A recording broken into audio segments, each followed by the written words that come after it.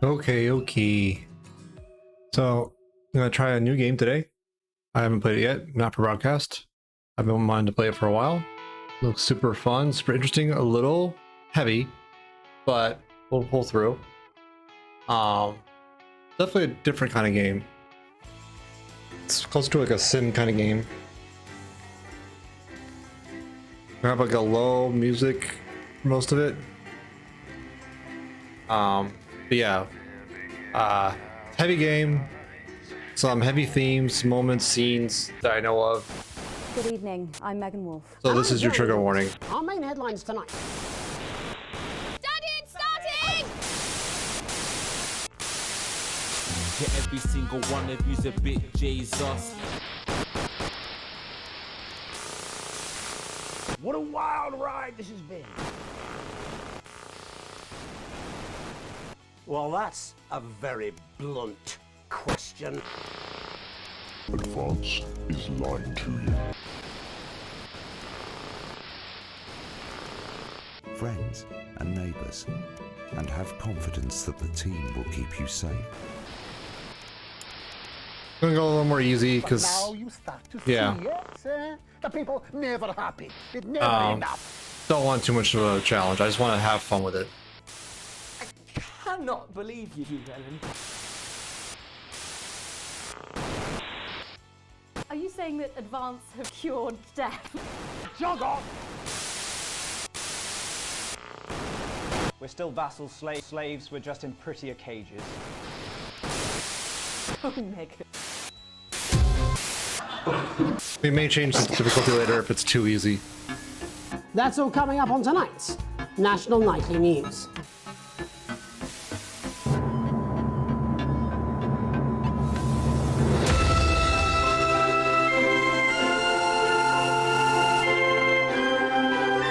It's a little loud.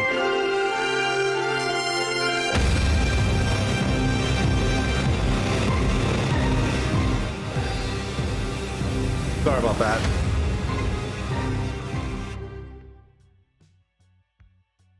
I do have like a limiter on that audio track just so it doesn't get completely insane, but that was a bit much.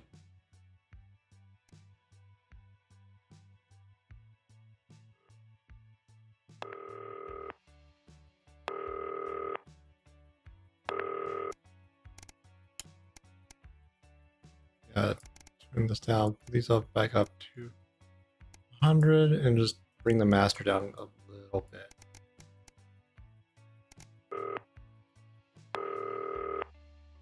Hi David, I have a call for you. I'm just putting it through.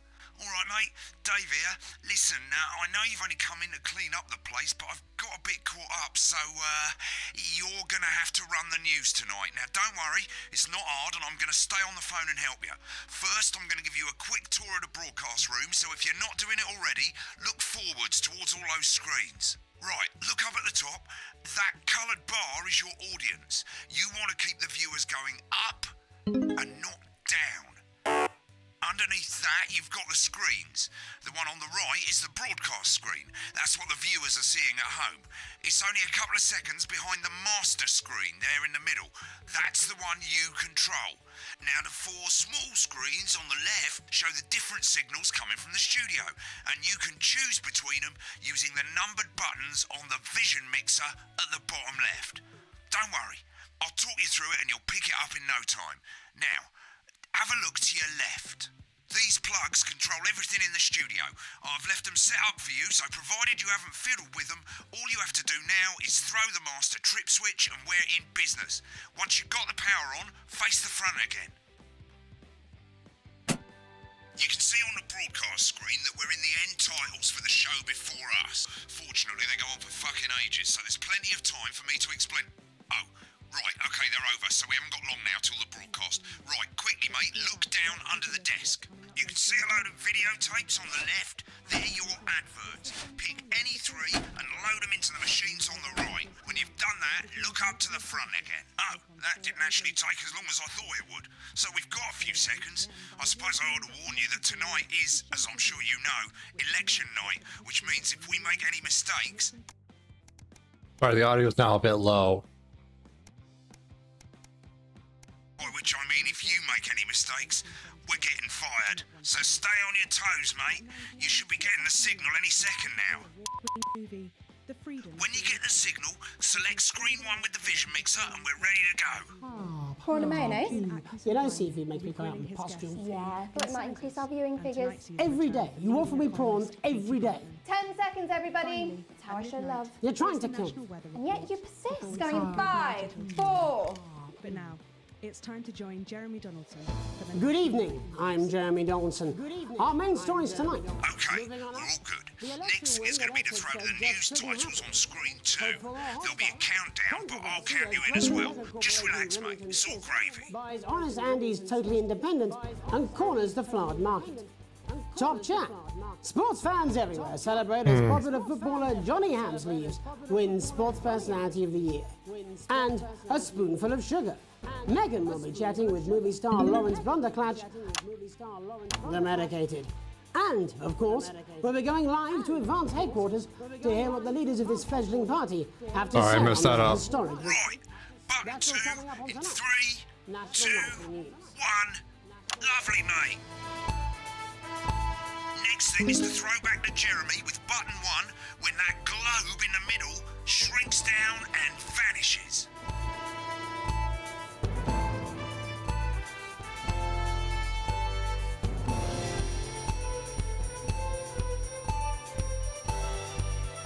Here it comes. Switch to screen 1. Now, lovely, mate. But first, the votes are in and it's a decisive win for Advance. We often get a bit of interference around this time, mate. Keep your eye on the machine at the bottom right. Use that slider that's flashing or your scroll wheel to move the wave up and down, keeping the green bit in the white bit. But critics have accused him of a severe lack of actual policies and of being deliberately vague. The opposition parties have all conceded defeat to Advance's overwhelming mandate, but have yet to appear publicly. However, former Home Secretary... Right, it's going well. All you've got to do now is play the advert at the end of the segment. Make sure you don't play it too early or we'll all get fired. Now, the clock at the top is counting you down to the advert. When it reaches 0, press one of the 3 play ad buttons over there at the bottom right. I normally play the first one at the first break and so on, but you can play them in any order you want. I'll count you into it as well, but keep your eye on the clock. To hear the co-leader's acceptance speech. And 3, 2, 1, advert. 1 minute back, everybody. Jeremy, I need you to fill after the ads. What? Why? Wanker Snatch is running late. I thought I'd ask him about the election. Personally, I wouldn't try to confuse him with any big words. That's the same policy we use with you. I thought that was our little secret. That's all right, he doesn't remember anything I tell him. I'm deeply uncomfortable with your burgeoning friendship. Me too. Yeah. experience a holiday that's simply Wicked. We made it to the first ad break. You're doing great, mate.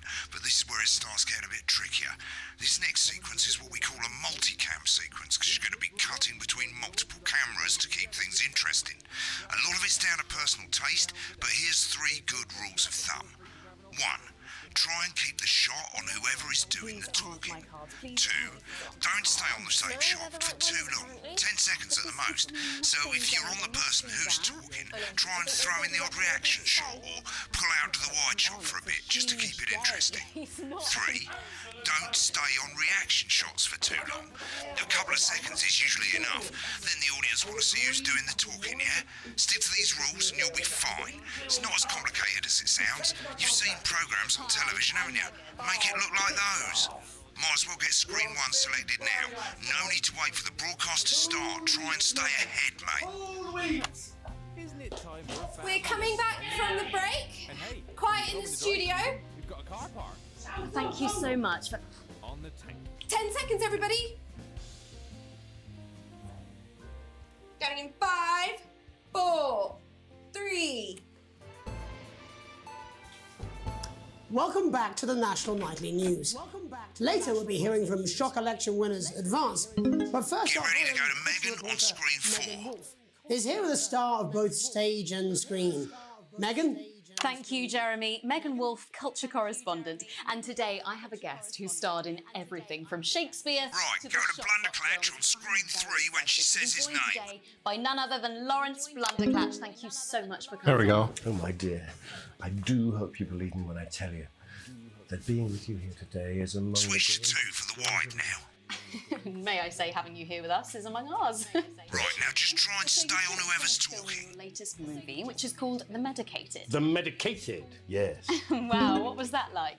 Well, as I said to Peter at the Rat, that's Peter Jensen, the director. Give us a look at Megan's reaction. He's a wonderful Lovely. chap. Now back to Thunder Twat. I worked with him on Thunder several Twat. movies, all terribly successful.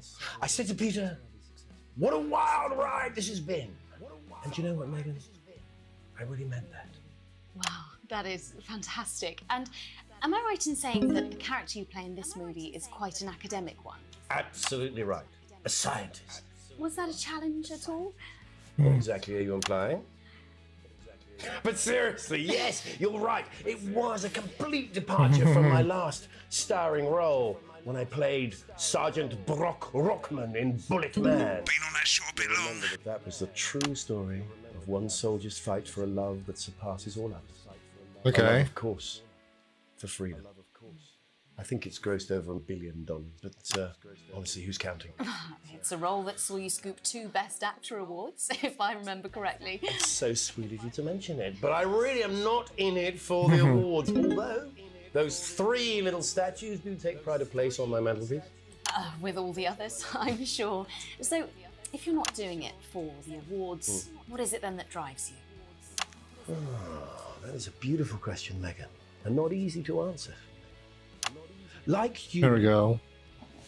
I'm Okay. afraid. Cut me, and I will bleed. And often, that's how it feels, doesn't it? Remember the 10-second rule. Okay, calm down. Voice in my head. For one's audience. I suppose in the end, I do it for the difference it makes. I do it for the people that I inspire. The little people. But most of all, I think I do it for the positive change that I can bring about in the world. And today, of course, we're in for some real change, it looks like, in the coming few months. What do you make of this historic election result? Oh, well. Well, now you're asking. Historic election result. Indeed, historic is the word. Well, it's difficult, isn't it? Very difficult. But I think I've always been quite clear that when it comes to politics, one should always strive to not fuck things up. Shit, he swore. Oh, well, don't worry, he won't do it again. Sorry, I said fuck. Shit, he did it again. Okay, don't panic. I'll explain how to deal with swearing at the break. Medicated, which opens next week. Right, around they've swapped the shot of Jeremy on screen 1 for a VT of the movie clip. You'll get a countdown on the screen, but I'll just let Megan cue you in. My character, Dr. Lance Hemlock, is faced with a decision that could affect humanity's very survival. Exciting stuff. Let's take a look. There we go. Sure, looks like Blunderclatch is losing it in the studio, but we ain't got time for that. There's more interference coming. It's a bit trickier this time, mate. Use that little flashing joystick to the left of the knob, or hold down your middle mouse or Alt on your keyboard, and as the frequency changes, match it to the white bit by dragging right. You think I don't know that? Now we're going to squash the frequency back by dragging left. Lawrence mustn't think of Carol. That's Dr. Lance to you, Miss Flanagan. There we go. Jubbly, mate. Good for you, baby. Next, we're going to change the amplitude. Same as last time. Little joystick or hold Alt or middle mouse, and this time, push upwards. Upwards, mate, upwards. But I didn't listen. Doctor, I'm drowning, Lance. Okay. you need to see this. No, it's all Right, now let's match it back by going downwards. Okay. the virus. The sterility. This formula, this is the key. We can stop it all. Bloody perfect, mate. We have Okay. to discuss. Interference taken care of. That's good. At the end of the clip, you'll want to play another ad. Remember to to use the clock at the top to count you in.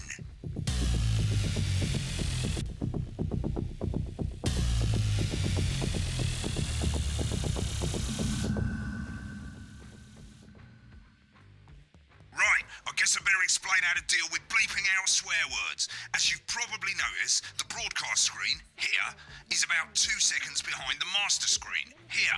When someone says a naughty word, the bleep button lights up, like this.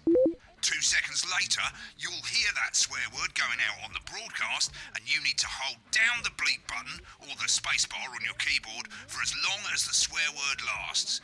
It can take a bit of practice getting used to hearing 2 things at once. Just stay calm, and you'll get it. And if you can't tell when to bleep, just above the button, you'll literally be able to see the sound scrolling by. All you gotta do is hold it down while the red bit is over the red line. Simple. Of course, if you do it by eye, you'll have to take your eye off the screens. That's why real professionals do it by ear. Most people like to have the volume of the broadcast screen a little bit below the master screen. Let's set it now. Loosely. Okay, we'll do it by eye more so. You'll hear the advert getting louder. Good. You're set to start censoring. Like I say, it takes a little practice, but I'll try and help you through it, and soon we'll have you bleeping like a pro. Remember, button lights up, count 1, 2, and hold it down. Remember to select screen 1 now that you've got the feed. Don't wait for the broadcast to go live. That's too late.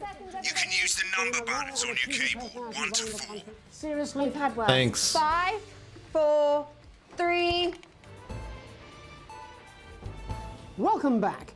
And I'm told we can now go live to Advance headquarters, where the 2 leaders, Peter Clement and Julia Salisbury, are about to make their acceptance address. Cut to the outside broadcast. Go shit, for it, he's Pat. pissed. Get ready to bleep. Well, thank you all for coming, and, well, where do I start? What a day. They said we couldn't do They it. certainly did. They used every dirty, low-down, lying, southern bastard trick they had against us. But you, the people, you saw right through their shite. I'm sorry about the language there. Sorry about that. I've had a couple of celebratory pints. It makes Okay. me coarser than a granny's fanny. Memorably put. Nailed it. But to be honest, who can blame Peter for celebrating? Throughout the campaign, you've heard us say that Advance are not a political party. A party's what you have when things are going well. When the country is suffering, you don't need a party. You need a team. A team that can change things. But today is day 1 of a new future. A better, fairer future. So perhaps we should all be celebrating. Except for the rich. For them, the party's over. They shouldn't be celebrating. They should be putting their shitting pants on and opening their dusty checkbooks. Again, colourfully put, but not inaccurate. Before we came out here to address the nation, we used our executive powers to pass the Assets and Wealth Act. Working with the tax office, we have produced a definitive list of every person in the country with wealth into the minimum. You know the sort of, probably you rather you don't. Because the likes of you and me are not welcome in their gated communities. Tomorrow, we will be introducing a sweeping reform of the tax system in this country. No more hiding wealth offshore, no more trust funds or creative accounting. A simpler, fairer, unavoidable set of tax laws. So all you bastard public school snobs have got nowhere to hide. And earlier today, we revoked your passports. You want them back? You want to leave like you threatened before the election? That's fine. But first, you're going to pay up. You're going to pay back. Advance are going to turn this country from a nation of warring individuals into a team. To properly fund health and education. To raise the living standards of us all. The pundits said we'd have to raise billions. But you'll see when we've reclaimed what's ours, that's absolute ferret shite. So to you posh twats. The people who pay you a pittance to serve them drinks in their private clubs. The people whose children you raise. So they've got There we time go. to get even fucking richer. Advance have this to say to you. It ends today. There we are. We are coming for your sports cars and your mansions and your vineyards. It ends today. We will put the wealth of this country back where it should have always been. In the hands of the people who created it. It ends today. Yes, it ends today. And tomorrow, we'll start making it fair again. Just like we promised we would. And until then, ladies and gents, I suggest we all get pissed. I can't argue with that. Thank you for your time. Well, an interesting acceptance speech there from the leaders of Advance, and our apologies for the fruity language. Hopefully we got that bleeped out for you in time. If not, someone's going to be in trouble. So, as the country braces itself for new government, that's all from us this evening at the National Nightly News. We'll be back tomorrow with full coverage of the first day under Advance. I'm Jeremy Donaldson. Have a peaceful night. Right, looks like you've got it now. Thanks for all the help, mate. I've got to go. Ferry's about to leave. Probably won't be coming back. Job's yours, mate. Good luck. Old boring politics. Oh, then. the job is now mine. Great. Weird fever dream. Am I dying now or something? You should be so lucky. I'll see you tomorrow night. Not coming for a drink? Nope, got a date. Lucky you. Try not to get murdered.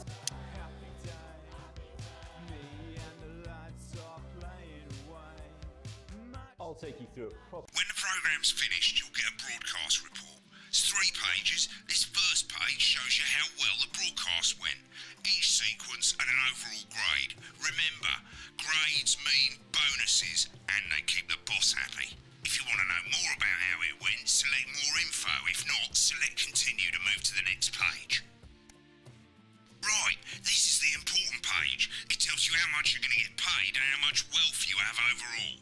That bollocks at the bottom shows you the financial state of our main advertisers. But you don't own any fucking shares, you're a cleaner for God's sake, so why would you care? This is the last page and it tells you the state of the world, tells you how well the government's doing, and down the bottom there, this one's important, tells you what Channel 1 currently thinks of you. In other words, what the boss thinks. Alright mate, welcome to the archive. This is where you can have a quick look back at what you've done and how it looked to the public. There's 3 sections, broadcast, rushes and adverts. Let's start with broadcast. Click on it now. Over on the left, that's all the broadcasts that you've done. Click on any one of them and hit load tape. Once it's finished loading, you can use the rewind and the fast forward at the bottom there to help you get to the bit you want to see. In a few moments, we'll be going live to tonight's National Nightly News. That's actually pretty neat. They actually have like Corporation Remington Smith.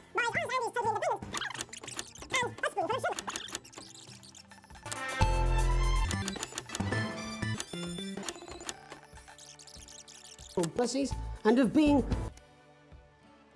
that's cool. Right, click on rushes and let's have a look at those. Have I done rushes? This is the rushes room. It's pretty simple. The 4 screens you can see, they're going to show you the 4 signals you got from the studio during the actual broadcast. Difference is you can mute any combination of them so you can have a listen to the stuff you weren't allowed to show. Select the broadcast and give it a go, and when you're done listening to the backstage secrets, hit back. Prawn and mayonnaise? You know, seafood makes me come out in pustules. Yeah, I thought it might increase our view. You offer me prawns every. Okay. That's kind of cool. They leave like all the the content like in the archive so you can access it piece by piece and see stuff that you may have missed when you try to play the game. It's really cool. I like that.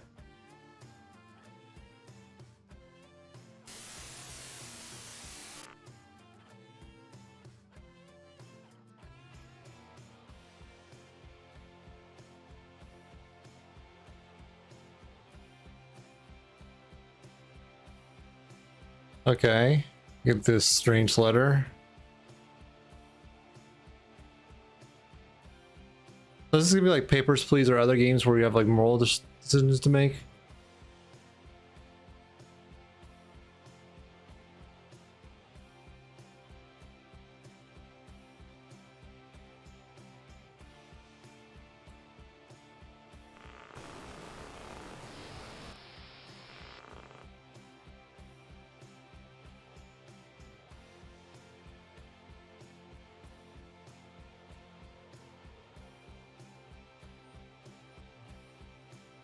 Okay, this feels like a Myers-Briggs test. Weird.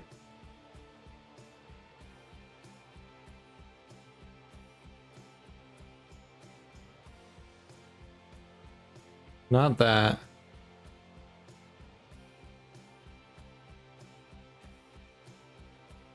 Yeah, I'd rather not do it myself.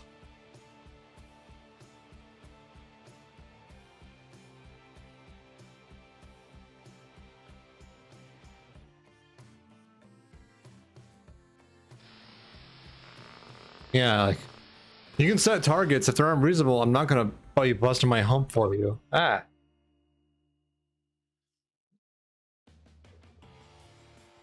What?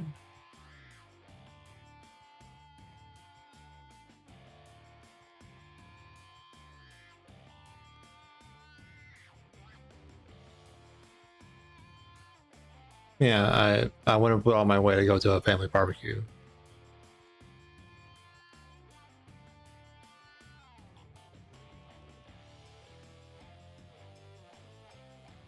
I don't know how to answer this. I'm a millennial. I'm not going to retire. Come on. Fuck, I'll give him honest. I'll rip him a new one.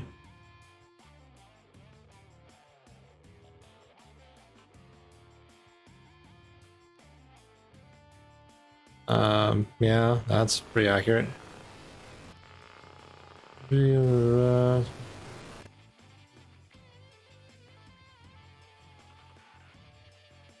Or that.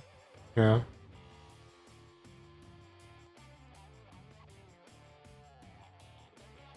Equal. Safety and equality. And sign my damn name, whatever.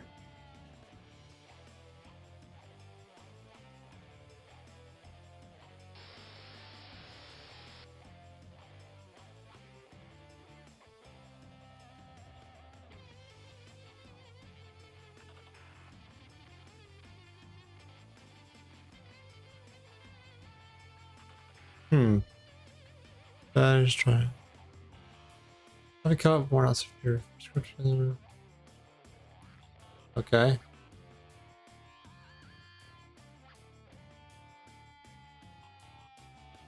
First, my brother-in-law. Okay. Of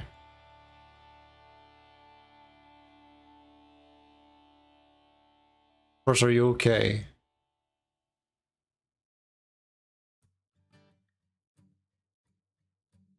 Yeah, I work in the news, so yeah, I heard about it.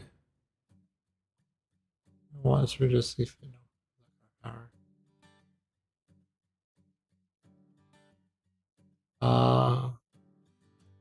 What exactly do you need, buddy?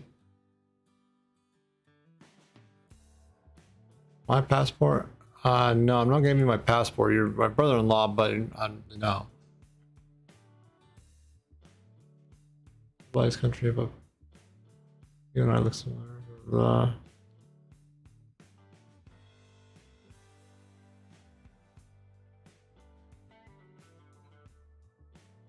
Dude, you gotta pay your taxes, man. I'm not gonna help you with tax evasion.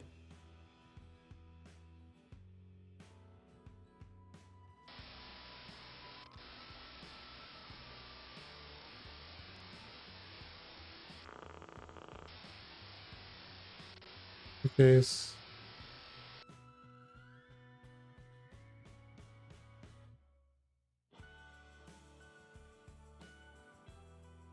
Yeah, screw the 1%. Are you kidding me? I'm sorry, but like,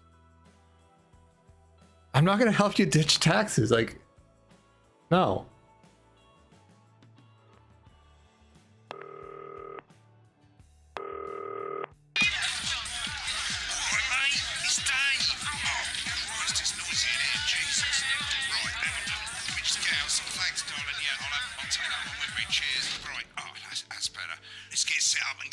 okay, so I can get back to my guests.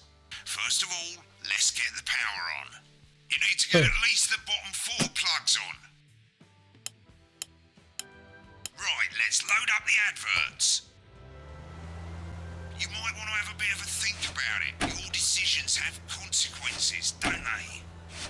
I don't care. Right, you can see they finally got the old headline system up and working again, and the vision mixer's already in headline mode because headlines always come at the start. It's really simple, mate. These 2 buttons at the bottom of the vision mixer, you can see they now have A and B on them, and they're to help you pick image A on the left bottom screen here, or image B on the right bottom screen here. It's really simple. This little clock here will count down the number of seconds you have to make your decision. Now you're in auto headline mode, so if you don't bother to pick a photo before that clock runs out, the machine's just going to pick one at random for you. I just want to say one more thing, mate. The pictures you choose to show of these people, well, that's how the public is going to perceive them, and that's going to affect their lives. So like with the adverts, choose carefully. And we're off. Good luck, mate. If I get time, I'll call you back in the next break. Yeah, I'm coming, darling.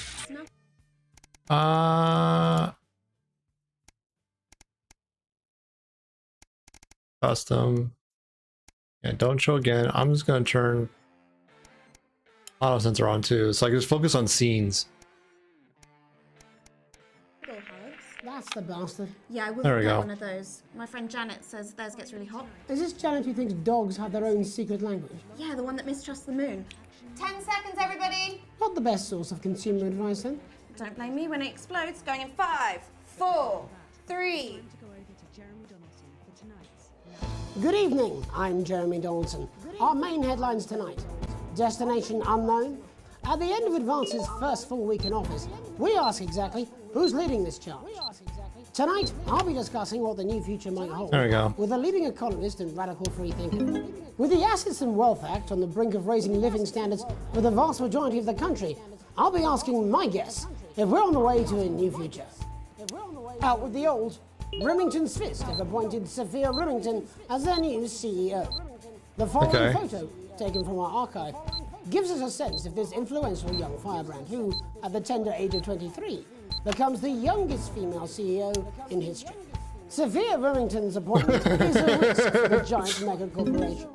Sophia, as our regular viewers will be aware, has always been a wild child and has been romantically linked to several movie stars and sports personalities. In her first press conference this afternoon, Sophia announced a children's toy named Mr. Snugglehugs. Sophia promises it'll be all the rage this Christmas, but concerns have been raised about the product's safety. Making a splash. Intrepid scientist Dr. David Wong and marine biologist Ingrid Svalsborg-Horgensford have today set off to explore Dante's Taint.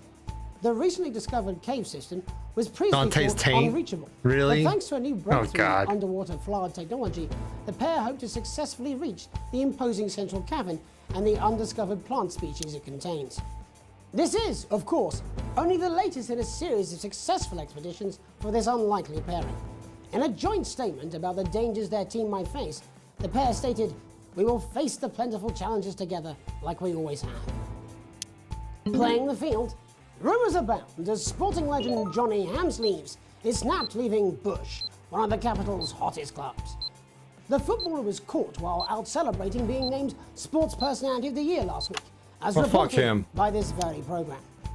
And judging from the angle and velocity of that spray, it looks like Johnny may have been celebrating a little bit too much.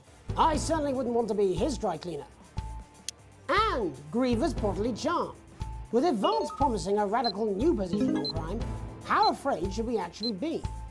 I'll be going live around the country to talk with people who've seen the criminal justice system from every perspective. With more and more powers passing to the police and less oversight, are we using an Advance-shaped sledgehammer to crack a nut? All that, a mega move with a group of young actors already experiencing the positive side of the new Assets and Wealth Act firsthand.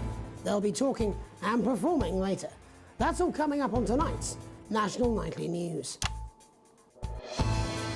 There we go.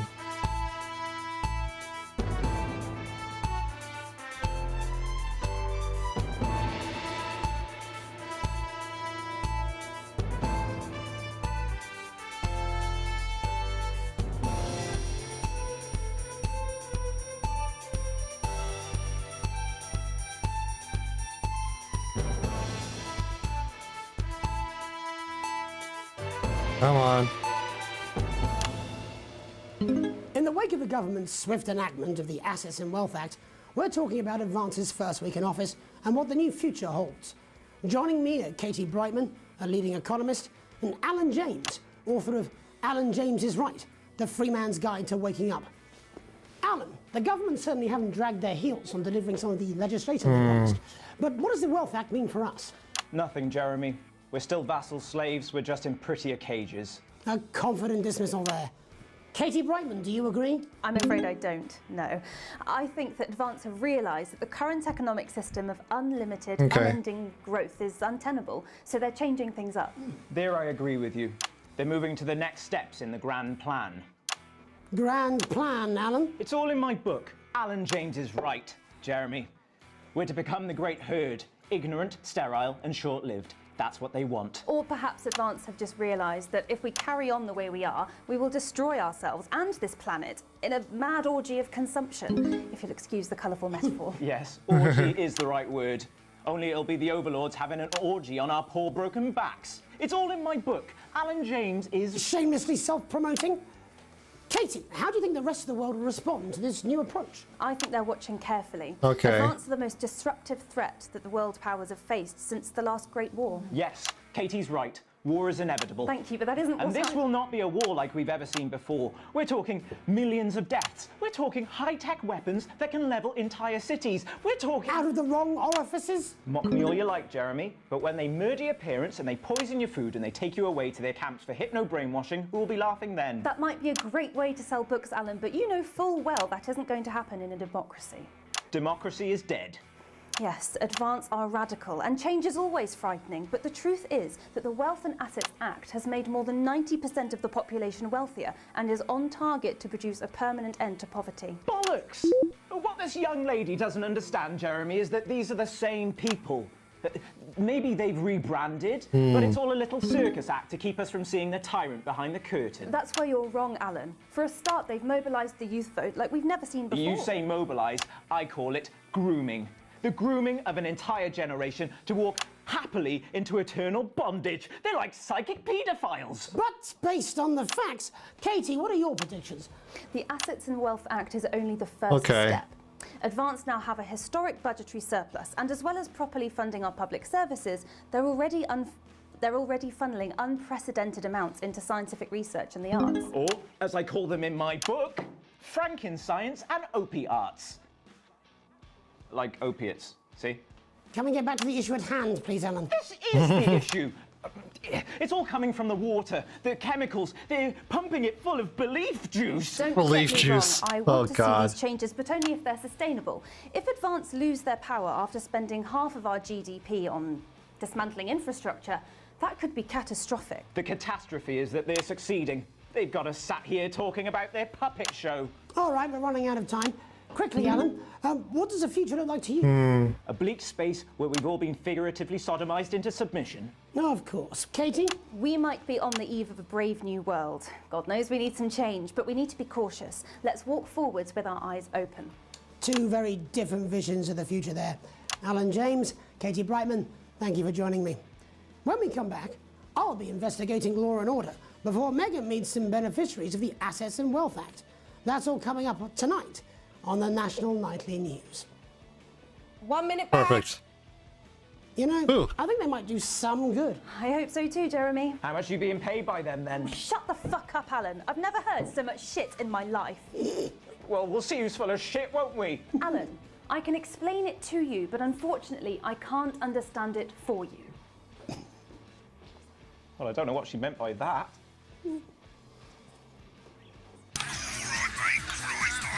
Absolutely fucking fine, I tell you. How's it going? Actually, fuck it, I don't care. I hate the fucking news. Oh, bloody hell, I love this tune, though. All right, mate, see you later. Bye. I've said I put a word in, that's all I can do. 10 seconds, everybody. His little Jakey's going to the big bird caught you with water. If that sticks, I'll destroy you. 5, 4, 3. Welcome back.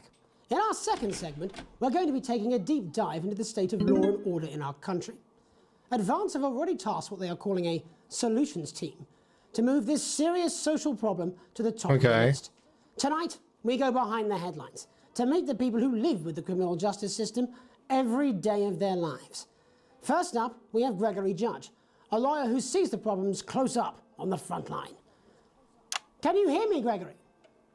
Yes, I've got you, Jeremy. Thanks for having me. What's it like on the front line of the hard face of the cold hand of justice? Well, as you can imagine, Jeremy, we are massively understaffed in this country. We're working every hour we can just to try and cope with the caseloads on our desks. Which must affect the quality of support you can offer. Barely keep up with demand, Jeremy. There just simply isn't enough being done at a systemic level to relieve the problem. Greg? We need more support from ministers. Eleanor, what are you doing? We need change at a structural level, Jeremy. I'm leaving, Greg. Not a good time, darling. It never is it? I'll be at my mother's. Just hang on. The problem isn't a local one, Jeremy. It's nationwide. Okay. Just give me 5 minutes. I'm talking to Jeremy Donaldson. Oh, have you mentioned your affairs? No. Well, the affairs of the Justice Department that we should be concerned about. Hello, Mr. Donaldson. Hello, Mrs. Judge. We need legislation to relieve the pressure on our public Sorry servants. to interrupt the news, Mr. Donaldson. Can I have a moment to tell my husband I'm leaving him? Yes, I totally understand. Quite the picture of a burdened legal sector there. Gregory Judge, thank you for joining us. Police Chief Constable Bob Peel, a man with a very different perspective on our nation's crime. Do you think there's a problem with the system, Bob? I'm sure we all do, Jeremy. I'm sure we all long for a return to the days when you could safely walk the streets of your community at night, looking in through windows and generally enjoying your neighbours without the risk of being terrorised by some thug with a knife. Or kosh. So you feel the streets simply aren't safe anymore? Where have we gone wrong, Bob? Well, that's not a simple question, I'm not good at the Jeremy, scene but switching I yet. think it all comes down to moral decay. We've diluted our culture and lost touch with what it means to be a citizen of this once great country. Also, Hey, Garros. Good morning. Hello.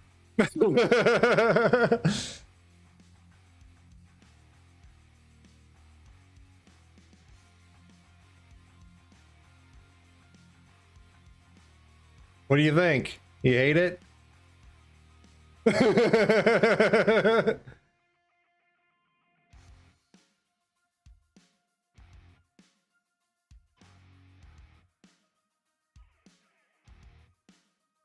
What? You don't like it? I love it.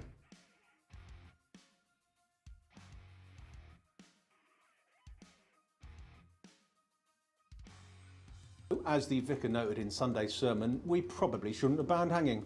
And to what do you attribute this moral decay? Foreigners, gays and gypsies mainly. It's all in the Bible. Look, Leviticus clearly states that... Oh, bugger, hang on a moment. Jeremy, your bloody gimp's escaped. Delia?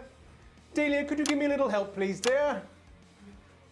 As I was saying, Jesus didn't like immigrants much, did he? And just to be clear, you think it's the immigrants who are responsible for the moral decay? Absolutely, Jeremy.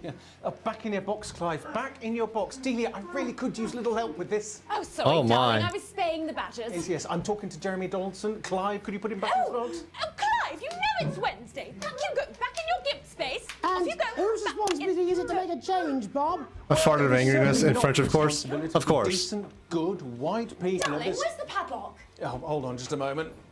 Oh, Clive, this simply won't do. Naughty, naughty, naughty. He's got nice boy. legs. Mummy said, Clive, I am not having this again.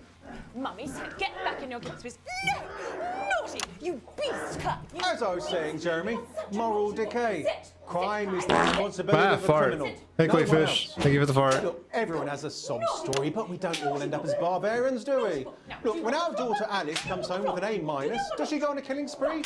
No, she takes 3 of her pills and hides under the stairs like a normal child. Thank you, Bob. Bob Peel there, really locking down the police's position on morality for us. There we go, in you are. Yes, honey. I spoke He to did. Mallory at the He Bridge loves Club. it. No, naughty boy. She says the hall is... Has recently been released from prison after serving 3 years for aggravated assault, burglary, and menacing a SWAT. He's agreed to talk to us today, which is also, I believe, his birthday. Many happy returns, Tony. Cheers, Jez. Call me Titwank Tony. Everybody else does. No, I'm not going to be doing that. Can you tell us what it's like in prison, Tony? Titwank Tony. Prison's a mixed bag. Structure's quite nice, but it's a constant battle against institutionalization, as you can imagine. And obviously, titwanks are quite hard to come by. I'm picking up that you're not alone there, Tony. Titwank Tony. Yeah, sorry, my friends are throwing me a surprise party. Good bunch of lads. Okay, well, we're trying to let you get back to that party as soon as possible. First, let me ask you this. Do you feel that your time spent in prison helped to rehabilitate you in any way, Tony? Titwank Tony. I don't think you do that, Jez. Sopen! Yeah, I think asking that is an oversimplification. It sounds like it's getting quite busy there, Tony, but let's try and soldier on. Since leaving custody, have you been able to find a new job? Yeah, all the boys are here. There's Big Chris, Little Chris, and Vampire Chris. This one's, yeah? Yep. 1 sec, love. Titwank Tony's on the news. Rehabilitation's difficult with the current system, Jez. It's just not set up for it, you know? It's inherently unjust. Sopen! So, do you feel tempted to... I'm sorry, who's this now? Sopen! You are joking. Chrissy Freebollocks has only got Mr. Fancy, oh. Oh, God. Not now, fellas. I'm on the news. It seems like we've caught you at a bad time. The little boy. Oh, I can't really hear you, mate. It's getting a bit busy here. Jesus! Yes, we seem to be losing the signal here, Tony. Fucking way, let's believe that! It's not interference. That signal back. I think we... Yes, Tony? Tony, I mean, we were literally away for 2 seconds. How has this happened, Tony? Oh, my goodness. Well, we seem to have lost our train of thought there a little. Hopefully you, the viewer at home, have managed to glean a broader understanding of the serious and complex issues around law and order. After the break, Megan will be live with some plucky young thespians. Don't go away. We'll be back after these messages. 1 minute back, everybody.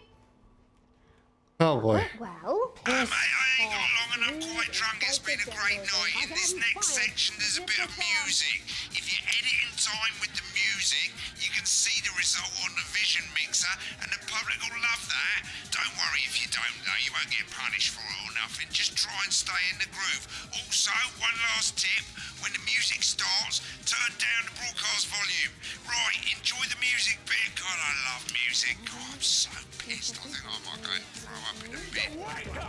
I'm Alan James, and I'll slap you so hard with the truth, you'll still be picking facts out of your face the following Wednesday. Alan James, coming to a city near you. Check local press for dates and times. Welcome to Black. I'm Megan Wolfe, and on tonight's Culture Spot, I'll be chatting with one of the first beneficiaries of the Assets and Wealth Act, a team of inspiring young people from Scritchford Sixth Form College who today received a grant from Advance to take their play, Hey, Friendship, on a tour of local secondary schools. Welcome to you all. Well, let's start with you two, Harriet and Charlotte Winstanley-Hamilton. Girls, you must be thrilled. We are, Megan. We're overwhelmed, to be honest. And I believe you two are sisters, is that right? Yes, Charlotte's my oldest. I'm the older, more popular one. Only joking. Harriet and Trey were really the ones who came up with the whole idea. So, Harry and I were shooting the breeze in the cafeteria, and I said, hey, let's actually do something. So I went to look for a drama teacher. But she'd been laid off due to budget cuts. Fortunately, I directed a pantomime when I was at university, so I knew the ropes, as it were. Right, yes, but you're the maths teacher, aren't you? Yes, that's me, Jeff Algebra, maths teacher. Maths is really important. Oh, thanks, Steve. Maths is really important. Yeah, thanks, Steve. As is Thank you, Steve. theatre. It's one of the oldest art forms in history. Aristotle. I just think that when we travel around all these problem schools and the poor kids see us, they say, hey, I really want to be like those attractive kids. And that's a very beautiful and powerful thing. We touch our audiences and they touch us right back. I suppose with a surname like Algebra, there was really only one choice of career for me. My wife, Angela, and I, we often laugh about it. Angela Algebra. Yes.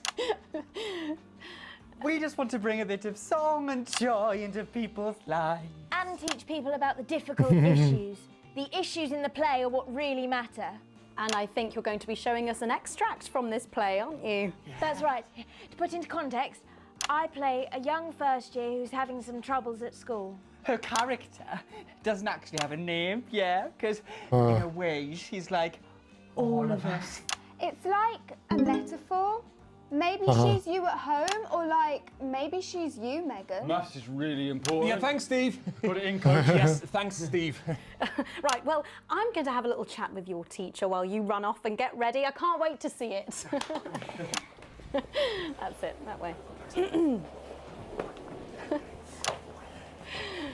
So, Jeff, when did you first hear about the grant? 2 days ago.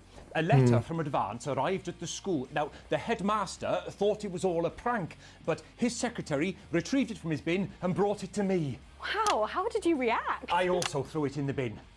But then Harriet and Trey rescued it, and they rang the number at the bottom of the page, and next thing you know, we're on tour. Wow. Well, I think we can all guess which way you'll be voting from now on. Do you know what? It's funny because Angela and I don't usually vote. We're not very political.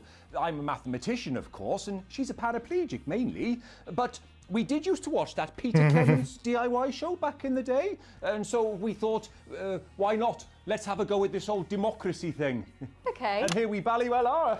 Good stuff. Fucking brilliant! So, let's have a look at a short section of Hey, Friendship.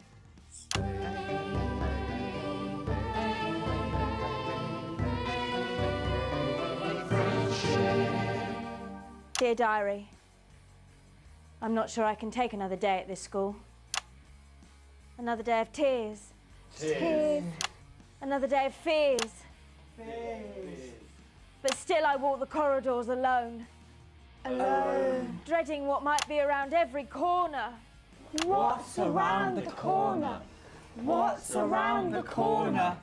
What's around the corner? Oh, hi Gary. Oh heavens no! It's Gary the Fist! Gary the Fist! Going somewhere, little first year? Great. I've been looking for some poor victim to bully all morning, but will this make me feel better about my violent father? Violent father. Excuse me, I'm late for maths. It's my favourite subject. And so important. Maths is for losers. What? Maths is for losers. My arm's stuck, coach. Keep going, for fuck's sake! Right, maths is for losers. Now, give me your lunch money. Double lunch for me today, but why am I only truly happy when I'm eating? Not today, Gary the Fist. What do you mean not today? Who are you? Oh, my arm's free, coach. Brilliant, keep going! Right, who are you to stand up to me? I, Gary the Fist. And you're just a sad little girl with 2 gay dads who's all alone. That's where you're wrong, Gary the Fist. These are my 2 new friends. Vanessa is captain of the netball team. Yeah! And Blake owns a motorbike. Dexter! I Fromage. can't fight all 3 of you, and I don't have any friends of my own.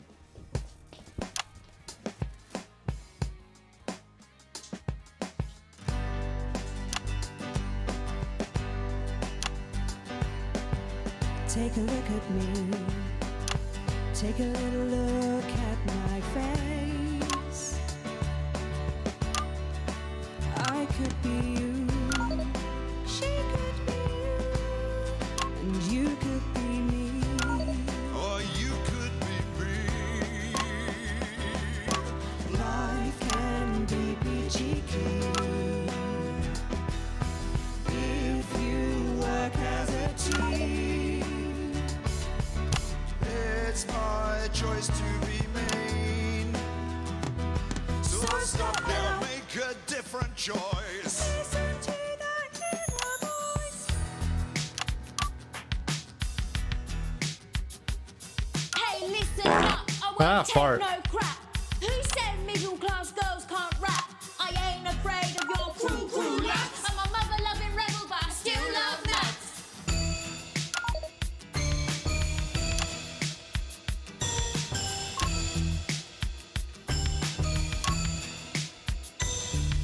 Hey, kids, I'm Gary the Fist. People think that folks like me probably shouldn't exist, but that's just prejudice, and I'd do better if you knew the way that I became Gary the Fist.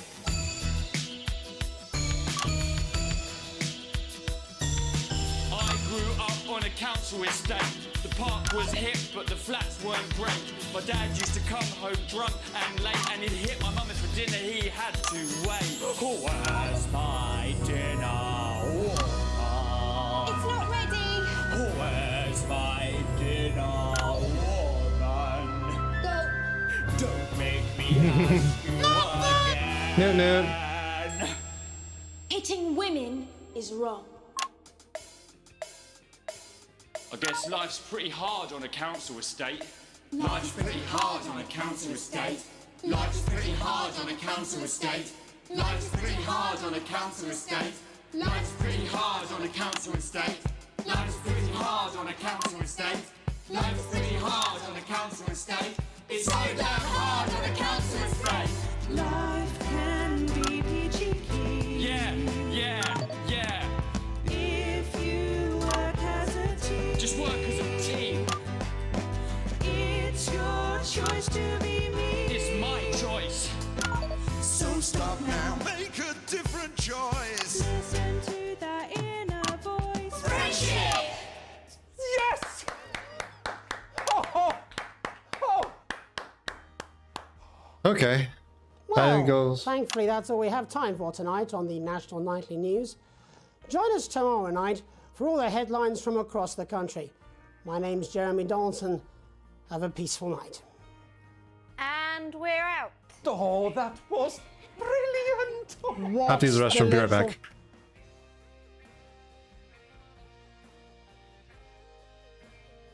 Hello.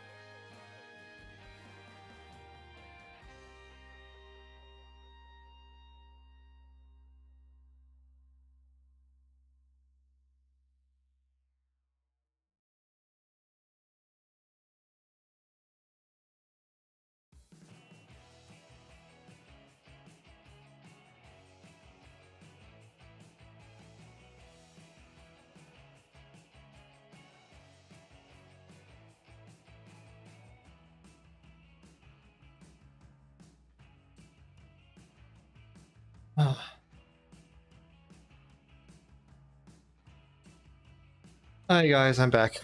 Hey Darv, welcome in. Fuck was that? I believe that was art. I believe I've got a 14-inch cock, but it doesn't make it so. I have a similar belief about an adequate paycheck. Oh, someone please get these twats out of my studio. All right.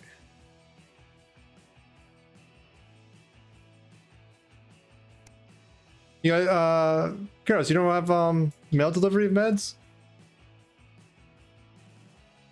Either way, you do need to get meds. That's important, but I'm surprised you don't have mail delivery.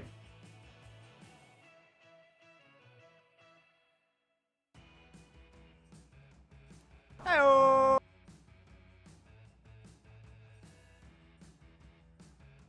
Last bit should have gone air. I agree, Koi Fish.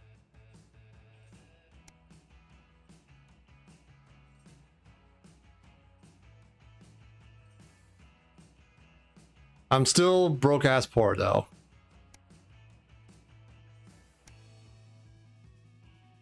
That's unfortunate. It's like here in America, most pharmacies offer free delivery.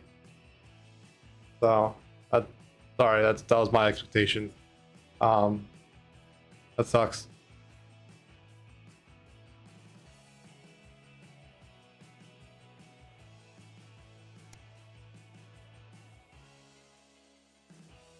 Oh yeah, like I understand like that category of like need and whatnot.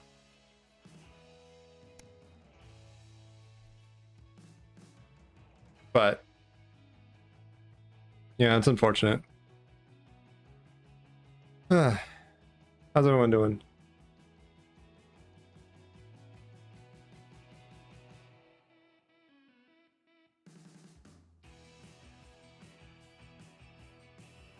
See, I haven't had that experience, Quayfish. Maybe some my anecdotal experience is literally you just log into the website where you have your meds, pharmacy, whatnot, and you say mail it to me, and you give the address. The flu shot mornings, yeah, I don't get 20 a week, but I've gotten a few leading up to the season, which I appreciate because I usually do forget unless like I make an effort.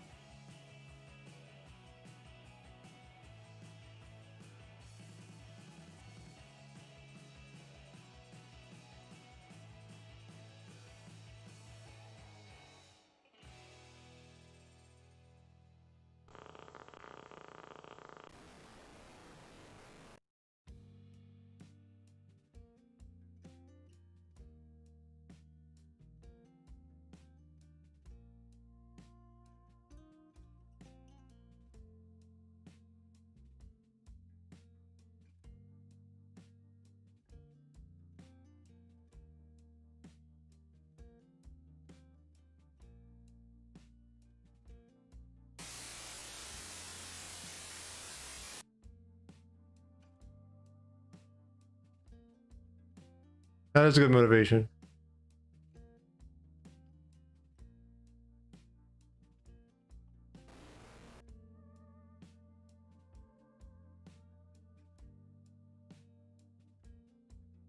See, I've gotten free delivery with no insurance, so maybe it's different in a different state.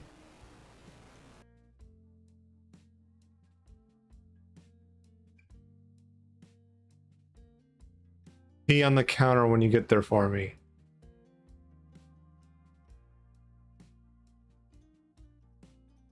Fair enough.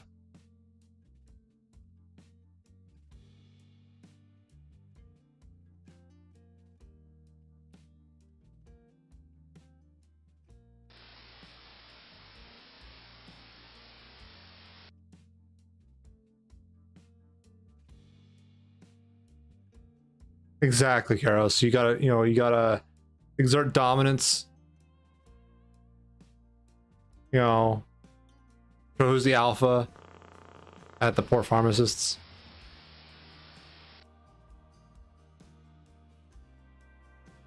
What? Am I wrong?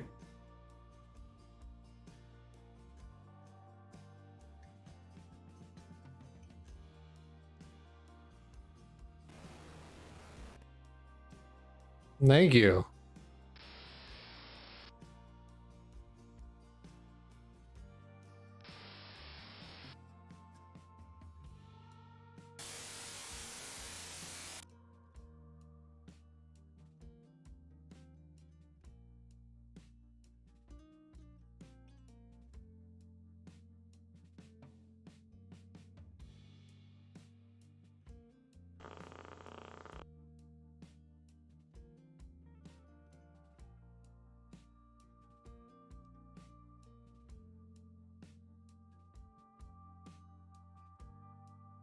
That's fair. You don't want to ruin a nice person's, day.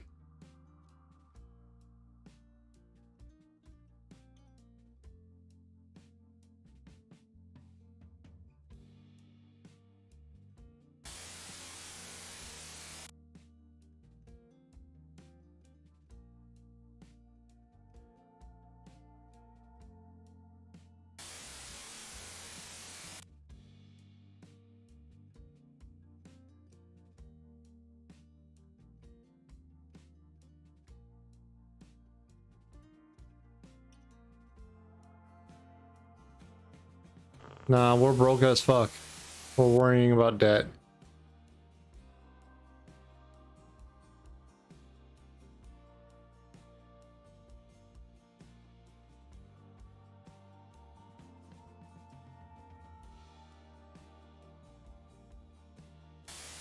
Wow, what a dick. Merry fucking Christmas indeed.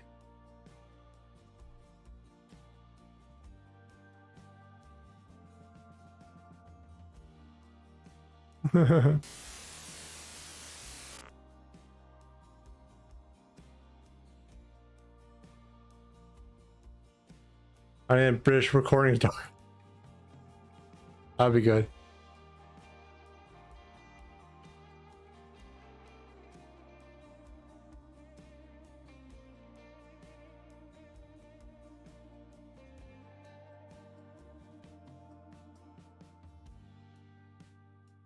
Yay.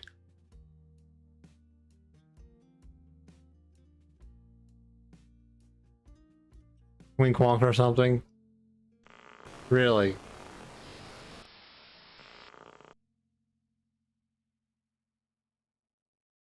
Bot? You awake? God damn it.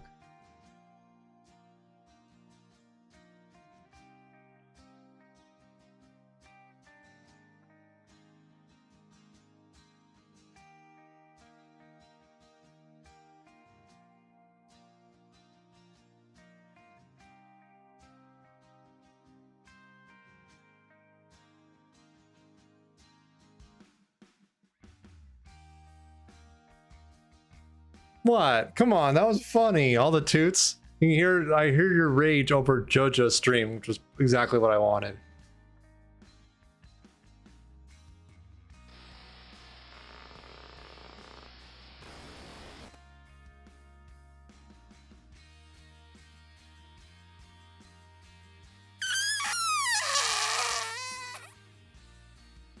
Huh.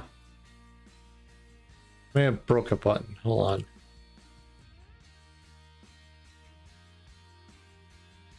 Oh, it looks like it works. I don't know.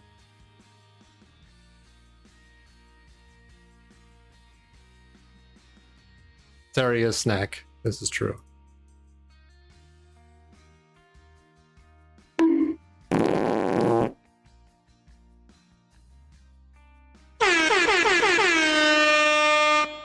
That one works. That's great.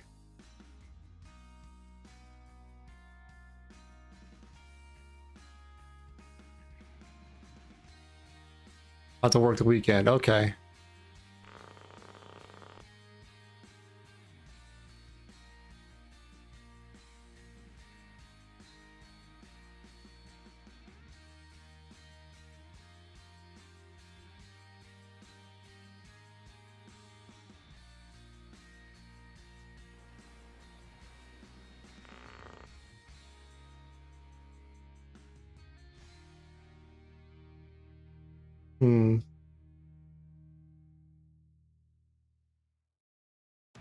Horn and arse. When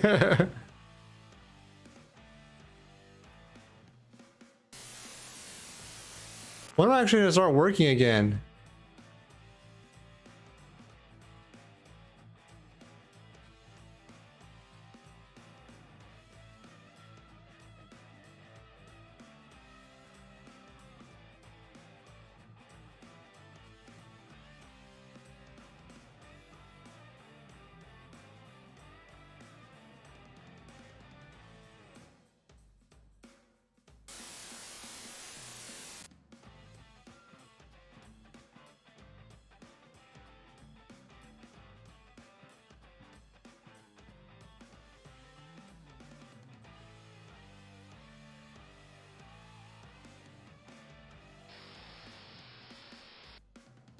All right, thank you, Karos, for stopping by. I'm glad you liked the new alert. Hope you have a good stream.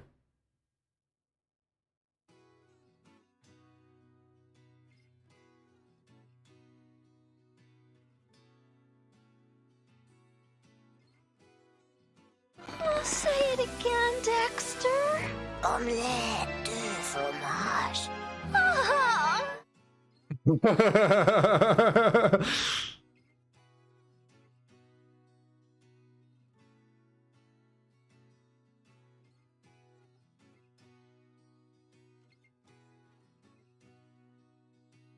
And if you want that video clip, let me know. I can send it to you.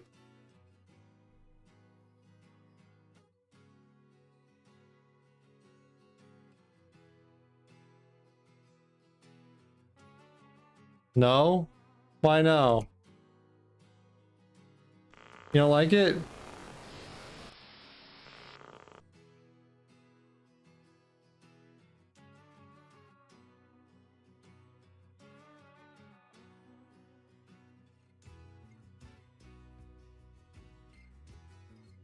This is bothering me why my bot's not doing some things.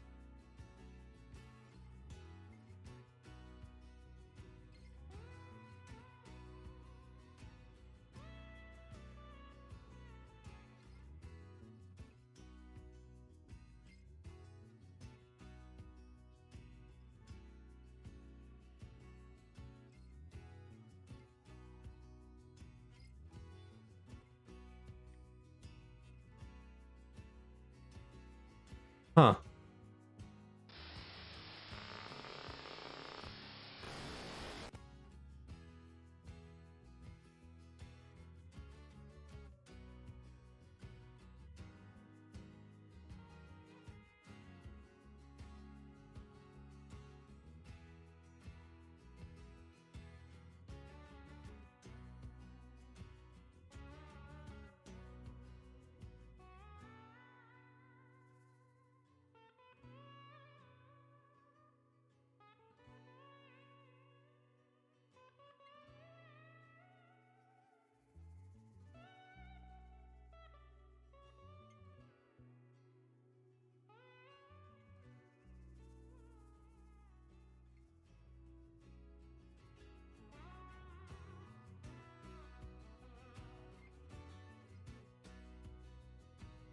Phrasing. Okay.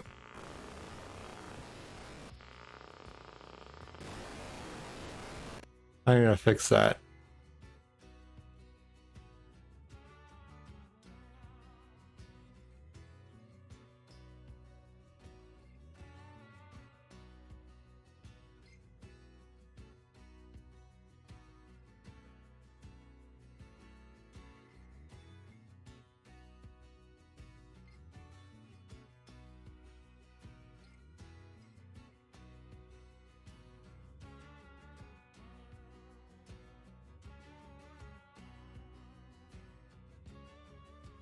You got this, Claros. We believe in you.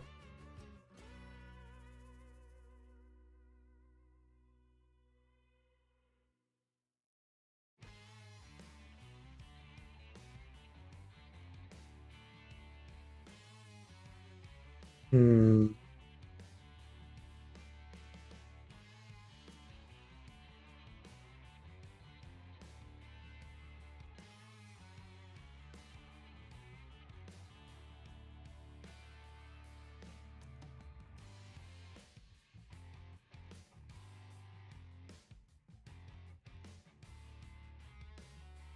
Maybe that doesn't need to do anything. Yeah, that should just work. I'll leave that commented out for now. Basically, the check I have for whether or not the given commands coming from redemption is not working like I wanted to. So I'll have to figure out a different alternative.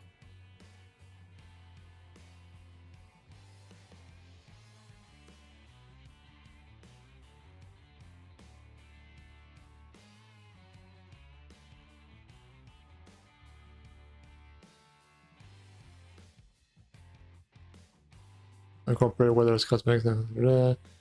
I steal from Crazy Neil. Pleasure Corp. Or even just new time. This seems more pragmatic.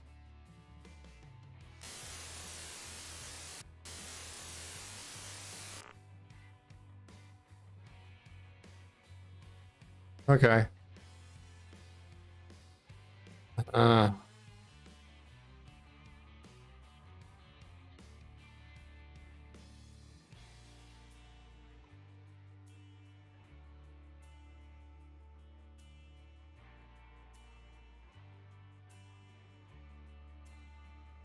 I only get to do some more actual, like, TV work stuff.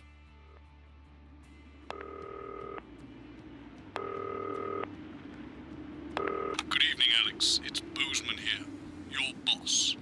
While you're powering up and getting the adverts loaded, I thought I should just tell you that we've had one of those public information films from the government, and it's mandatory that you play it. You still have a free choice for the other two, so read those tape labels carefully. But make sure you play the advance advert, preferably at the second break. Right, that's the lot. Have a great show. Total pimp. My god, that weather looks nasty.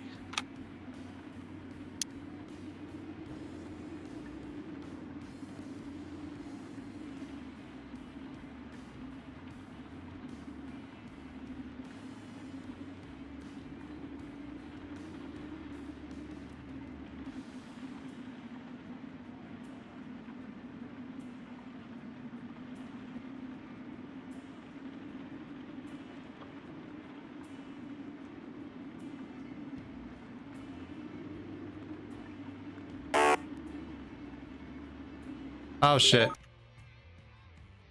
Sorry, before I forget, I want to clean this up.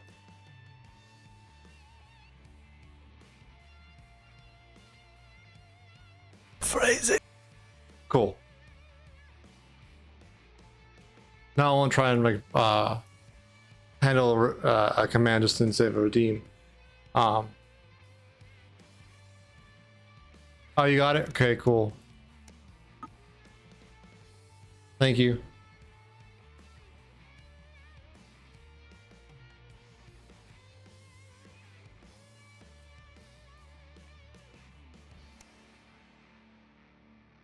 The Tempest. Okay. Adverts loaded. I thought I should just tell you that we've had one of those public information films from the government, and it's mandatory that you play it. You still have a free choice for the other two, so read those tape labels carefully, but make sure you play the advance advert, preferably at the second break. Right, that's the lot. Have a great show. Total pain. Oh. God, that weather looks nasty. Oh, how's it going with Steve? Why are all men such pricks? That well, eh? Apparently he has a complicated relationship with his patient. No. Sorry, are you saying he chose his imaginary friend in the sky over you? I don't know why I talk to you. It probably is a really awful date. 10 seconds, everybody. Like I said, all of you. Did your personality accidentally slip out? Pricks. Sounds good, honey. 5, 4, 3. Good evening. I'm Jeremy Dawson. And I'm Megan Wolf. Our main stories tonight. Uncooperative. A mysterious symbol has appeared overnight on thousands of buildings throughout the capital. Tonight, in an exclusive live interview with Prime Ministers Julia Salisbury and Peter Clement, I'll be asking what this mysterious symbol might mean. After 3 months of record-breaking approval ratings, could this be the daring first move of a silent resistance movement? And what would that mean as we go into the future? We shall overcome. Trapped in Dante's taint for more than a month now, doctors Ingrid Svorsborg-Horgensvoord and David Wong announced today that they're considering 2 possible options. With 2 of the finest minds in science working together, hopes are still high for the eventual return of the team to dry land. Without enough engineers to successfully fix their craft, the team seem likely to attempt to farm the cavern's ecosystem while they wait for rescue from above ground. I think I'll stick to risotto, Jeremy. Bloodbath avoided. As the last Mr. Snugglehugs is found and destroyed, we ask, how could we have been so blind? Fortunately, this station wisely chose not to advertise Mr. Snugglehugs, and the subsequent disappointing sales turned out to be a miracle, as only 7 children were horribly injured by the lethal toy. How much worse could it have been? Thankfully, we'll never know. Julia Salisbury, who mobilised numerous government resources to recall the product immediately after the first blindings, said today that the new advance mark, which must be earned by all new products, would be a 100% ironclad guarantee of safety and quality. Fallen angel? Notorious addict Johnny Hamsleeve seems to have reached a new level in his battle with booze, as this recent picture reveals. Johnny's star certainly lacks its former glow these days, with public concern over his mental and physical health growing at an alarming rate. Let's hope that the team at the Gentle Touches Rehabilitation Centre can help Johnny get back to his former glory. Johnny's family have asked for privacy during this difficult time. We'll have reporters at the clinic around the clock, so you don't miss a thing. That's a bit much. Celebrated role model about to become the bad boy of sports. And radical ideas. In an attempt to put the Mr. Snugglehugs disaster behind them, Rimington's Fist CEO Sophia Rimington today announced a surprising new project that already has the markets raising an eyebrow. Known for taking risks and bold strategies, could the adventurous CEO be leading the business giant down a dark alley, or taking it to a new level of success? The manufacturing giant promises that the Junior Employment Opportunity Scheme will not only increase employment but also productivity. But critics are speaking out against what they're calling child labour. The scheme is being marketed under the slogan, "Lots of little hands to make lots of little things." With that exclusive Prime Ministerial interview coming up later. And our very own Patrick Bannon live at the first annual Sports Board final. You won't want to miss a second of tonight's National Nightly News.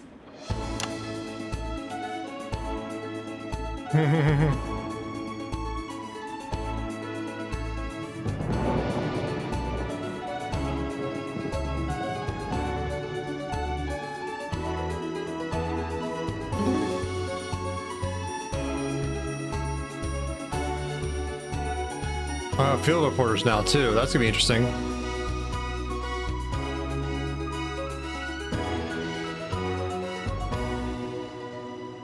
But first tonight, while Advance is certainly proving popular with the majority of the country, who've seen their wealth and standards of living increase considerably, for some, the transition has not been as pleasant. That's right, Megan. The formerly aristocratic members of our society have had to make major adjustments to come to terms with the new regime. Robin Short is in suburbia investigating rumours that these previously privileged people may be planning some kind of protest. Robin? Thanks, Megan. I'm here in Moderate Hatchings to talk to Wentworth and Penelope Somerset Bentley, who were relocated to the house you see behind me after Advance passed the Assets and Wealth Act on their first day in office. Tell me, how are you settling into your new lives? Well, quite frankly, Robin, we're not settling in at all. Our neighbours are whitewatters. Simply untenable. I hope you'll forgive my language, but it's as steaming as a Wednesday hatch basket with too much spatting. Steady now, Penelope. Sorry, Robin, my sister's under a lot of pressure. She had to dress herself this morning and she still hasn't quite recovered, Robin. Fuddly-doo. No. My goodness, that must have been quite a shock. She really struggles with ribbons, Robin. Well, at least you've been rehoused in a nice big house. Big house? This grubby little gaddis spatch only has one staircase. And the breakfast room and the dining room are the same bloody place. Imagine that, having all one's grub in one room. One room, Robin. So what would you say to the people that feel that your family has What had it stuck far up too privileged easy little far too pricks? long, and that these redistributions are both fair and just? I hardly think we've had it easy for fussle's sake. Only one of our swimming pools was even heated. But realistically, what can you do? Well, you've asked the right bloody question, Robin. Thank you, Wentworth. I wasn't the youngest ever editor of the Swinstead Middle School Inquirer for no reason. I think our toilet butler was from Swinstead. Dear George. Oh, I wonder what happened to him. Yes. I remember. Daddy tried to shoot him in the buttocks and he ran off into the woods. Oh, good times. Yeah, that's probably my last happy memory, Robin. Tragic, but what can you do? We will rise and fart. rebel. We Thanks for the fart, Quick Fish. warn our revolting rulers with righteous words and rebellious writings. Our best guess in our quest for redress is to divest our breast in an undressed bare chest protest. Oh, what's that? Daddy! Daddy, it's Daddy! starting! Please don't do that. We can't show this on the news. Right, you buggers! Tally-ho! Tilly! Get the dog! Tilly's our mummy. She's proper cracked off, too. Well, at least you are showing some shame. Free at last! Oh! Somerset Bentley, glad to meet you. See, the protest has started already. He's just free balling it, isn't he? Nice sharp work, boy. Thanks, Daddy. He gets that from me, you know. And forgive me, what are you trying to achieve here? We just want to be fudding well heard, that's all. Oh, language, Hello. Penelope. We are nude, not Hey, Mari. nude. Sorry, Daddy. Hold on, that should have triggered. motherfucker. Ah, okay.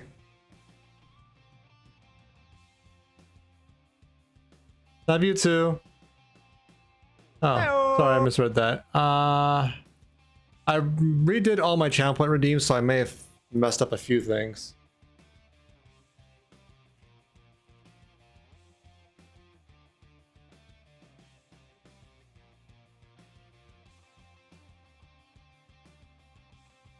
Yeah, I missed this one. Action. How you doing, Mari? You just woke up? Did you just have a good sleep?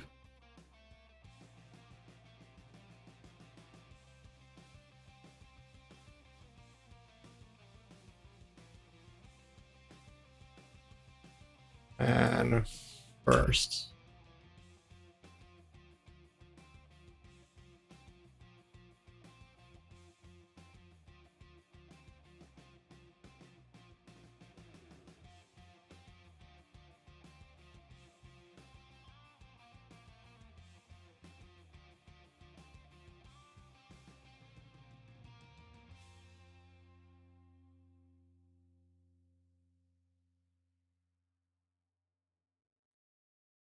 I'm very fatigued for some reason.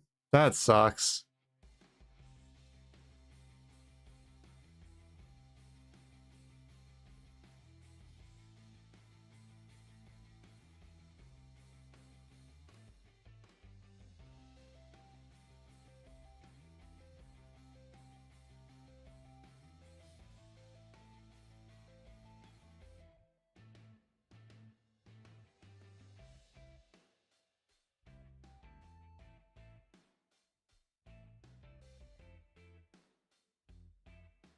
You went to sleep angry and miffed? That probably didn't help. Yeah.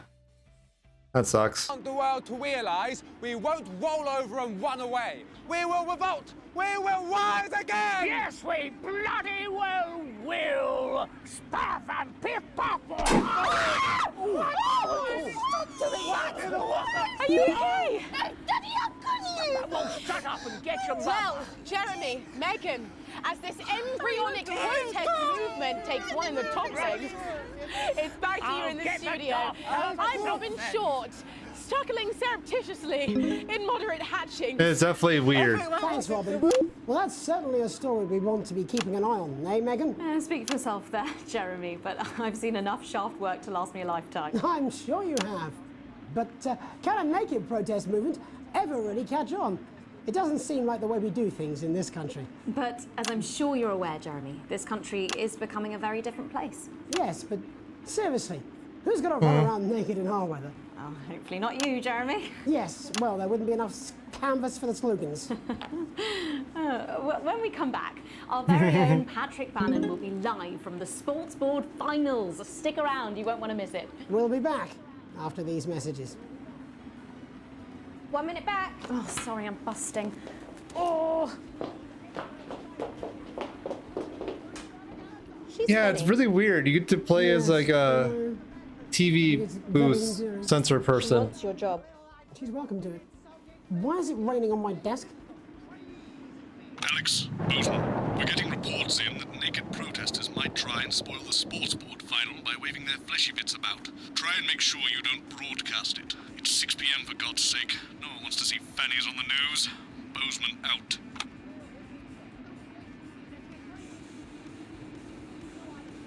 Yeah, it's definitely an interesting concept. I like it overall. It's just a bit strange.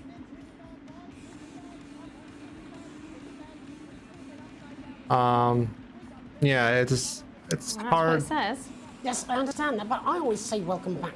I think we should just keep it as it is. Well, of course you do. I've got one hack line. What's that supposed to mean? I didn't write it, Jeremy. That's all right, fine. Jenny, there's something wrong with the auto cue. 10 seconds. Oh, I just felt a drip again. Have they not fixed this? Want to see us fry? It's good for the ratings. 5, 4, 3. Hey, Stacia. Welcome in. How you Welcome doing? back to the National Nightly News. I'm Megan Wolf.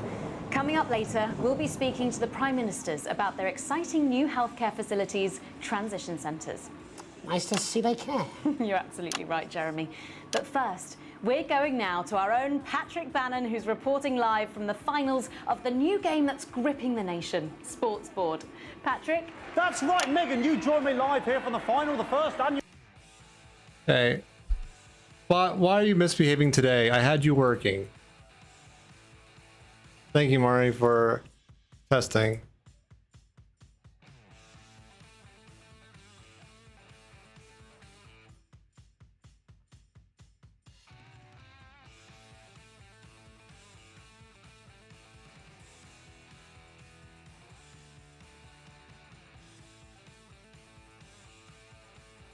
I have an idea. Hold on.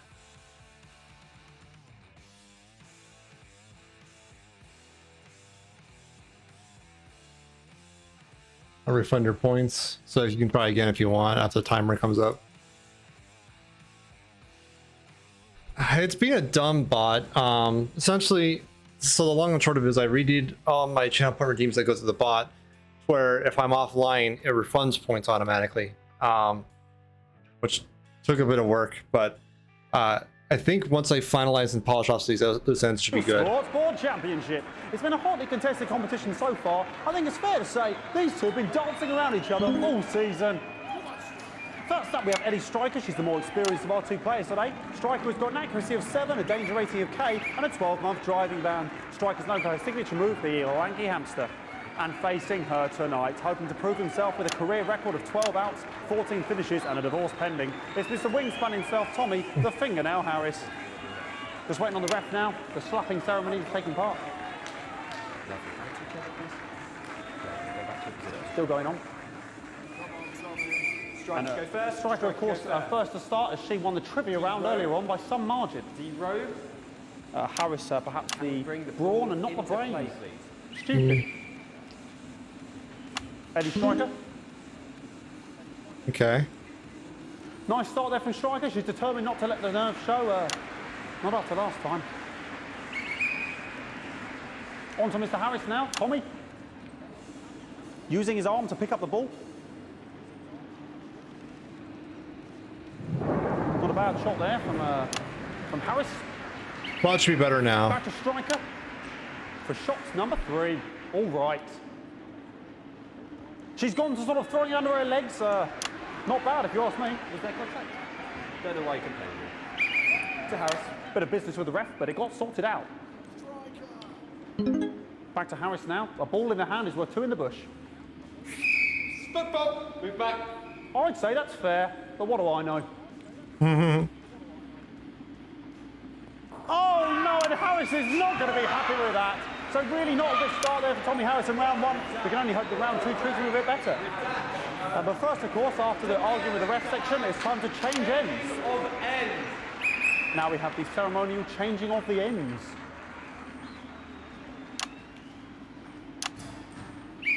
And of course, now they go back to the starting positions, as that makes sense. Striker giving it large. Second round, double. Harris. Winter round 2 now with Harris. Okay, we seem to have some sort of streak on the pitch. I apologise if we broadcast any of that stuff. She appears to have slogans across her breasts and arse. Try and ignore all of that. Security, I'm sure we're going to take them out as soon as possible. Apologise if we broadcast any of that. As I said, we're going to get the situation resolved as soon as possible. They're trying to carry on play, but it's proving a bit difficult, and I'm struggling to follow because it's quite an eyesore. And women's body, yeah. All right, great. Okay, so back into round 2 now. Smack him in the fanny. Oh my! Determined to close that massive gap. Eddie Striker. No, it's just some of the tightest play I've seen ever. Harris. And was that the fitted thumb screw? We haven't seen that since the heats. What a brilliant move. Back to striker. And we know what that means, ladies and gentlemen. That is, of course, the ground sound. Excellent. What is this sport? I don't know about you at home, but I'm finding the technical mastery in display here absolutely blooming jaw-dropping. The ref has spotted something in Harris's neck or head.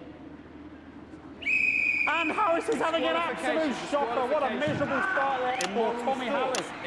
But he is a late bloomer, of course, the boys said that. And after all, it is a game of 2 halves. 4 rounds and 7 subgenres. But now, of course, it's time for the half-time show. Sponsored by Remington Smith. On my whistle, on my whistle. Nice piece of music here to start the half-time show. Floor shagging, maybe. Okay, another posh protester loose on the court here. We can only apologise for that. We'll do our best to shield you from having to look directly at it. Is running around here with his genitals on display for all to see. And ruining what was shaping up to be quite the dance interlude there. Now he's thrusting himself in Harris's face. Security's on it. And the bucket has been knocked over! Ah. I cannot stand it when the bucket gets knocked over. Hopefully he'll get taken out now. Genitals flying around for all to see. Really, if you ask me, not Sunday morning television. And out of there, hopefully taken away, never to be seen again. Final poses. Ball boy cannot be in the final pose. And a lovely finish there on both sides of the bucket. I wouldn't like to call that one. And as we head into round 3, I'd love to know what's going on in these 2 players' heads. But unfortunately, because of science, we can't. Thank you, thank you, thank you. Because of science? What? Not bad. So that ball boy's giving me the eye all day. I don't know what's going on there. Striker there, not a great start. She looks a bit flustered, I think, after all that swinging around. Back to Harris here. God, what I wouldn't give to be that ball. Am I right, ladies? Tommy Harris. That's weird. And it dribbled down his arm, which is actually a really good move, because, of course, if it dribbles down his arm and goes on the floor, it's not going in the bucket. Back to striker.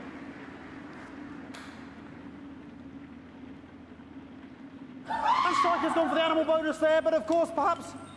And yes, Harris has counted with a tiny bell. That is wonderful play. Of course, we've seen that before. Look at her face. She is absolutely gutted. What a mud. That could have been the clincher. What a massive shame. Harris receives possession now. Harris to serve now. Harris, of course, undefeated by Kestrel in his last 4 battles. So, here we go.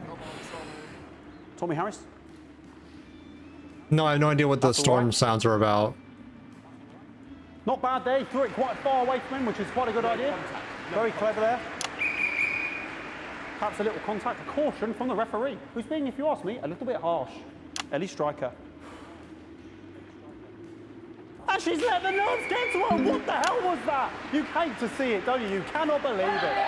Oh, for God's sake. Okay, like, I mean, this is a mess now.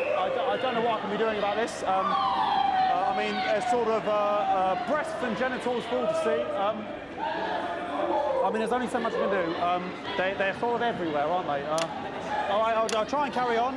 The players are trying to carry on, but of course it's difficult because these protesters, hopefully we can get them taken off soon so we can carry on with the match. Okay, something nonsense is going on here. Yes. We want our money. Yes, very good. Take them away. Bloody wasters, absolute wasters. What the heck is going on? Oh, jog on! This is the mine round. It's an absolute bloody... Okay, and now we're going to go into the final round. And of course, as it's a Tuesday, the final round is a mime round. Who could believe it? Thank you, Mari. Nice imaginary shot there from Harris. It really could go in at this point. Really high-level play here from 2 absolute juggernauts of the sport. Hold. The bucket getting moved back to its proper place. About time, if you ask me. She's juggling it around from her hands. Interesting. And she's put it in her mouth like as if it was an egg. And now she's spat it out. She did the egg stick. So, striker. So she's in it to win it. On it like a car bonnet. Tommy Harris here, having a bit of beef. Thanks, Natasha. Have a good time. Thank you again for stopping by. Appreciate you. What's going on today with Harris? And he's trying to have the banana was the ball. What a fantastic move there from Harris. Unfortunately, that is the end. What a pathetic. There we go, Jeremy. That is over. How can he look his 8-year-old son in the face tonight? What a lump. We just have to wait for the referee now to announce it to make sure it is all official. Contestants in, please. Knock knock. Who's there? Recursion. Recursion who? Knock And knock. the winner of the first annual Sports Board Championship is... everyone! Okay, the ref has decreed once again a win for everyone. Including me as my 15th win in the Sports Board Championship. I'm going to be celebrating tonight with my wife and children. Another wonderful victory for me. Here come the on-site security to collect their medals, their 6th and 7th respectively. And thanks again for watching the Sports Board Championships. What more is there to say? I'm Patrick Bannon. Looking forward to celebrating tonight. And all that's left to say, Jeremy, is back to you in the studio. Patrick Bannon there at an extraordinary final. Historic Sports Board, Jeremy. I didn't know you were a fan. Oh yeah, I can wrench a doubler with the best of them, I'll have you know. I certainly wouldn't bet against you. When we come back, we'll be talking live with Prime Ministers Julia Salisbury and Peter Clement, who apparently have a big announcement you wouldn't want to miss. That's coming up after these messages. 1 minute back. Fucking microphone shocked me. What? Fucking microphone just shocked me. Where's that sound guy? Out of stock. Everything Hold, okay? please. Oh, the mics are just trying to kill us now, apparently. You'll be fine. You're unshockable. I'm immune to your cheap flattery. I'm wearing you down. Boozman again. Just heard from the chaps in maintenance. Storm is laying havoc with the electrics, and you might notice the odd spark.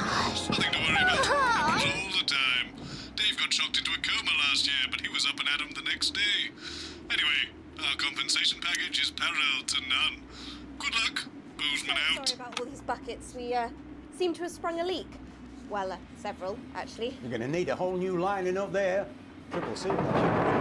We'll look into it. Minister, it's so good to see you again. Miss Wolf, your star seems to be in the ascendant. It's a great time to be alive. Too bloody right, Peter Clement. Megan Wolf. My, but that's a firm handshake you've got there. She's tougher than she looks. Am I here? Here, with Mr. Clement on your left. Right you are, pet. F-Zero's Orlina is now following. You'll see, in. Alina, thank you for the follow. Appreciate you. Have you had a little accident? Cheeky cow. 5, 4, 3. Welcome back. I am delighted to be joined by Prime Ministers Julia Salisbury and Peter Clement. Welcome to the National Nightly News, Prime Ministers. Oh, please, it's just Julia and Peter. We don't believe much in titles. It doesn't seem very advanced. We're delighted to be here. Well, firstly, I should ask how you feel about the graffiti that's been springing up across the capital. Should we be worried? Oh, no, you definitely shouldn't be worried. Well, not unless you've got a fatal paint allergy anyway. But yes, it does seem that there are still some people we haven't been able to help. You know, whingers mostly. People who've yet to benefit from the many advantages of the new future. And you know, Megan, as my old mum used to say, there are some pissants who just don't know how to be happy.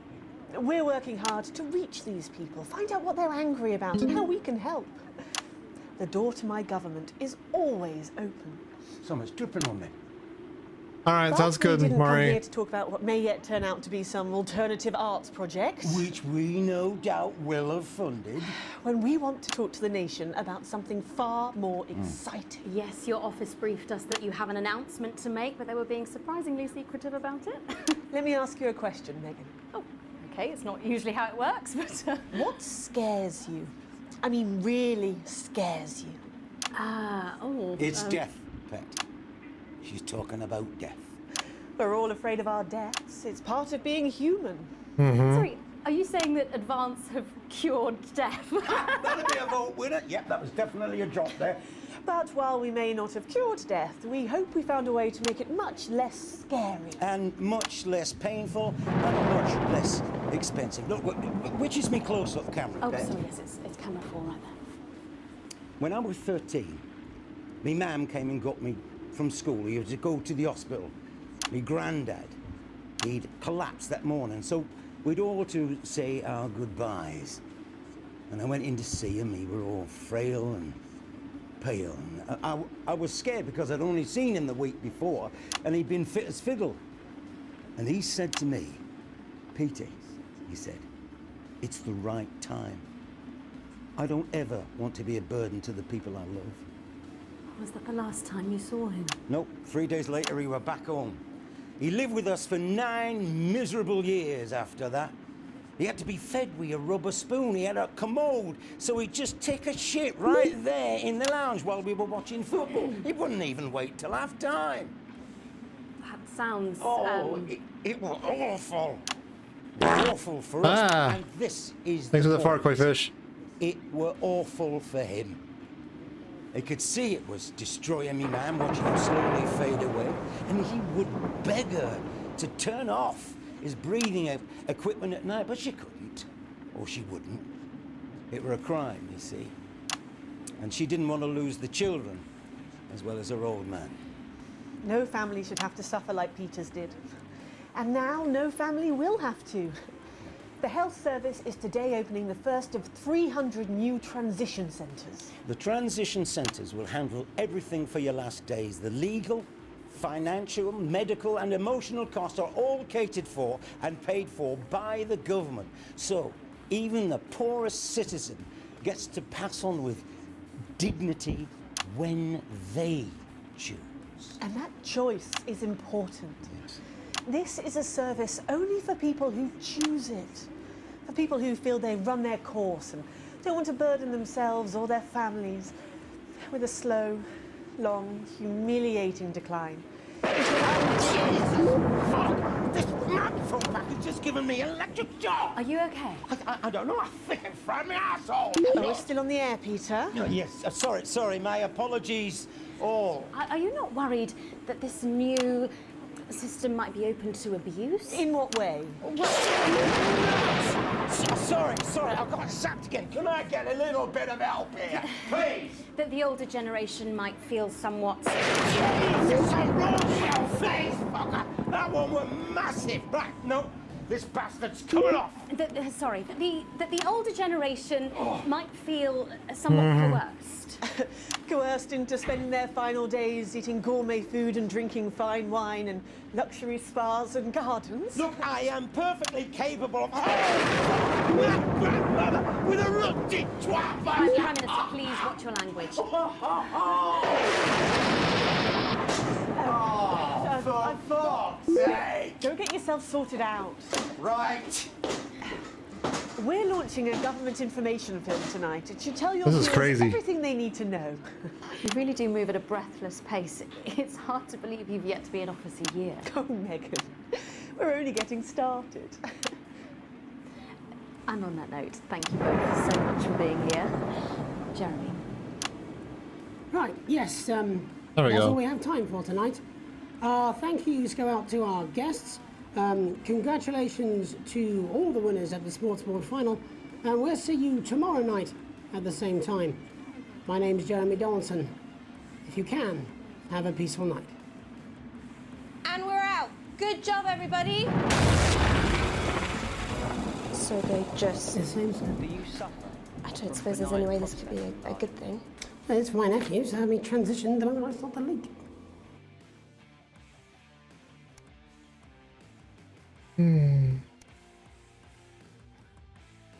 Still got an A. I know it's like on an easy setting, so that's not too surprising, but there's a little you can't afford.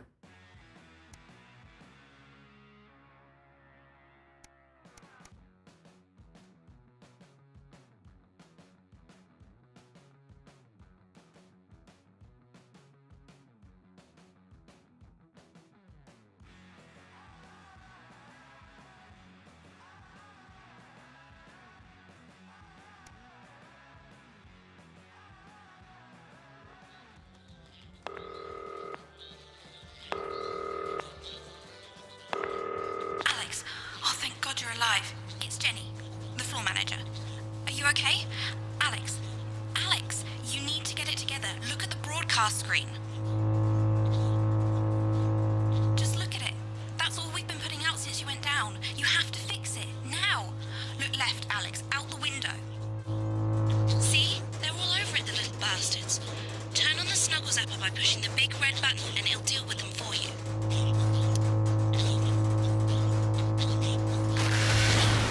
Excellent, Alex. We're broadcasting again. They must have built up while you were napping. Usually it only takes a tap on the button to clear one. Look, there's a lone one climbing now. Zap it off before it starts to mess up the signal again. Great. That seems to be the last of them. For now. Right. We're about a minute out. Get the adverts loaded up. I've got to deal with my pet idiot.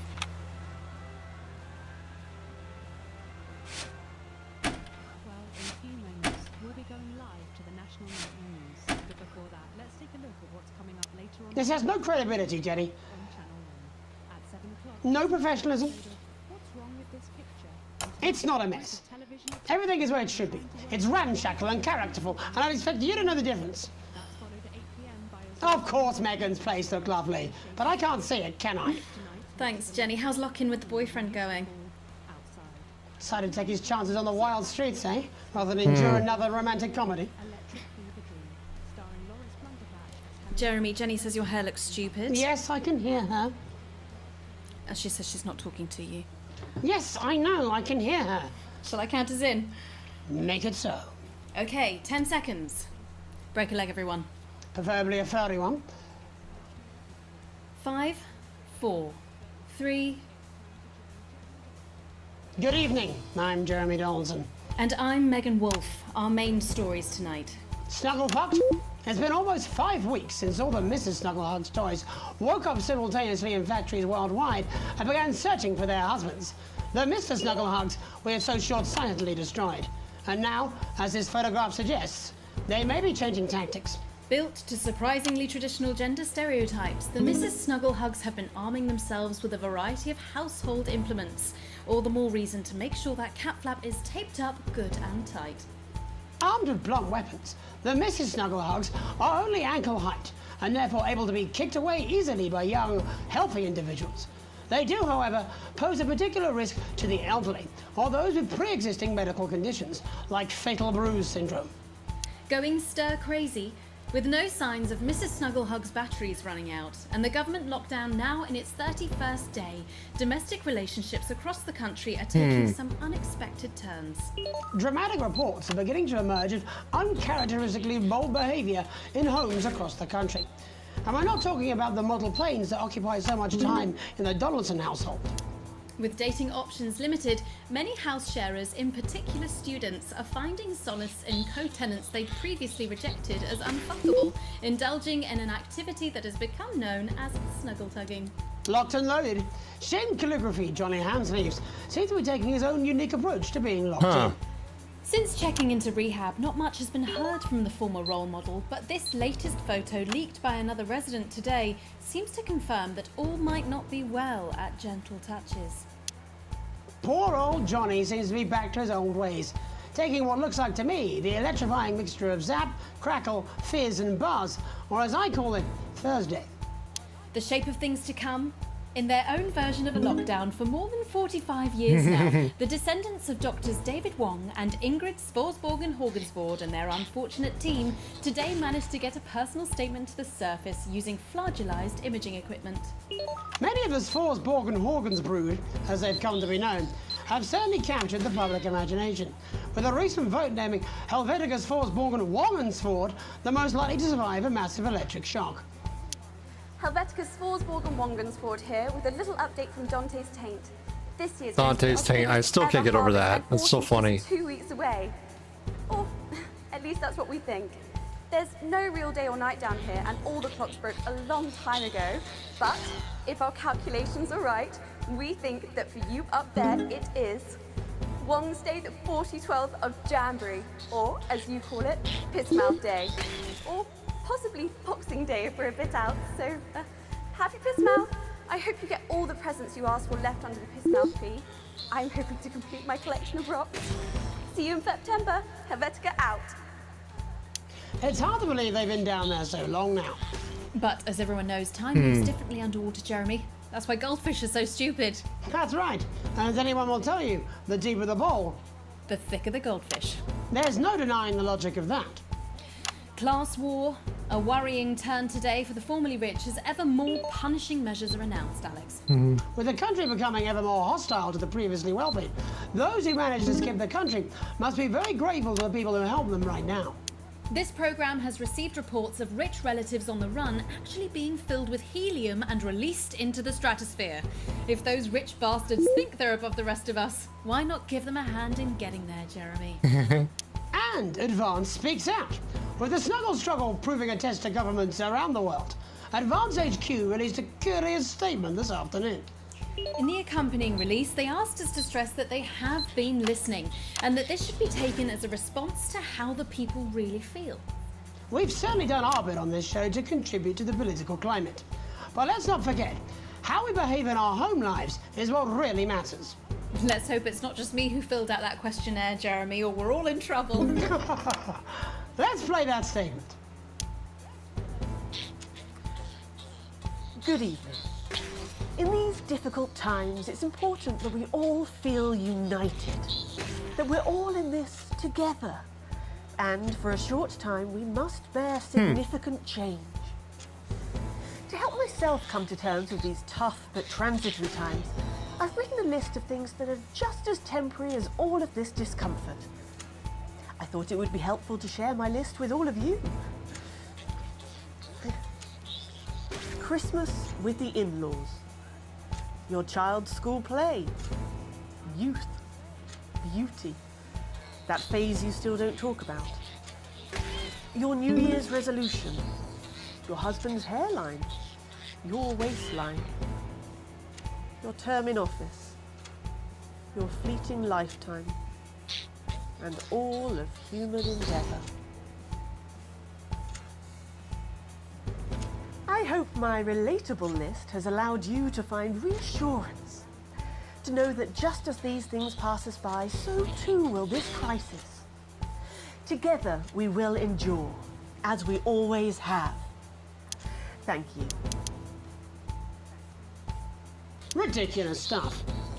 Later tonight, Jeremy will be probing heartthrob reporter Patrick Bannon, while I take a deep dive into some controversial opinions with two familiar faces. And then, in our third segment, and presumably because our editor is also working from home, there's going to be a bloody quiz. I can't wait. Don't do that. And in a moment, Jeremy Grumpelson and I will be asking controversial CEO Sophia Remington where it all went wrong. And psychic scientist Dr. Delia Lywell will be joining us, presumably to provide a bit of false hope. Maybe she'll tell you how you're going to die, Jeremy. Too late. I'm certain it happened months ago. That's all coming up on tonight's National Nightly News.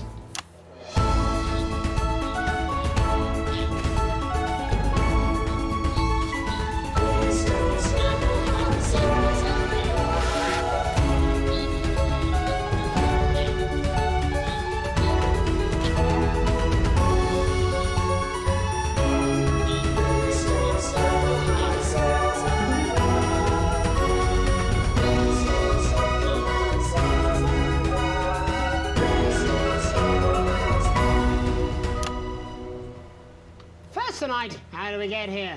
Where are we going? And most importantly, mutant Furbies are taking over the planet. That's why there's lockdown in this universe. On the island of San Palmerino is CEO and socialite Sophia Remington.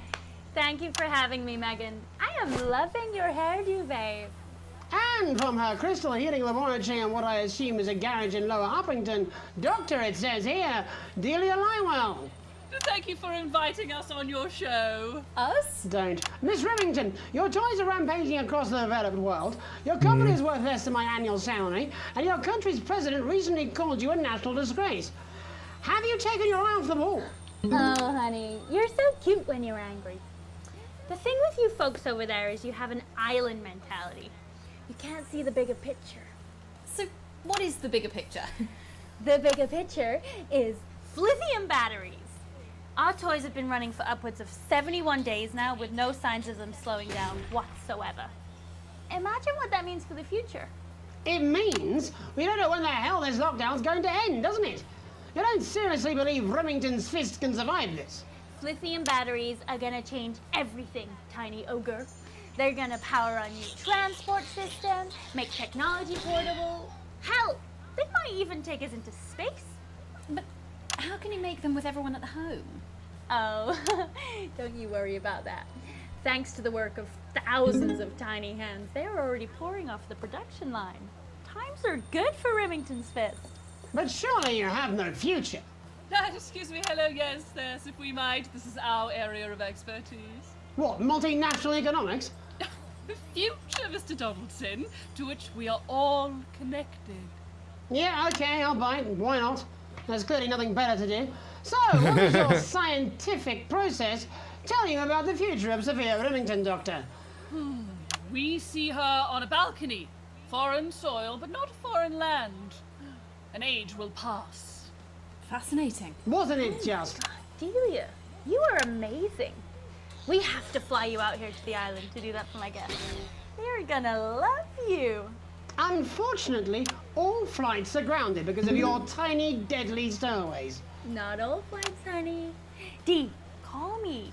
And you, Maggie. The more the merrier. Bring your swimwear. Miss Remington, you seem completely ignorant of the seriousness of the situation. Do you take any responsibility at all for the global crisis? Careful! It's a trap. It's not a trap. Why are you helping her? She seems fun. You bet your ass I'm fun. Please answer my question, Miss Remington. Listen, are lithium batteries the most incredible invention the world has ever seen? Probably yes. But, in fact, who am I kidding? It is definitely yes. But will they last forever? Sadly no. One day, all the Mrs. Snugglehugs will just stop. It'll be like a miracle. And then we can all go back to the grand tradition of buying products again. Because I really don't mind telling you this. It is really hitting our bottom line. Except for sponges. We seem to be selling an assload of them. Dr. Lywell, do you have an indication of when or how this might end? Well, it's not an exact science. Not even a real one. But our senses tell us that there will come a day when there will be clouds in the sky, the grass will be rich and verdant, and the birds will sing at dawn, and that shall be the day when we walk forth again. I find that strangely comforting. That could literally be any day. Well, let's hope it's soon. Clouds, grass, and birds. That's literally every day. Let's hope it's not too soon. I'm kind of hoping we can make it to the 100 days. It sounds good on a commercial. Besides, if it lifts now, the children will have to go back to working normal hours.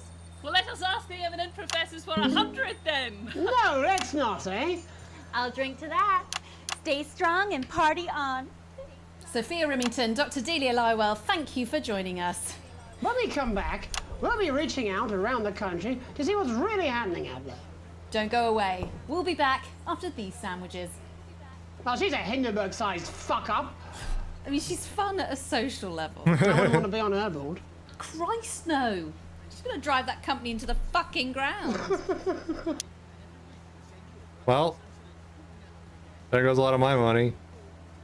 Oh well. Hello, mate. It's Dave. You're not going to believe this, but I've decided to come home. Listen, I'll call you back at the next break and we can talk about how I get me job back. Cheers, Alex. See you, mate. Cheers.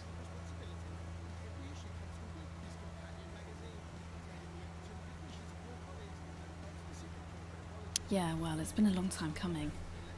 Yeah, exactly. You said it, I've said it. He must know, he's not I just don't want it getting back to him that it came from us. Hey, no, Jenny. You're not backing out on me now. We're in this together. I'll get him. I've made the cake, you're on the balloons. Huh. Got no idea how old he is. 40? 17? Yeah, ready. Okay, coming back. In 5, 4, 3... Welcome back to the National Nightly News. I'm Megan Roof. Now it's time to take a trip around the country to hear how the lockdown might impact the nation from some friendly faces. Joining me are respected academic Katie Brightman and author of Alan James's Kites, Alan James. Thank you for joining me. It's a pleasure. Thanks for having me, Megan. Thanks, Megan. It really is a pleasure, Katie. I enjoyed our little heated encounter. I wish I could. So first off, Katie, how are you coping? I'm holding up okay. The lockdown directive was so sudden that, like many people, I haven't been able to get home. Oh no, what happened? I was staying at a hotel after an international policy convention, and we had a particularly heavy night out. You know what economists are like. Notoriously hate splitting the bill. And I overslept, and as you can imagine, I've been here ever since. But there are certainly people much worse off than me. Exactly. My tour has been cancelled indefinitely, and I've had to refund every single ticket, even the cheap seats. Oh, Alan, I'm so sorry to hear that. Yeah. People are being quite rude about it. They don't seem to realise I've already spent it filling the beach house with beef. The crisis claims yet another victim. So, this is just a reminder that my book, Alan James's Reich, is now available in paperback. Unbelievable. What was that? You're unbelievable. So, Katie, how do you think this might affect the economy? Should we be worried? Very, Megan. Not to sound dramatic, but this could be catastrophic. Unemployment has skyrocketed, and thanks for the farmers in. Welcome in. How you doing? Businesses can survive this. There you go, scaremongering again, spreading this latest liberal hoax. That's what they want. They want us quiet. They want us compliant. And they want us inside. A hoax? How on earth can you say that, Alan? I haven't actually seen one of these supposed toys. Have you? Well, no, but... Did you know 3,000 people die every year from regular toys? That's a lot of people. And this is no different. You're just as likely to be hunted down by a yokel or a tennis racket. He makes an excellent and persuasive point, Katie. Don't listen to her, Katie. The press are the enemy of truth. She's agreeing with That you, sounds Alan, like you fun. absolute shit. Well, then I must be wrong. Alan, are you now recanting your statement that these toys aren't dangerous? People are saying they're just like normal toys, and that simply isn't true. Corrupt media lies. And Katie, how do you respond to Alan's claims that Mrs. Snugglehugs might be dangerous after all? I suppose I guess I'm agreeing with him. Thank you, Katie. I appreciate your support. A lot of folks are saying this Mrs. Snugglehugs situation will all blow over, but it won't. Well, look, I got a sandwich. Yes, right, exactly. We need decisive action from the government. We need huge financial support to protect our workers and our business. Do I have any plans for today? Probably a run to the post office that I didn't get around to the other day. But beyond that, no. I messed up my sleep schedule a little bit, so I'll have to stay awake most of today. So I try out this game I've been meaning to get around to called Not for Broadcast, where you play as a producer, I guess, on a news channel. You switch feeds and all that. It's really interesting. We need to support the vulnerable, and we I'm not good at it. Intent. Exactly right, Katie. We brought it on ourselves with all our liberal indulgences like art, cake, and healthcare. We need to act now and begin sacrificing our firstborns, or to push a beloved family pet. Absolutely, Alan.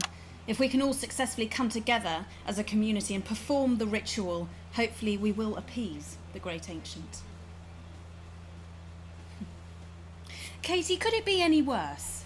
Luckily, over the past few years under Advance, they've invested heavily into health, so the system can actually bear the strain. Is it lucky that the Llama Lords have unleashed a horde of man-made monsters on its own people to conceal the enemy within? Will you just stop for 5 fucking seconds? The Global Alliance of Fish People are amassing an army. Amassing an I think he did, yeah. Yeah, he's putting it.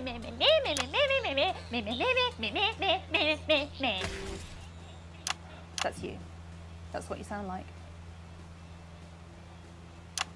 But Meh. I Meh. the Meh. Meh.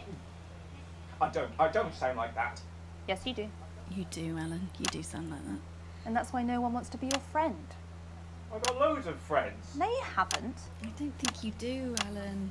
Yeah, stop lying. I'm not lying. You are. Oh, good one. Well, I'm telling. Alan James, Katie Brightman, thank you for joining me. They're in the same room. That's just beautiful. From two of the territory's leading minds. Any moment now, I'll be heading over to Jeremy, who is going to be bringing us an up-to-the-minute report of the status of the nation. Over to you, Jeremy. Thank you for what I'm sure was a reasonable debate, which really contributed to the national conversation. Next, out on the streets, someone who's always doing exactly that. It's Patrick Bannon. Are you there, Patrick? Hello, Jeremy. Yes, hello, I'm here. I'm here live. Apologies for the quality of the broadcast today. Couldn't find any cameramen or women brave enough to come and join me, so I'm out here on my own. Right, and can you tell us what it's like out there? Yep, I can. It's as you can see behind me, the streets are currently completely deserted. But my question, Jeremy, is just how long? I mean, could there be danger lurking just around the corner, waiting to end the fledgling career of this young, promising journalist before his full potential is even realised? Will he die, underappreciated by management, and frankly, if you ask me, very, very much underpaid? I don't think there's any danger of that, Patrick. What's that on your jacket there? Oh, that's actually a sponge. What I've done here is made a snuggle-proof jacket, Jeremy. The network didn't bother sending me any PPE, so I've been forced to improvise. In fact, showing the sort of resourcefulness that would make me an ideal candidate for, I don't know, for example, an anchor position starting whenever they'd like. From your point of view, Patrick, just how safe are our streets? Not safe at all, Jeremy, not safe at all. I'd recommend people staying inside. Sponges? Following government advice and not putting themselves at any risk at all. Unless, of course, like me, it's for groundbreaking journalism reasons. Mm-hmm. And just where are you, Patrick? I'm in the street, on the street. Which street? I think I'm struggling to hear you, actually, Jeremy, there. Which street? Which street are you on? Oh, which street am I on? Welcome back, Mari. Oh, God. I'm just looking for a sign. There it is. I'm on Bannon Avenue. Bannon Avenue?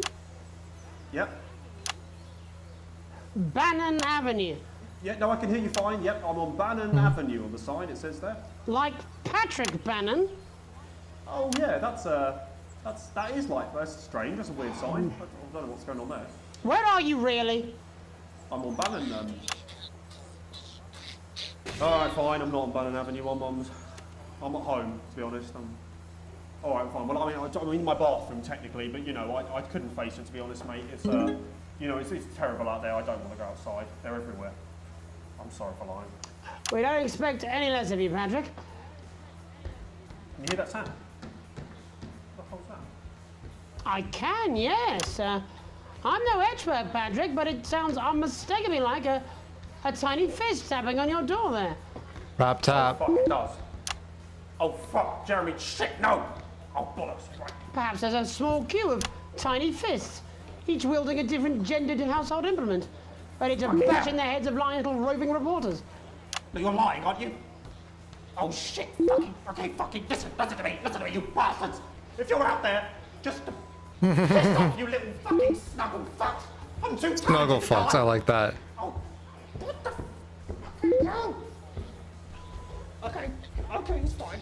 It's fine. Oh, God. Oh, God. Don't worry, Patrick. I'd say you've got a few seconds before they break their way in there and finish you off.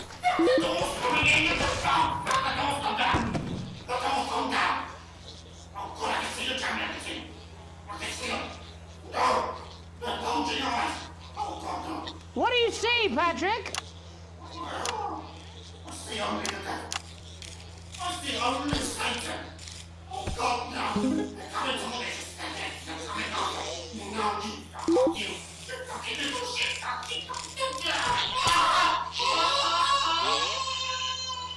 Thank you, Patrick, for that report, showing the Amazing nation, field reporting. and more importantly, Top notch. management, just where you belong. It's time for another break, but when we come back, we'll be hoping to take your mind off the world for a little while, and who knows, maybe even bring you a few smiles. Join us after this. You're damn right. Yeah, I had them delivered. Yes, to Bannon Avenue.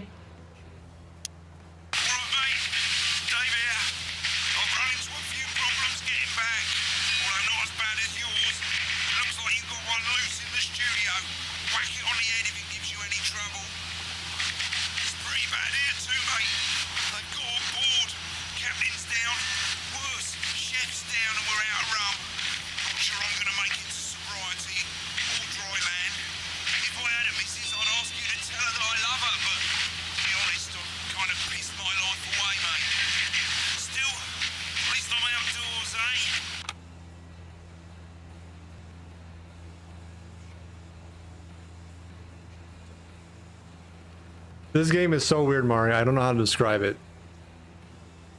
I like the idea, though. I think a lot of the idea is really cool. No, I'm not. I'm not going to. I don't have to. No, you're being a child. I'm not. I'm not. I'm not. No? No. Oh, 5, 4, 3. Welcome back to the National Nightly. Well, welcome back anyway. We know isolation isn't easy, so finally tonight, we have something a bit different for you. Even though some people felt it's not our job to entertain the public with absolute nonsense, other, more important people overruled those people. So it's time to find out who will National Nightly win, and who will National Nightly lose. National Nightly lose. So, how do we play? Well, joining me is a man who knows all about I think they're playing. the metaphor for It's Corona. Tommy Harris. Hello, Tommy. All right, Johnny. It's good to see ya. And how are you finding the lockdown, Tommy? What do you mean lockdown? The enforced isolation of everyone in the country. Ah, yeah. I think I heard about that, actually, yeah. You're in bed, Tommy. Yeah, you called during nap time, so... Of course, that's my fault. So, why don't you tell us how the game is played? Well, it's pretty simple, Jeremy, you sausage. I'm going to ask contestants from around the territory 3 questions about what else, yours truly. And those people are going to get a chance to win a very special prize. And what are they playing for, Tommy? Drum roll, please.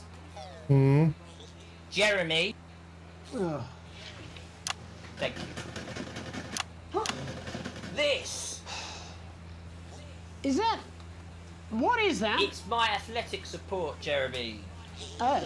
But I've signed it, so... Oh, well then, what a fantastic prize. Have we got anybody waiting to win this once-in-a-lifetime prize, Jimmy? I believe we have Angie on the line. How do you feel about winning this man's old pants, Angie? I've never been so excited, Jeremy. And can I just say, I love you. Both of you. Well, you've said it now, haven't you? Oh, Angie, I love you. In a way. Tell us about yourself, Angie. Well, what can I say? My name is Angie. Always has been. I'm a human woman, and my dental hygiene has been described as acceptable. Brilliant! Right, well, shall we get this shambles underway? Absolutely, John. Can I get 30 seconds on the clock, please? No. We haven't got a clock. Yeah, I did ask for a clock. So, well, why don't you start, and I'll stop you when it inevitably becomes unbearable to watch. I love it. All right, here we go. Time starts now. Question 1. When is my birthday? The 13th of August at 7:19 a.m. That is absolutely correct. Question A fever 2. dream is more coherent than this, Mari. What is my favorite color? Crushed praline 4. Correct, the color of my nipples. And finally, Angie dear, what is my star sign? That's a trick question. You were born outside of the human understanding of the cosmos. Unbelievable, that is correct. Stop the clock. Wow, that really was tough to watch. How did you do it, Well, Angie, my love, you got every single question right. Which of course means you lose and win absolutely nothing. Thanks for playing, Angie. Bye. Do we have another contestant on the line at Jelly Bean? We do indeed. We should have Sonia Artleach. Are you there, Sonia? Of course I am, Jamie, darling. Thank you for being here, Sonia. Oh, there you are, Tommy. Mwah. Let me guess, you went to theatre, don't you? Is it that obvious? What gave it away? Was it the glamour or poise? It certainly wasn't your inherent sense of humility. Tell us about yourself, Sonia. Oh, well, if you must play this game, I am technically I have to. a theatrical agent. I represent the likes of Rudy Beefman, Samuel Coffeecup, and Jodie Carpetburn, amongst others.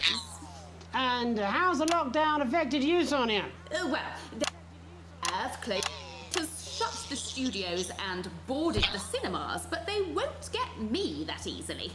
How are you managing without any work? Due to a savvy clause in all of my artist contracts, I am able to claim my 15% from their unemployment benefit. Wow, that certainly is sharp. That's disgusting. Standard stuff. And can I ask, where are you speaking to us from? Well, I work from home, you know, to keep costs down. And who's this? Oh, well, you know, when they gave the order, I was actually mid-meeting with a client, so we've been isolated together. No fucking way! What the fucking fuck? Is that Tommy Harris? I'm a huge fan. Can I just tell you how bloody brilliant you are? Actually, Jeff, we're about to play a game, aren't we, Tommy? We've got time. Well, if it's not too bold, I think I am in love with you, Mr. Harris. No, it's not too bold. That's all right. Don't worry. Fucking gremlins. I'd love to show you some of my stuff. I've been working on some new shit. Well, at least you're already aware. During lockdown, we've been workshopping some of Jeff's ideas for much younger children, haven't we? People still let you near their children, do they? Yeah, that's right. Yeah. I've been developing some shows for younger children. Well, we'd love If you are to Mari, see it, so am wouldn't we, I. Gerbil? Absolutely dying to. Right, so, what do kids love? Timely child support payments from their absent fathers. Shallow and overproduced musical numbers? That's right. Animals! So, I'm trying to address the things that kids need to know, but through a medium that they'll understand. Do you understand?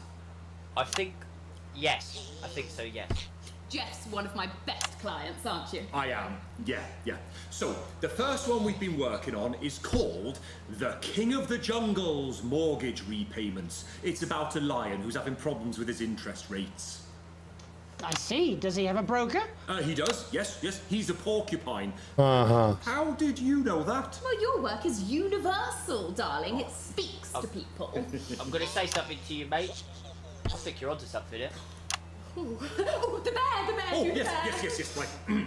This one is much better. So, this one tells the tale of Mr. Bear. Now, Mr. Bear fucking is a very gremlins. sad bear, because all of the other bears don't think that he'll amount to much, and they tell him that his plays are lazy and derivative. I think you're onto something there. Now, Mr. Bear is a tragic figure. Picture this. He's at his lowest ebb. The trees are closing in. He can't even face his salmon, can he? But then he meets someone that will change his life forever. This is fucking gripping. That's right. He meets a wise old octopus who takes him under his wing and says, "No, Mr. Bear, don't be sad. You're not like all the other bears. You have this ambition." Oh, these fucking gremlins. Dreams. Such fucking dreams. I think I love you, Jeff. And what you need to do, Mr. Bear, says the octopus, probably doing an 8-armed gesture or something. What you need to do to find happiness in this crazy old forest is you need to set yourself more realistic goals. It's called Mr. Bear Lowers His Expectations. Wow. You really have taken yourself to new depths. And what do you want children to take away from this? Oh, fuck shit, fuck. What? I said a more realistic worldview. Are you all right, Jamboree? It's Jeffrey. My name is Jeffrey Donington. No, stop. How does it end? We need to know how it ends. Well, all the animals learn a thing or two about inevitable mediocrity. And Mr. Bear settles down in his parents' cave, stops trying to make his band happen, and he goes into bear telemarketing. Becomes a bear maths teacher. Oh, and we end... Wow. We end on a big musical number. Oh, there's dancing. It's very repetitive, so it's catchy but not too challenging. Well, if you like, I could go and get my boombox. Yeah, you know, I might be able to... Hang on, can we get Angie back? Why not? The more the merrier, as they say at orgies. What? Right, I'll just What? fill then, shall I? Coming up in a moment, it's the world premiere that nobody saw coming. Lights! Or wanted. At all. Right. I can only apologise in advance for what we're all about to... endure. You turn this shitting thing... Well, there's all sorts of creatures. Down on down. Okay, Risen, thank you for the lurking. Like wise old Mr. Octopus, with way too many arms. You as well. Thank you again. Mr. Pig Appreciate you. and Mr. Cow, they're always in good moods. But that's cause they don't know they'll soon be sliced up into food. Mr. Bear, what's that over there? That's where your hopes go to turn into despair. Mr. Bear, what's that over there? That's where your dreams go to die. Mr. Raccoon wants to go to the moon. He'll end up as a bus driver soon. Mr. Porcupine thinks he'll read the news at 9. He'll end up as a janitor who stinks of turpentine. Mr. Tiny Mouse thought he'd own a massive house. Ended up in a bedsit where he can't control the louse. Mr. Horse thought he'd go into professional sports. Now he's an alcoholic and he's on his third divorce. Mr. Bear, what's that over there? That's the place your life becomes an endless questionnaire. Mr. Bear, what's that over there? That's where your hopes go to die.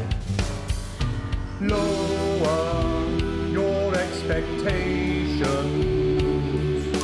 Maybe you could get a job in telecommunications. No matter how you try, you'll never reach the League of Nations. I don't know how to feel about this. The best you'll get is middle rank in trading operations. So lower your expectations. You'll never win an Oscar, so there's no congratulations. The future that is coming will not meet specifications, and no amount of visualizations will save you from your own deterioration. Mr. Bear, what's that over there? That's a tramp who thought he'd be a multi-millionaire. Mr. Bear, what's that over there? That's where self-esteem goes to die. Mr. Bear, what's that over there? That's the disappointment that is waiting Mario, I need more everywhere. drugs. Mr. Bear, what's that over there? Many more drugs. That's where Lost your all the dreams go drugs. to die. That's where your dreams go to die. That's where dreams go to die. Amen, Mr. Bear. Amen. And before we say goodnight, there's just time for tonight's parable. For it did come to pass that on the road there was a wise man and a foolish man and a weird man. And there did come upon them from the local village a truth seeker named Unlikely Brian. And he did come to them with alms and someone else's arms and a question. "A wise and weird and foolish man," he said, whilst dancing the traditional jig of inquiry common in those lands at those times. "How, grant thou, can the many weights and measures of life be balanced?" And the wise man did say, "There are no riches greater than family." And the foolish man did say he'd heard a good tip for the camel race and that it was a sure thing. And the weird man did say that 2 ears was just the right number, because there was no good place to put a third that wouldn't be aesthetically upsetting. Although he did see the use for a second anus. And Unlikely Brian did fall into wonder and befuddlement at their answers, although he was also wondering if either the foolish man or the weird man had me any over here actual now? value Fuck. in this sort of professional consultative environment. For what he did not know was that the profound man and the practical man were both on annual leave that week, and the foolish man and the weird man were all that the agency had available. But what Unlikely Brian did not reveal was that he was asking for Fucking his hell. friend These Alex, fucking gremlins. who had enraged their spouse over a passport, treated their son Charlie like he was still a little baby, and was too miserly to even pay for their daughter's holiday. And thus did Alex's family become like our Lord, when he discovered a turd in his cradle and was forced to ask Nebuchadnezzar to leave. Well, It must be your right koi fish. Must be at the I'm BBC. Archangel Megan Wolf. Have a hateful night. Are we done? Oh my God. I thought I was going to piss myself halfway through that. Not even joking. Right, babe, I've got to go and get my bits done. Yeah, I'm seeing that guy tonight again, aren't I? Yeah, well, at the end of the day, babes, he makes my fanny flutter. Do you know what I mean? Yeah, come on then, yous lot, out my house. And you, Alex. All right? I don't want you here when I'm on my date. I used to own an entire range of... Wake up! Wake up! Wake up, Alex! Alex! Wake up! Wake up! Wake up! The hell?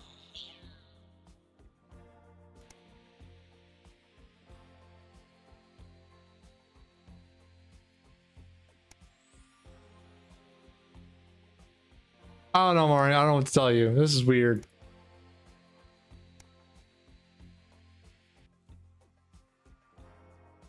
It's a good kind of weird. I like the difference in like just game mechanics, but fucking hell, it's weird. That segment's over. We have another broadcast. No, we have to do. This is like a choose your own adventure kind of thing as well. So it's sort of like Walking Dead or Telltale Games or things like that, where you make choices and supposedly how much matters sort of varies. But there's, I think, multiple endings as well.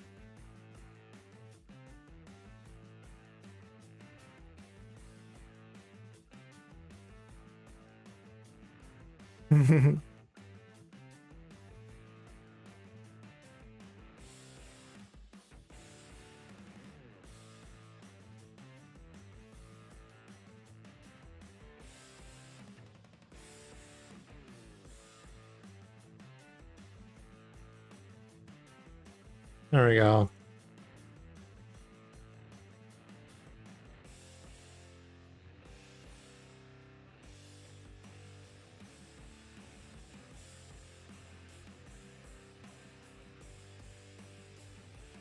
So I'm at the hospital after being attacked by killer toys that are an allegory for COVID, I think.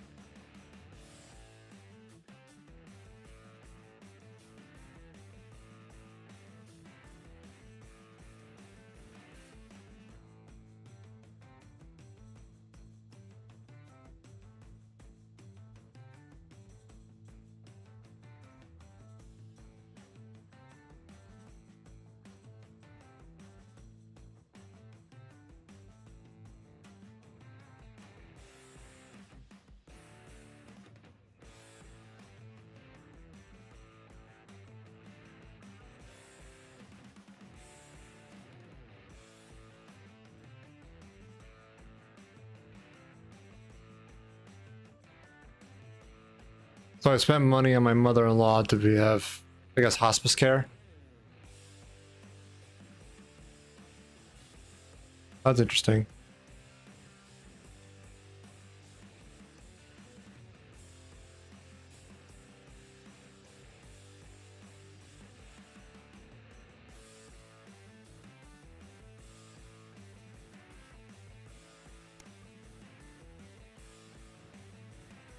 Silence.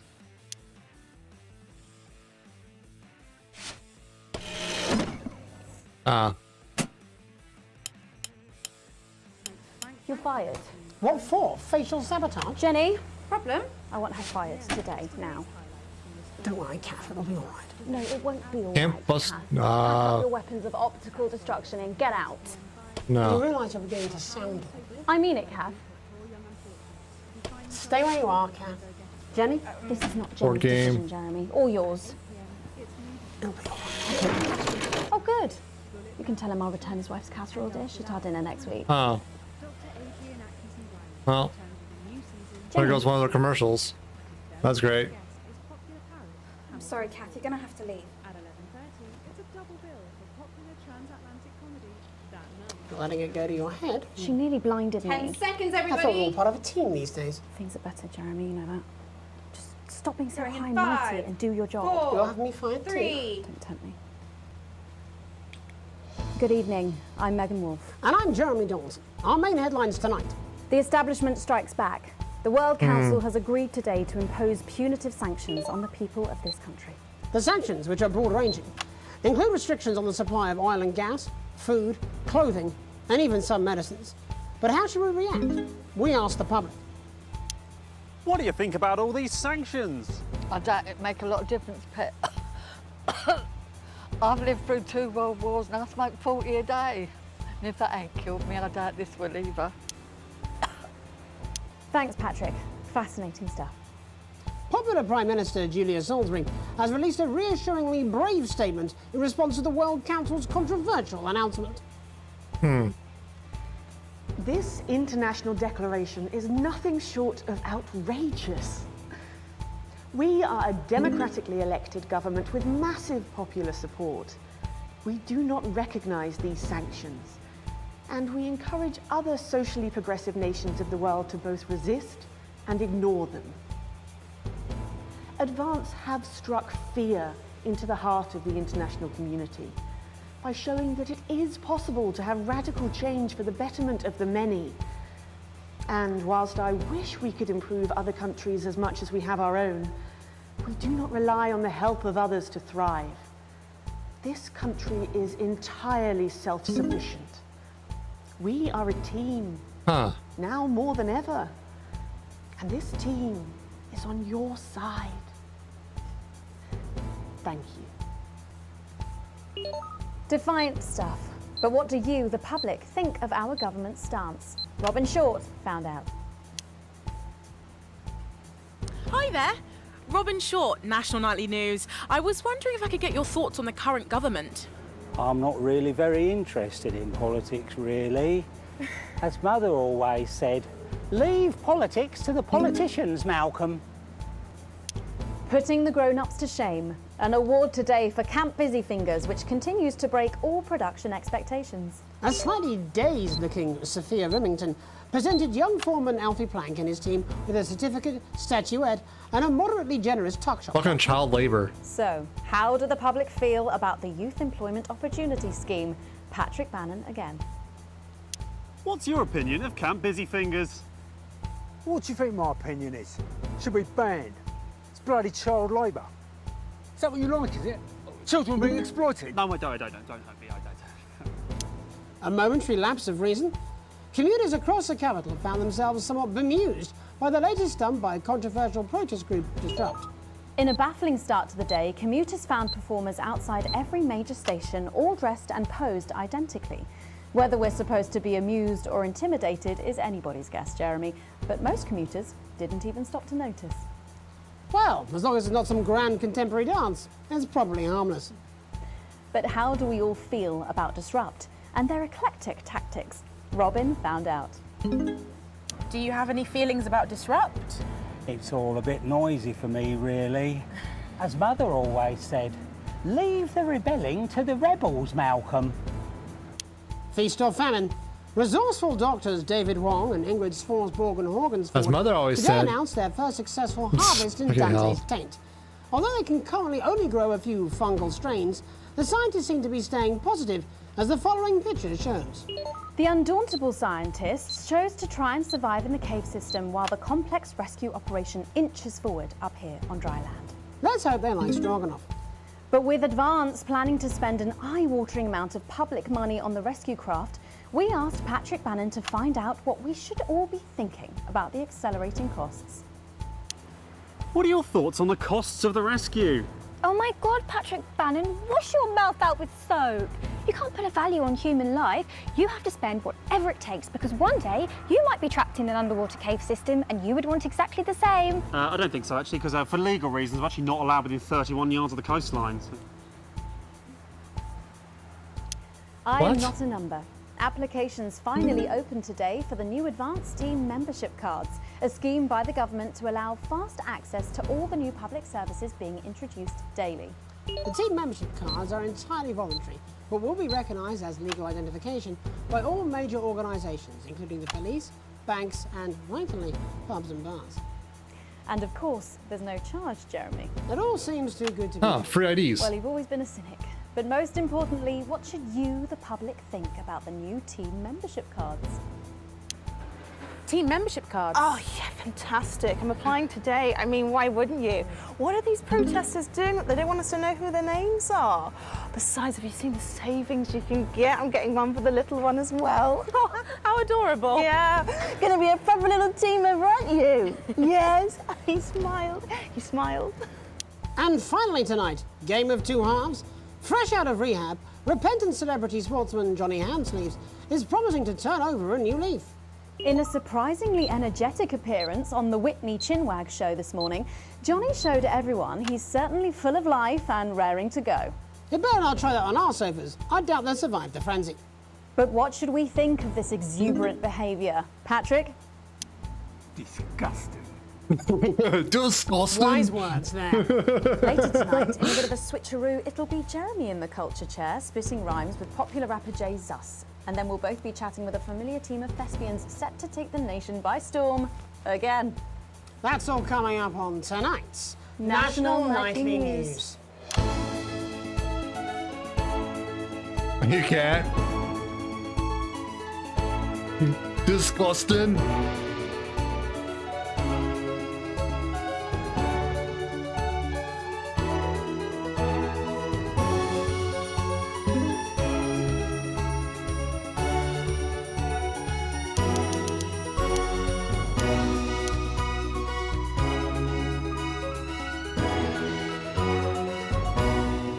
tonight, thankfully. Some news as we return to our main story. The World Council today agreed that punitive and potentially illegal sanctions should be imposed upon this country. The sanctions, which come into effect immediately, aim to stop the flow of food, fuel and even some medicines from reaching your pockets. Tonight, we have guests from across the continent to discuss this unprecedented situation. For advance, Peter Clement is at his home in Lancashire.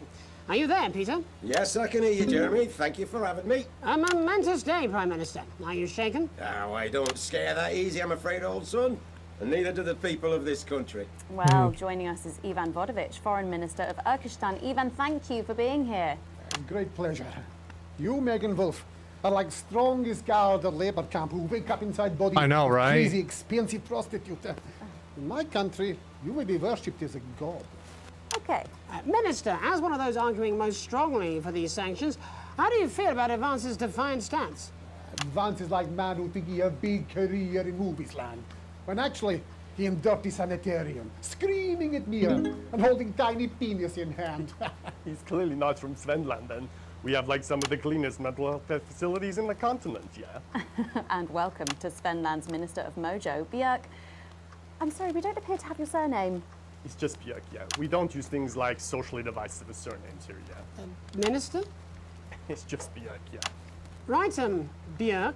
Your country spoke in favour of Advance at the World Council today, but you were noticeably absent when it came to the actual vote. Well, what a surprise. The hippies didn't show up for the fight. Actually, that's quite racist, because if you must know, we were going to go to the whole, like, voting, yeah? But it's actually the Festival of Feuerland here at the moment, where we honor the old generations. So, like, we all had to look our grandparents clean, yeah, whilst the vote was happening, and that's, like, a really, really time-consuming process, actually. You're like a sissy man. You have this expression, sissy man? Is like man with tiny penis who like to wash more than once a week. Actually, that's quite homophobic, yeah, Oh, because... stop winding him up, Ivan. We're not back at the Grange now. Sorry, Jeremy. Ivan and I used to play golf back in my media days. Yeah, he always wins. Nothing gives him greater pleasure. I know, than grinding Barney, it's just people's gears. weird. The more publicly, the better. Peter, you're like man with tiny penis who think he have tiny penis, but actually he discovered that. Oh, could it be? No, it's tiny penis. Ivan's just worried that when the rest of the world sees how well we're doing, they'll notice all that dosh that he's got squirreled away. Because that's what these sanctions are, Megan. They're the last pathetic gasp of an establishment in collapse. Wolves at the gates, Ivan, old mate. Good. It can join others on my wall. Actually, in Svenland, we have, like, serious animal welfare legislation. And, like, my friend Helga, she got arrested, yeah, for killing a butterfly that was hovering over her fuel thing. I mean, in English, jam sandwich. I used to know a girl called Jam Sandwich. She was a right cracker, too. Wonder what became of her. We seem to be wandering a little from the news here. That's human interest, Jeremy. The real people behind the headlines and all that. So if you're watching, Jan, give us a call. Really? Yeah. Let's see if we can't organise a reunion. Crash, I'm not sure about that. I'll have to run it past Mrs. Clement first, eh? Peter, you're like man trying to empty ashes of mistresses into homecoming vein. Soon you have tiny penis and beard full of secrets. In Svenland, we don't really go into all that restricted monogamy stuff here. We're kind of fluid, actually. Okay, well, it seems that we are running out of time. Yes, so before we go to the break, briefly, if you would, gentlemen, with the people of this country facing shortages and possible shortages and power outages. Yes, of course. Thank you. Possible shortages and power outages. Can you summarise your thoughts for us, Minister Björk? Well, from here, yeah, you all look a bit stupid really arguing about outdated divisive concepts like money. In Finland, we replaced currency with a system of bodily fluids back in the 1970s, and that's like a really hard to sanction, actually. Thank you, Minister Vodovich. Bodily Your fluids? country is like man who think he invented perfect trap for giant mutant hairy bear. When really, he's just standing in field Holding his tiny penis, yes. Thank you, Minister. And finally, Prime Minister Clement. Let me talk to your viewers here, Jeremy. Don't worry, everybody. Don't be afraid. Don't even lose a wink of sleep. We knew the rest of the world would react this way, and we're ready. As my old man used to say, you can't make a shite pie without blocking a few toilets. Thank you, Prime Minister. Reassuring. Diet pie. We'll be back after these messages. 1 minute back. Hey, Peter, I over your way this weekend. You fancy a quick 9? Yeah, sure, front or back. That's what I hope you're asking Megan Wolf for me. She's out of your league, mate. Thank you for the correction. Well, you have to be more careful. It's all part of his long-term plan to get fired live on the news at 6 in front of the nation. Can someone warn him it's going a little too well? Fucking hell. Advance have asked us to censor unpalatable or subversive. Press the censor button, spacebar on your keyboard. Toggle on this new gizmo. Turn it off again in the same way. Shouldn't ever need to. Important we do our duty, after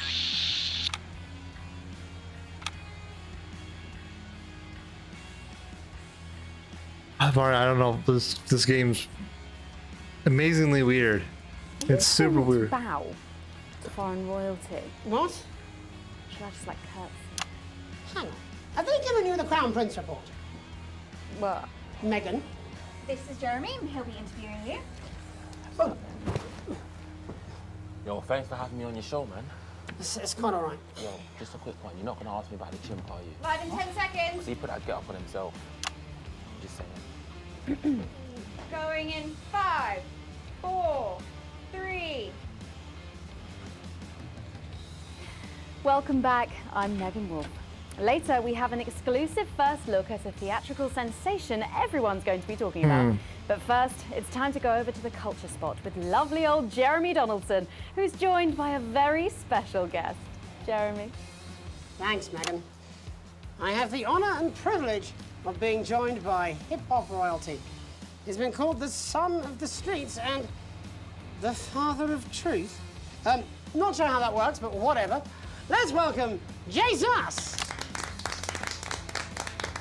Hi, thanks, Jeremy. Yeah, it's a real honor to be here on your show, the news. You know, as a kid on the streets, I used to watch you through a window of the shop. To be here right now is crazy. Yeah. You've had quite the journey to be here today. Can you tell us about it? Well, you know, I try not to, well, you know, the past is the past. And I don't. I'm still not great at it either. But yeah, man. That's not easy for me because I'm terrible. My mother donated me to a charity shop soon after I was born. Elderly lady took pity on me. You know, she let me sleep on a pile of crime fiction until I taught myself how to walk. Wow, that's quite the childhood. And she died tragically. Right there in my arms, man. You know, I remember a tear falling as she lay there next to the youth homeware. And in that moment, I became a child of the streets. I was just 18 months old. What a No, tale. fair enough. What a tale. Yeah, I can see You're known that. for your direct and honest lyrics. Was your style informed by your troubled past? Oh, like I said, I try not to talk about it. It's just too hard. Of course. But my first album is about the story of the first 4 times I stole, so I wouldn't starve. A small group of infants came to see me as their de facto leader. They call me Mr. Cheese Slice. Anyway, we were like a family. So it would seem. Recently, you've been quite outspoken about the government. Yeah, fuck the government. Fuck Advance. Fuck Peter Clement. What is it that you object to so vehemently? Well, you know, they stole from us. They're taking our money and spending it, man. Redistributing it. Actually, homelessness has been all but eliminated in the last couple of months. So? Surely that's a cause close to your heart? Yeah, nah, of course, man, very much so. I just mean, like, why do I have to pay for it, you know? You don't. People have been rehoused on property seized from the historically wealthy. And that couldn't have been you, could it? Look, yeah, I worked hard to be here. I built this from nothing, and I deserve to be rewarded for that. Would you say you worked harder than, say, a farmer or a care worker? I don't know. But if people are taking something from my music, choose to value it, buy it, who's to say I don't? And no one can take that away from me. Not even to help, say, vulnerable children? Mr. Cheese. What is it you're trying to say? I just don't understand where you've placed yourself politically. I mean, is it Ideological, or is it tactical? Well, it's more of Or like... maybe it's hereditary. Stop trying to tie me in knots with your words, Jeremy. I let the music speak for itself. And the people agree with me. Well, that remains to be seen. But you have given me a very easy segue out of a conversation that I promise you was much more painful for me than it was for you. So here he is with his hit song, Mrs. Ludlow's Tears. Oh no, I'm gonna do something a little different. It's a new single I've been working on. Oh, so this is unapproved, is it? Yeah, you love it. Excellent. Don't worry, we've got a state-of-the-art censorship system. What's the worst that could happen? So here he is with a new song. Aren't we lucky? It's Jesus! First, you're gonna pay up. You're gonna pay back.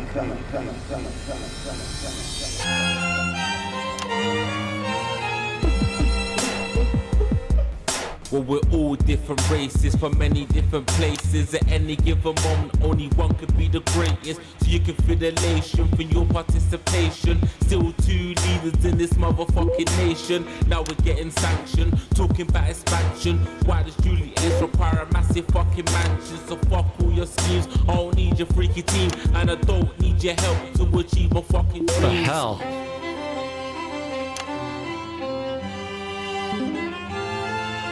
So don't make a fuss when you find you're one of us. Yeah, every single one of you's a bit Jesus. And you can call me crazy, cause no one ever pays me. But I won't waste a lifetime being motherfucking lazy. I may be inventive, my taste may be expensive. But why would I get out of bed with no fucking incentive? Although it's contravention of your obvious intention. I like to eat a little of the fruits in my invention. You make us the same, but we're not all the same. All our dreams, all our schemes, all our means are not the same. The best of the praise of the crest of the wave. Cause we're only equal people when we're motherfucking slaves. Take this fact, gonna stain it red. Gonna slam it into Peter Clemens' motherfucking head. Cause he's thick as shit, he's got a job he's unfit for. It's time to storm the castle with a motherfucking pitchfork.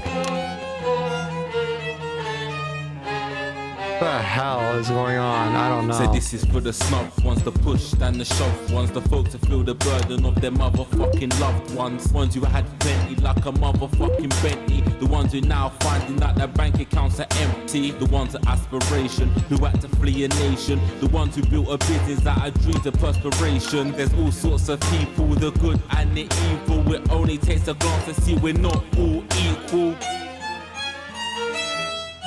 You make us the same, but we're not all the same. All our dreams, all our schemes, all our means are not the same. And the best of the praise, of the crest of the waves. Cause we're only equal people when we're motherfucking slaves. Gonna take this fact, gonna stain it red. Gonna slam it into Peter Clemens' motherfucking head. Cause he's thick as shit, he's got a job he's unfit for. It's on auto censor, so it's doing it all for me. Your seats, get your asses in the street, set a fire in the building, let them feel some fucking heat. Say you hate to go getters, you're squilling bed letters, and burn them on the pyres of advances fucking letters. Gonna take this fact, gonna stain it red. Gonna slam it into Peter Clemens' motherfucking head. Cause he's thick as shit, he's got a job he's unfit for. Time to storm the castle with a motherfucking pitchfork. Case that dream, you don't need a fucking team. And advances, little dances aren't as harmless as it seems. Cause they're stale and corrupt, then you're angry or rough. Then your hearts and your minds and your fists to destruct.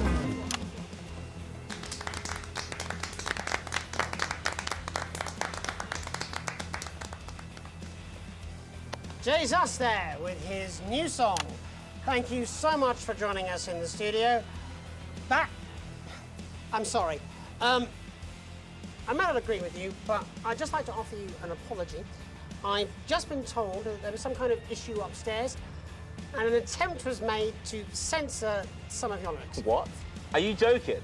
I'd just like to say to you and Sounds everyone good, at home Fish. that this was a mistake. This is absolutely ridiculous. I cannot believe it. Here at the National Nightly News, we pride ourselves on remaining neutral, unbiased, and independent of any outside interference. You have my word. We will never censor ideas. Back to you, Megan. Well, a bit of dangerous language there, sorry about that. Hmm. Well, thank you to little Jeremy Donaldson for providing our culture spot. Coming up, we'll be speaking to a couple of familiar faces about their upcoming dramatic outing. Don't go away. We'll be right back after this. That's the ad. Jenny, this is fucking just a reminder. Fixing that old VCR. No, this is ridiculous. Throwing a new tape. Past that break. Mix up, I'm sure. Now, if you come with me, I really do have to ask Oh, you to trust me. leave it. My father's going to hear about this. I Yeah, understand. Coifish, I just got an achievement for censoring his whole song. This is unbelievable, Megan. I don't know what you're talking about, Jeremy.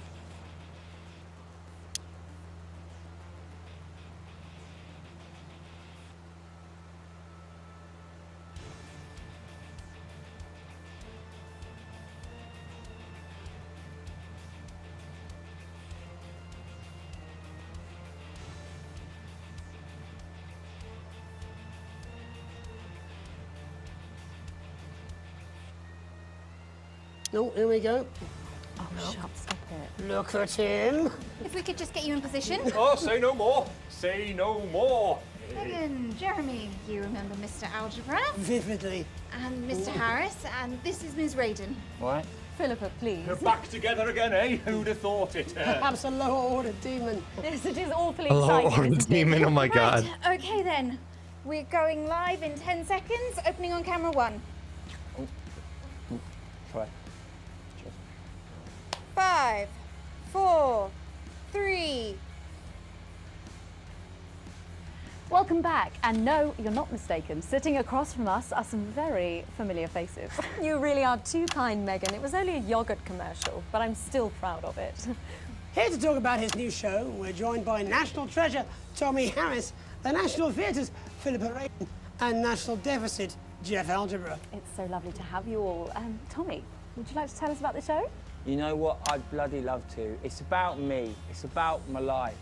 And where did the idea come from? So, right, picture this. Their legs akimbo, mid-session, sweat is pouring out of me like an immense hog. And then Cindy comes in, she says, Pete's on the phone. That's Peter Clement, the Prime Minister. Yeah, Pete's actually a really good mate of mine. Oh, is he really? Yeah, no, he comes to training sometimes. He's actually a pretty good goal sweeper. Anyway, so, yeah, Pete, he says, Toby, he thinks my name's Toby, see? He says, how would you like to spread your message of team spirit and cooperation across this fractured nation? How would you like to really make a difference in these desperate times? What did you say? Yeah, right, yeah. So, Jeff, the question on everyone's lips is, what in God's name are you doing here? Well, after the success of my debut work and all the people that I've touched, I knew that I had a career in theatre. Yeah? I've always been an admirer of from afar. So when my manager phoned and said I'd been offered the gig as director, I was ecstatic. I whipped my trousers off and got straight to work. Why did you do that? I do all my best work with my trousers off. Yeah, I've been told that too.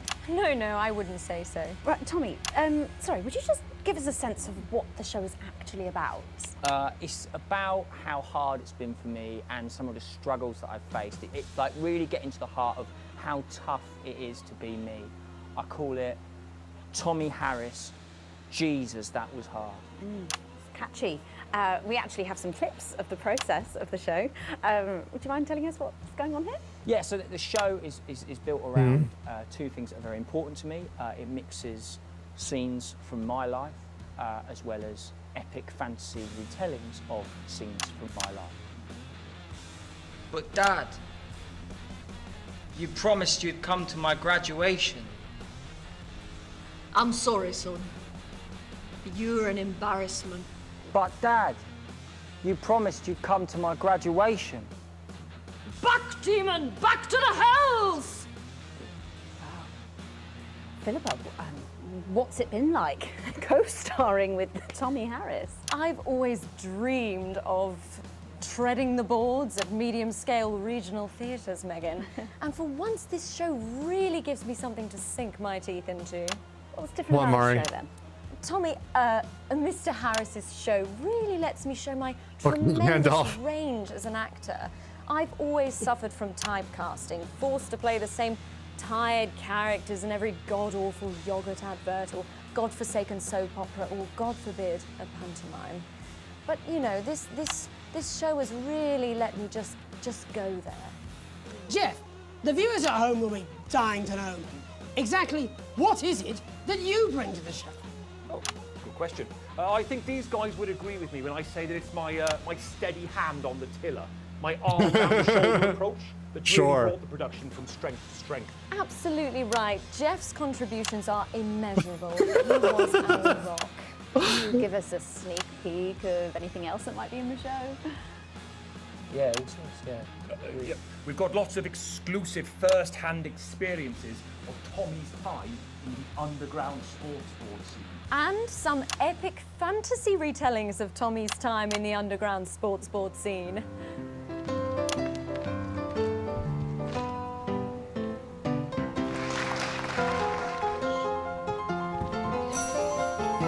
You'll never take the sacred pass!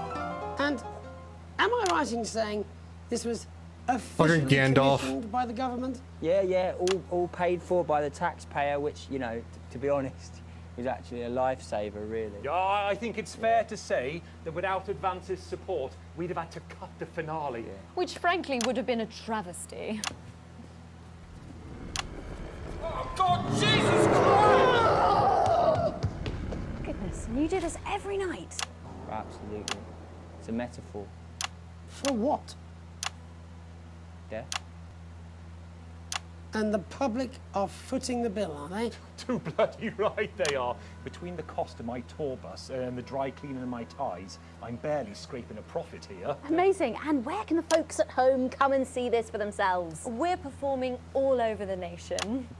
And people can see it for absolutely free, all courtesy of Advance. Isn't that incredible, Jeremy? Yes, it's unbelievable, Megan. Well, thank you all so much for coming. Next time we see you, no doubt you'll have taken our jobs. Yeah. That's all we have time for tonight. Join us tomorrow when I'll be interviewing the world's most attractive horse. I'm Jeremy Donaldson. And I'm Megan Wolf. And from all of us here, have a peaceful night. That's the ads. Let's get reset for tomorrow, please. Hey, we must stop bumping into each other like this, eh? Oh, okay. I only have 2 VCRs now. Yeah,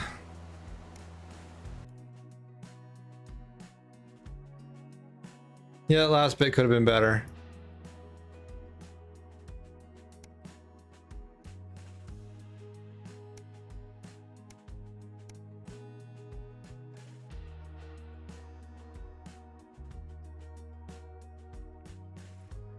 Ugh.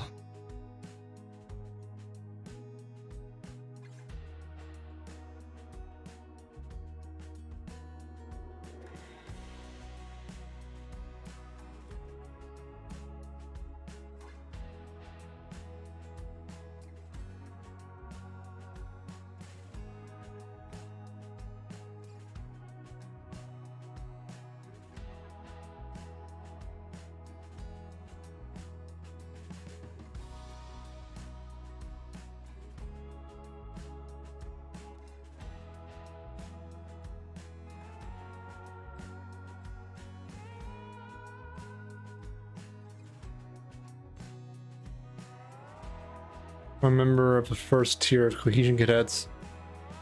Way more stuff I'm going to be able to do. I'll be working some weekends, but that's really cool.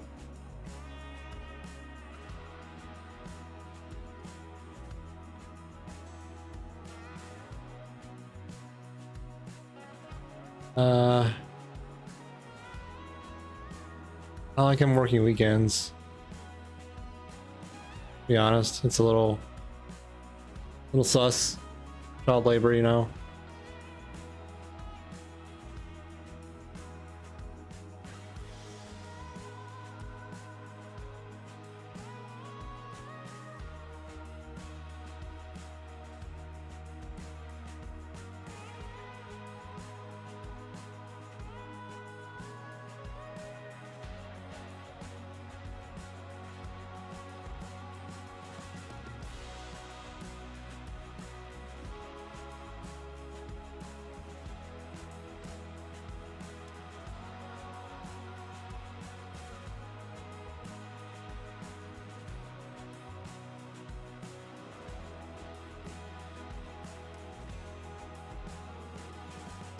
Hmm.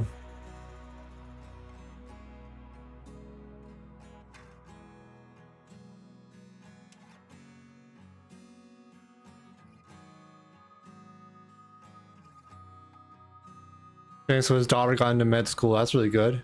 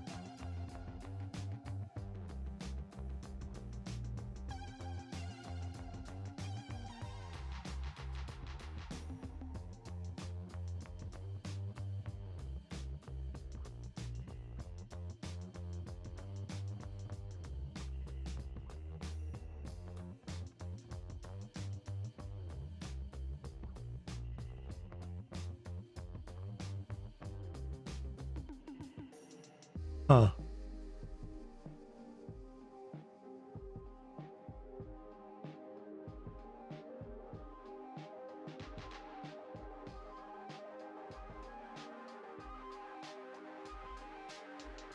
Crot? I may have missed a typo. They did. I don't know.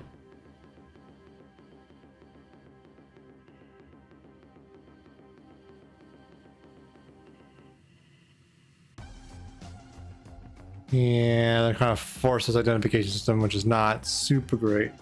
Carrot.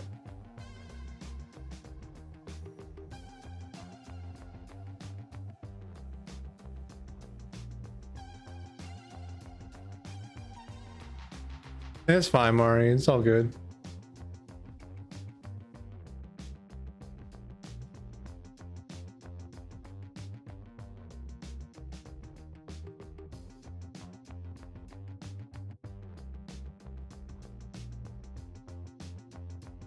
Okay, fine.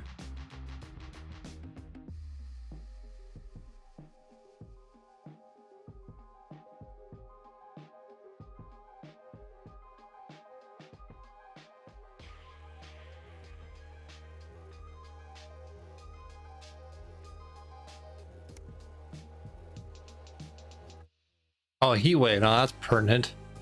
This is a staff announcement. This is Mr. Bozeman, your boss. Now that we have this newfangled tower system up and running, I wanted to take the opportunity to remind you all that we value productivity and attention to detail above all other concerns. Also, that the salami sandwich in the fridge is mine and mine alone. Bozeman out.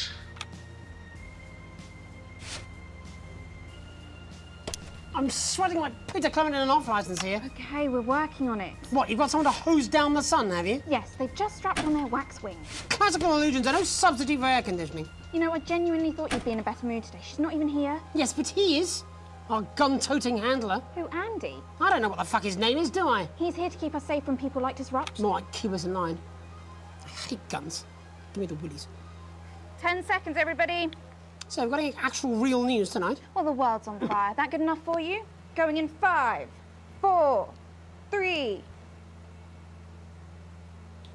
Good evening. I'm Jeremy Donaldson. Our main headlines tonight. Siege mentality. The World Council today established a military blockade to enforce the unjust and punitive sanctions now entering their 10th week. In a statement from team headquarters a short time ago, Prime Minister Julia Salisbury issued a commanding response to this unprovoked escalation.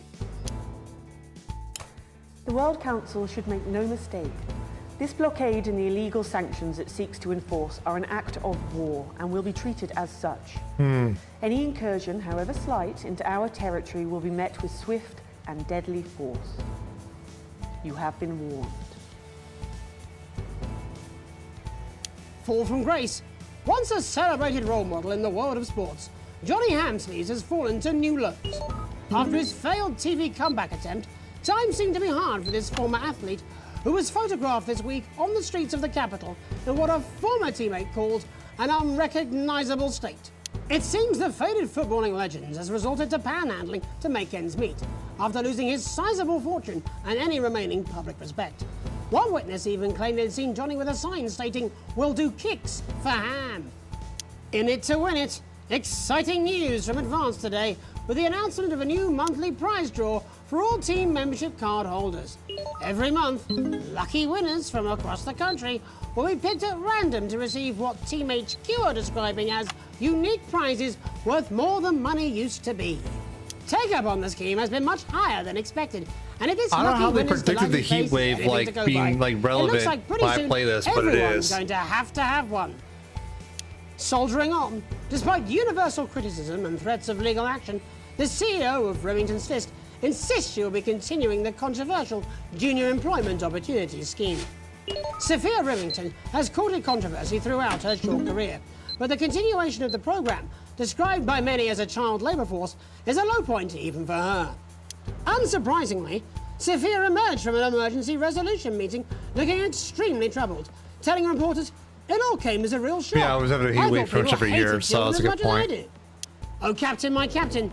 Progress today for the stranded scientists of Dante's Taint, as the captain leading their rescue mission is announced. The trapped team have survived in the cave system for many months now, but hope is on the horizon as the expedition leader is announced by the Board of Underground Theoretics. A respected professional with decades of experience, training and knowledge, Captain Audrey Aerospace is said to be the only real choice to successfully save the troubled scientific excursion, but an unfortunate one to be sat next to at a dinner party or social occasion. Life during wartime. What the hell? As if we didn't have enough aggressors on our borders, internal problems are growing for the government as radical activist group Disrupt caused chaos in Parliament Park last night. Scuffles broke out after the protest, resulting in multiple arrests and the injury of 3 community cohesion officers. Advance Soviet conferences. As grassroots support for the movement grows rapidly, especially in those areas Advance have not yet been able to fully regenerate, people across the country are starting to fear a return to the bad old days of inequality, division, and multiple television shows about buying houses. All this, and I'll be talking to some people with fascinating medical conditions, as well as one of the contenders in this year's Feline Football Championship, and her proud owner. That's all up on tonight's National Nightly News.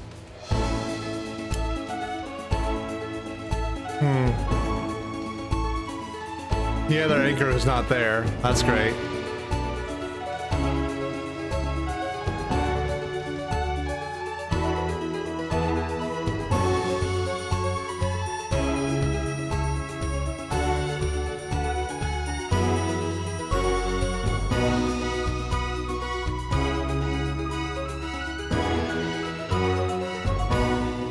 But first tonight, our team of correspondents has been dispatched to every corner of the country to see how the people of this great nation of ours are coping with this unprecedented hot weather.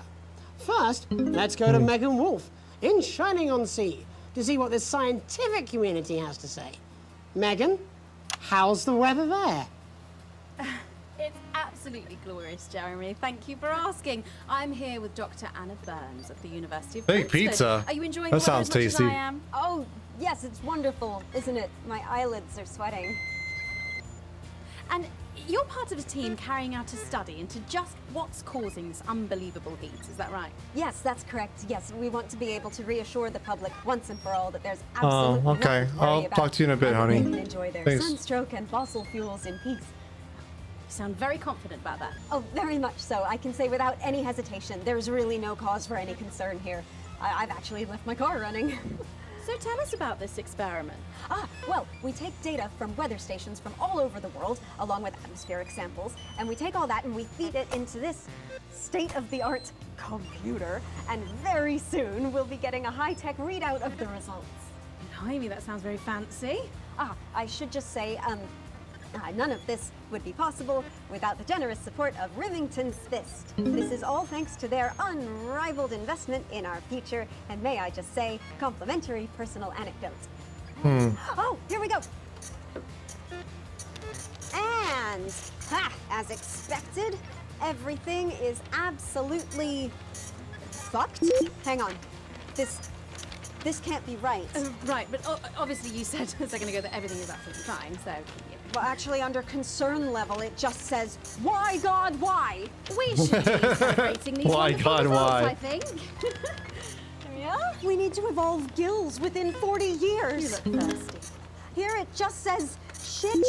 Look at you. This is meant to be a celebration. Can't go around looking like that. Shit, there you go, shit, much shit. better. Can I just say thank you again to Sophia Remington for providing all of this. Everyone, we don't have long. Time is running out. It's running out. Absolutely right. That is all we have time for. Abandon hope and return to the forest.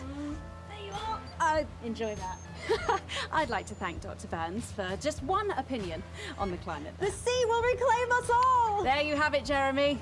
Proof, if proof be need be, that everything is just fine. I'm Megan Wolf, here with science. Back to you.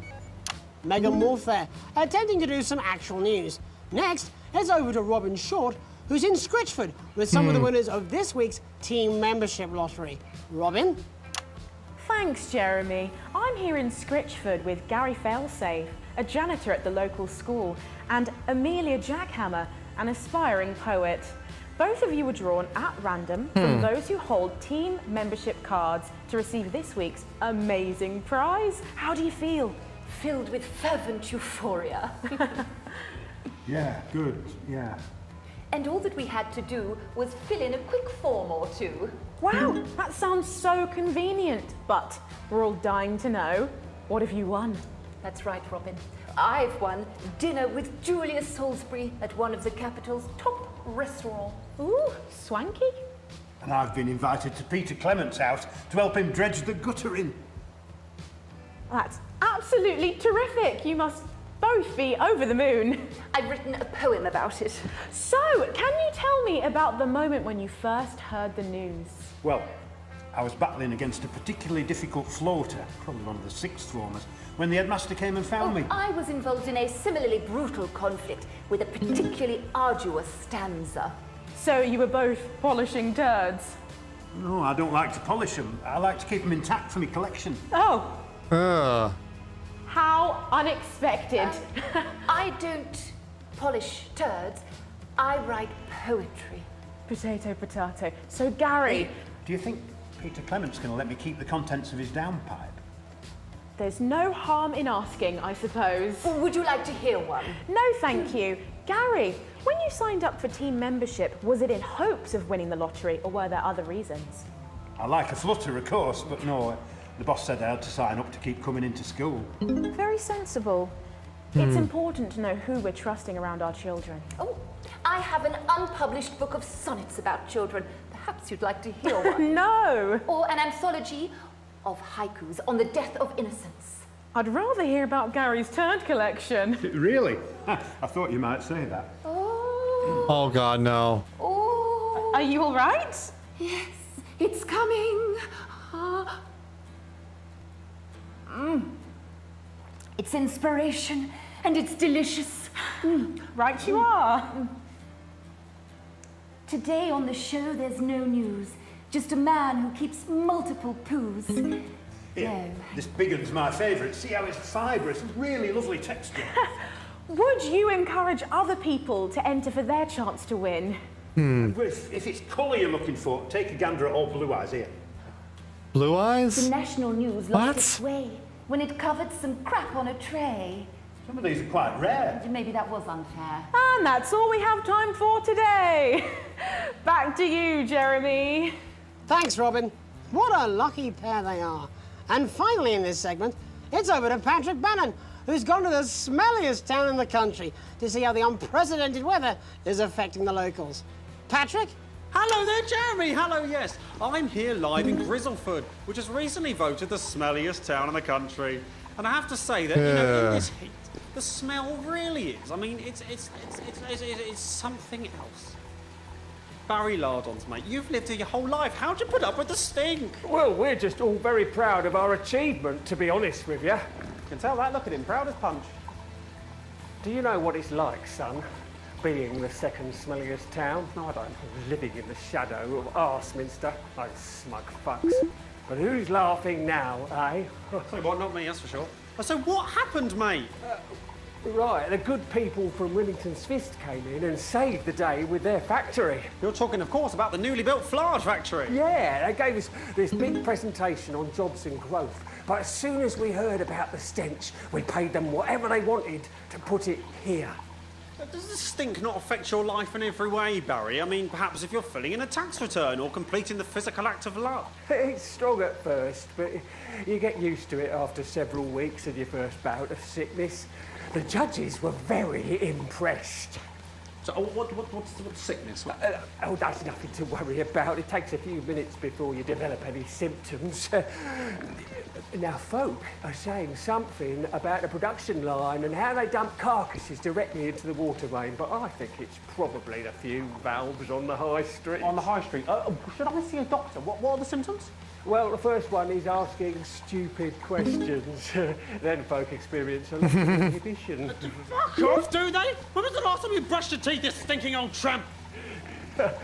Next according is a period of randomly bursting into song, followed immediately by delusions of grandeur. Oh, that's not really a problem. I've never sung in my life. Hello, it's sexy Patrick Bannon, and he's wearing sexy shorts now.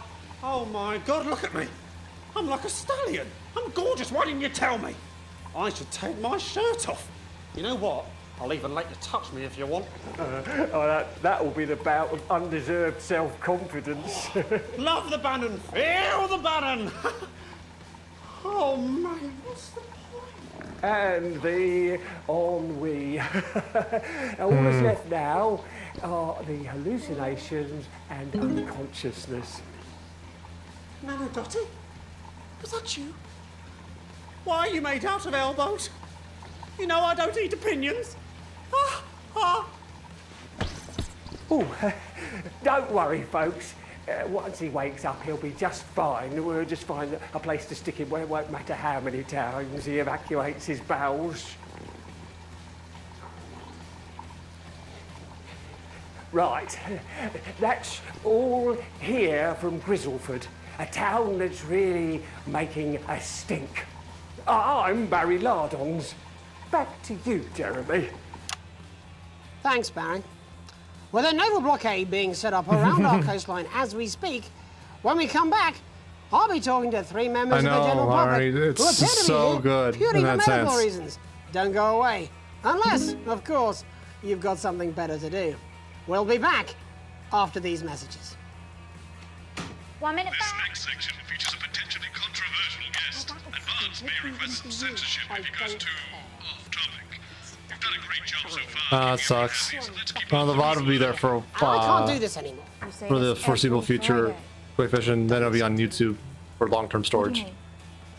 Jeremy? My mic is still on.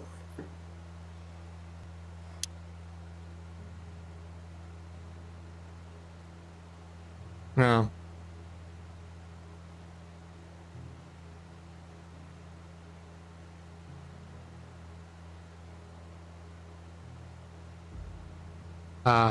That's what I'm talking about? Cat football? We should be doing an interview with the War Minister, or a report from Grantham Downs. Even the weather would be more fucking relevant than this. Jeremy, please, just breathe. It's just something light to keep people's minds off things. Exactly, which is wrong. People's minds should be very much on things. Christ, it's so fucking hot! Please take your seats as quickly as you can. I can't do this anymore, Jenny. I've had enough. That's it. This is just 10 seconds! Get over yourself, Jeremy. Why don't you stop feeling sorry for yourself for 5, 4, 3. Welcome back to the National Nightly News with me, your host, Jeremy Donaldson. Later, we'll be talking to the captain of the territory's first cat football team, Professor Pumpkin. But first, I'm joined by 3 guests with some balmy bodily behaviours. Joining me is a woman who's been hiccuping for over 9 months. Isn't that right, Miss Piercy? Yes, that's right. Yes. Tell us, what brought all this on? Well, it's all a bit of a blur, Jeremy, to be totally frank with you. So I was watching your show and I remember seeing the news about the election and it hasn't stopped since. Fascinating stuff. Also here is Frankie Steampipe. Perhaps you could explain to us exactly what your physiological foreboil is. I'm here to say it's high time people like me were respected. We're constantly overlooked in the workplace, we're whispered about on buses, and we're asked politely to leave children's birthday parties. And it's disgusting. Uh-huh.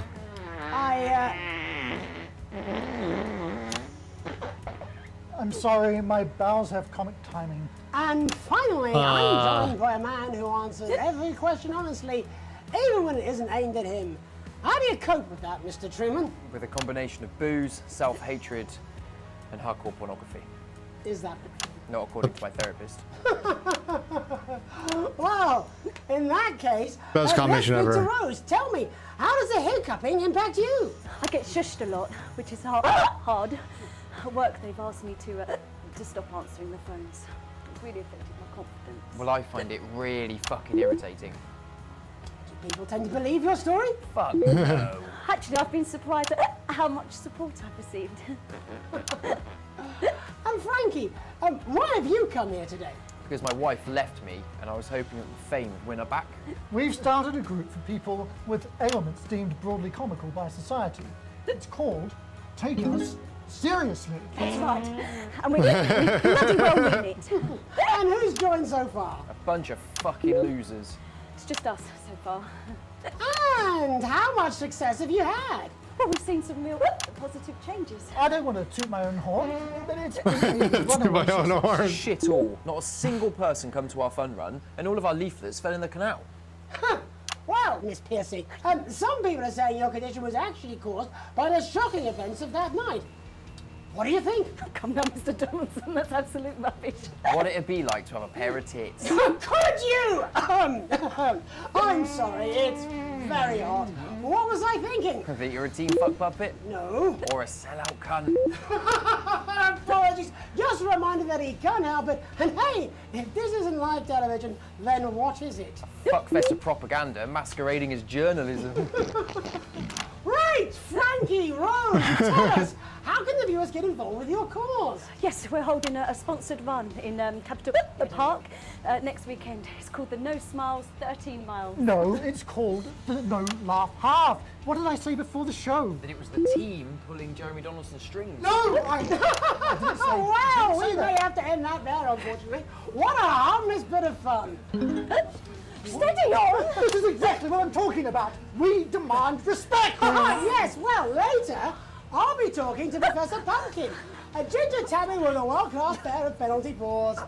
Is that really necessary? No, it isn't. Let go. Not you. Unhand him at Ah, once. far. Enough! This is a far quick fish. That's enough! Enough! What are you doing? Trying not to piss myself. Alex, cut. Don't you dare! Don't you fucking dare cut to the ads before I tell you to. Now, you in the broadcast centre, Bozeman's little scapegoat, you listen to me. You cut to the ads before I tell you to, and I will kill every single person in this studio. I am thinking about what I'm doing. I've been thinking about it for a long time. We all should be. Christ, it's so fucking hot in here. Do you remember when we used to do the real news? Before it was all lottery winners and bloody cat football?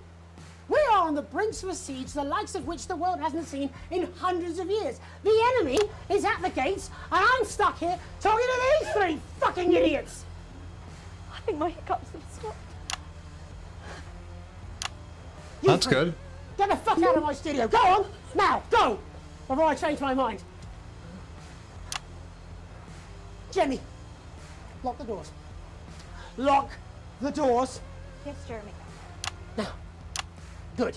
Yes. Now. Right. You in the broadcast centre. Yes. What do you want? You listen to me. Okay. Pay attention. Uh-huh. I'm sure you've already loaded up exactly what you're going to pay in the commercial, but today is going to be a little bit different. Look to your right. Yes, really. Look to your right. There is a VHS tape, and I want you to load it into one of the machines, and when I say so, and not before, you play it. You've got about 15 seconds, so I wouldn't waste any time. Now, all cameras. I assume you won't be playing that tape. This station does not negotiate with terrorists. I hope I've made myself clear. You seem to know what to do. Every single thing that comes out of this studio is either one-sided or, for now, we're going to show the other side for a bit. for a bit of fucking balance. Like the good old days. Okay. Alex, play the fucking tape. Sure. Fuck it. Hurt any of you. If I see anything I don't like, I will not hesitate to start. You're going to get me in trouble with that. Let's hope you made the right call. Reset the system for the third segment. I imagine the ratings are going to be through the roof.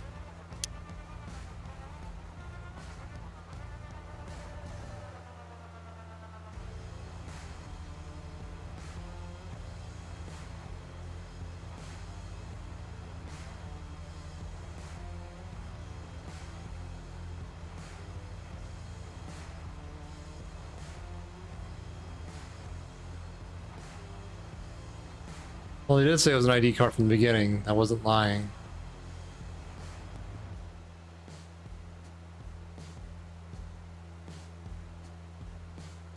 They also did eliminate homelessness and redistributed wealth. Oh, this asshole. Really? Alan James, this fucking asshole. Okay.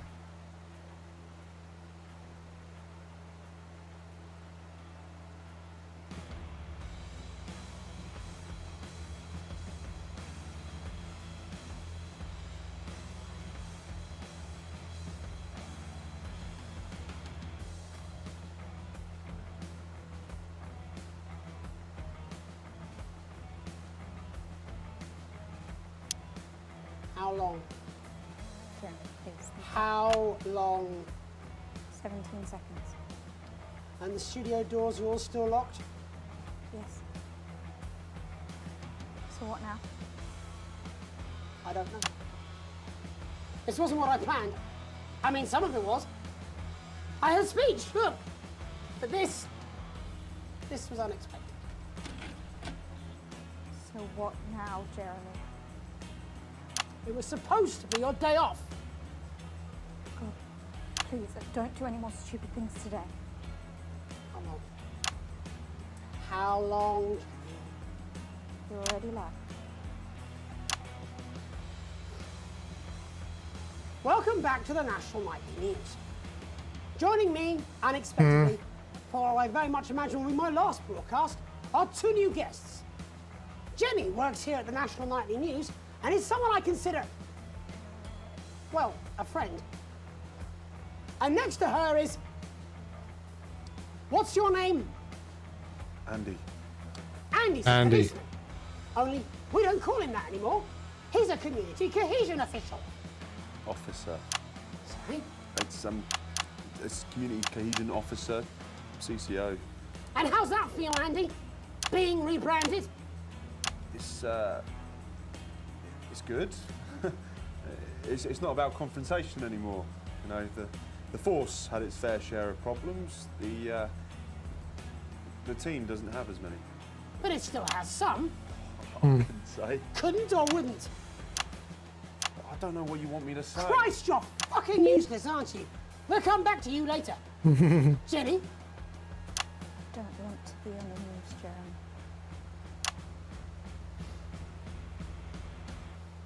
That's perfectly understandable. We'd want to do this. Yeah. Jenny, why did you join the National Nightly News team? I always wanted to work in news.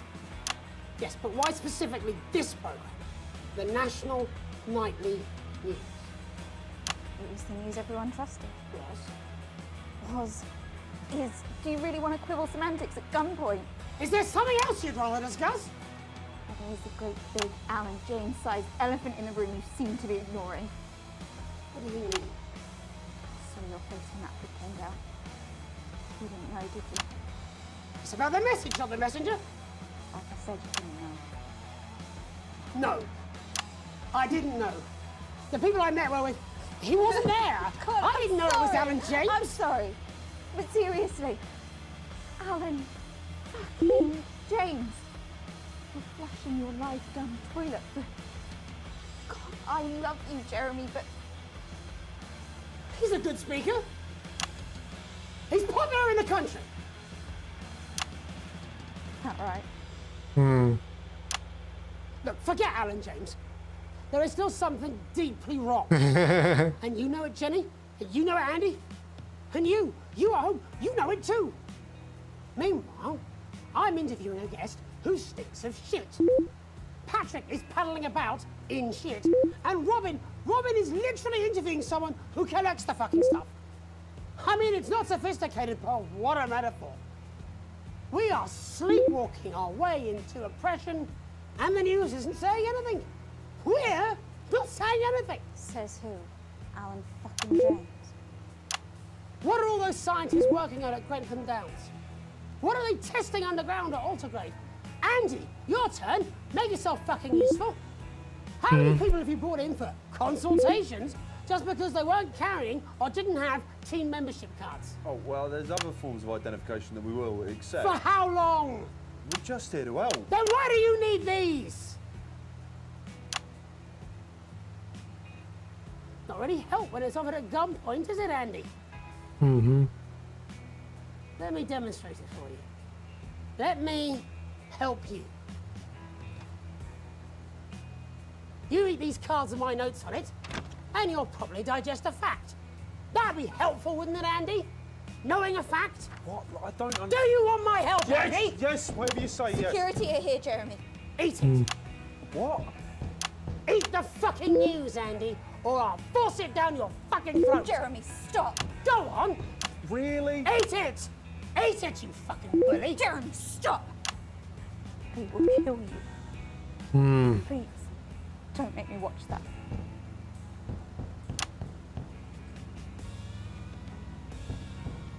Of course. You're right. Sorry. Sorry, everyone.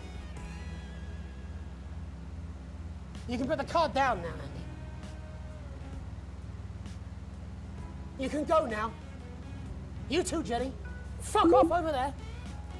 And nearly done. All cameras on me.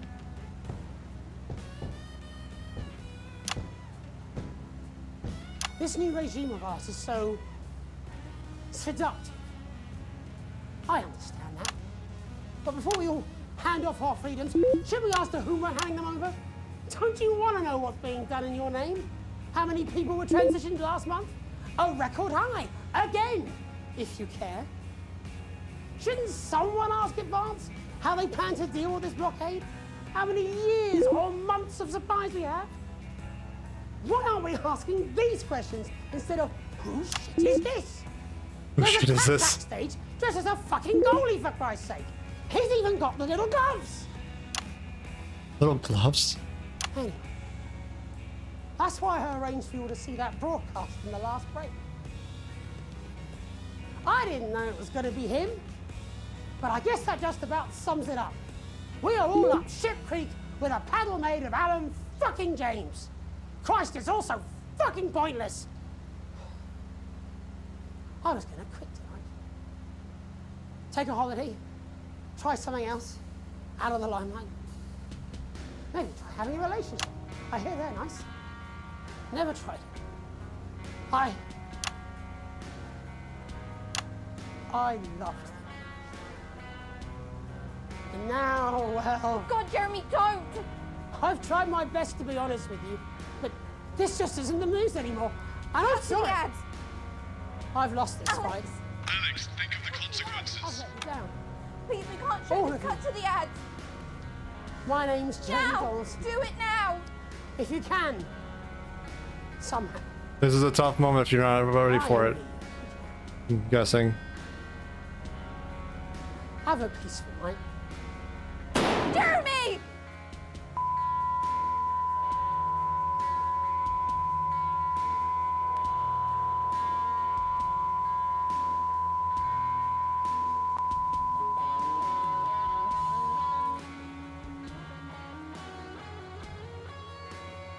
Yeah, I was not expecting this part, but crap.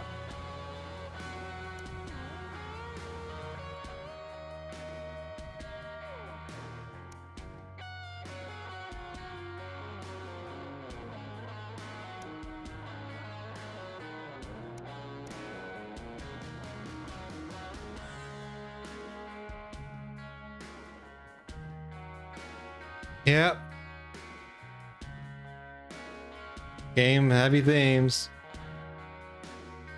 Fucking hell.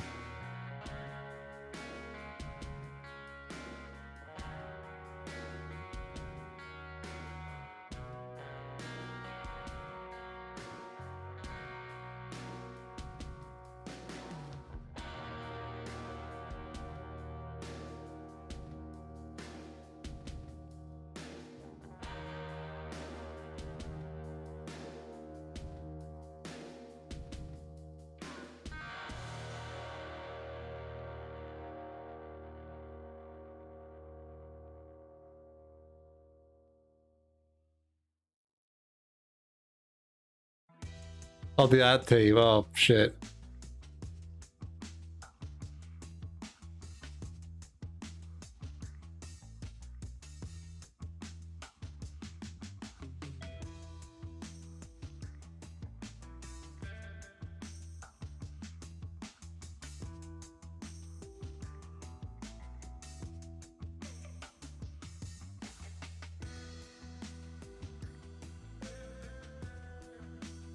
Okay. So, what, better part of a month later?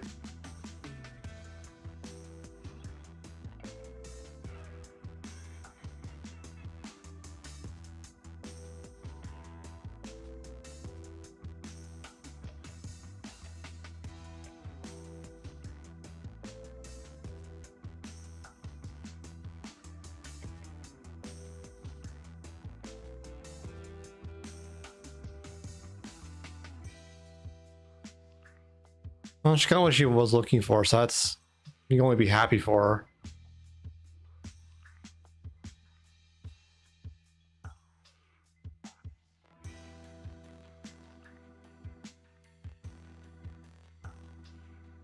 her. Miss Jeremy.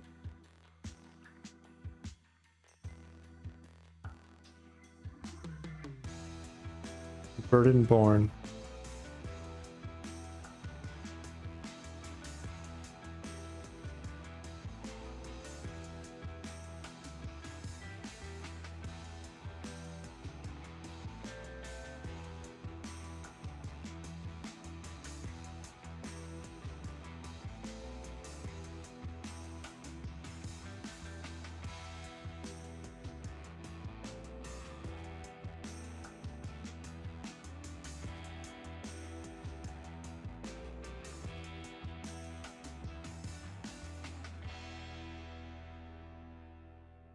I don't know. I don't want her to suffer, but she's going back and forth. I mean, proportionally, she's saying most wants her the transition center, which is like a hospice center. So yeah, we'll go with her wishes. I don't know. That's what she's saying most of the time, I guess.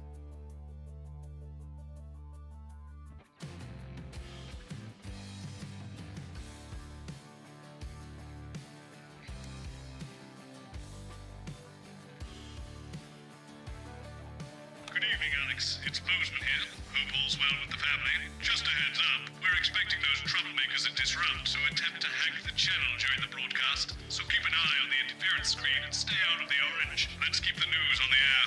It's important, now more than ever. Okay.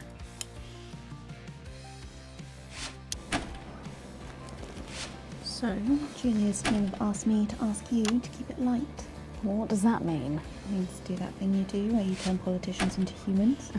Just don't get drawn into talking about the war or politics in general. Really. They do know this is the news, don't they?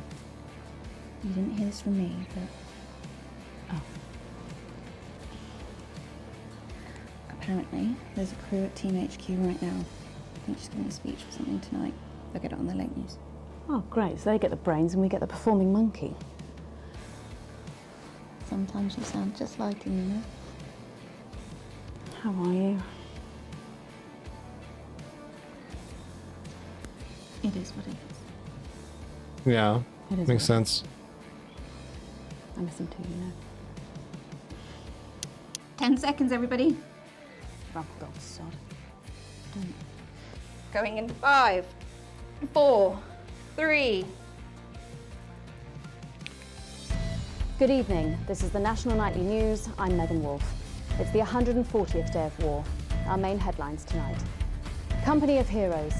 Skirmishes on land and sea again today as our armed forces tested the mettle of the World Council's illegal blockade.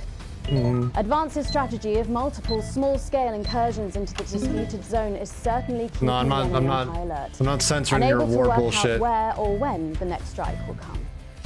Sadly, however, more casualties were reported today, and as the weeks and months of this war make ever more demands on our armed services, those numbers will, tragically, only continue to rise. Yeah. Don't starve. Advance's food programme moved from strength to strength today as rationing depots were opened in the last remaining unfed areas of the territory. The rationing depots have been constructed in record time, and the government's agricultural coordination strategy has seen shelves restocked with increasing regularity. However, with the reported rise in mental and physical health issues since the imposition of the blockade, critics have questioned whether those smaller communities which are only now starting to receive help could have been better and quicker served. 7 days to die. The recent decision to allow those with long-term health conditions to access transition centres has today been declared an overwhelming success. Previously available only to those in their final years, the expansion of the service has been met with relief by the many organisations calling for it to be opened up to the wider community. The transition centres have reported larger than expected numbers, but report that they are coping well and able to provide a complete and meaningful service to all who choose to use it. Populace. More than 11% of the population have thus far failed to register for a team membership card, a worrying statistic given that the cards are a legal requirement from midnight tonight. While applications are still open for those who like to run fashionably late, they can expect a few tricky questions from Advance. Start me up. Disrupt spokesman Alan James held an impromptu rally today in the northern city of Mankipool. Large crowds gathered to hear the band speaker prove Disrupt are still able to capture the public's imagination. A representative from the Mankipool Community Cohesion Team described the event as mostly peaceful, but it looks like Disrupt aren't going quietly into the night. And finally, absent friends. Sad news today as the grave of former National Nightly News host Jeremy Donaldson is vandalised by radical Disrupt activists. The much-loved broadcaster suffered a very tragic public breakdown 10 weeks ago in an incident which ultimately cost him his life. A passionate and rebellious man, always willing to question authority, Jeremy was posthumously celebrated with a Team Service Award by Advance for his outstanding dedication to journalistic truth. Better. But first tonight, with the war about to enter its 21st week, I'll be chatting with Peter Clement live in an exclusive team talk from his home in Lanfordshire. Don't go away. You won't want to miss a second of tonight's National Nightly News.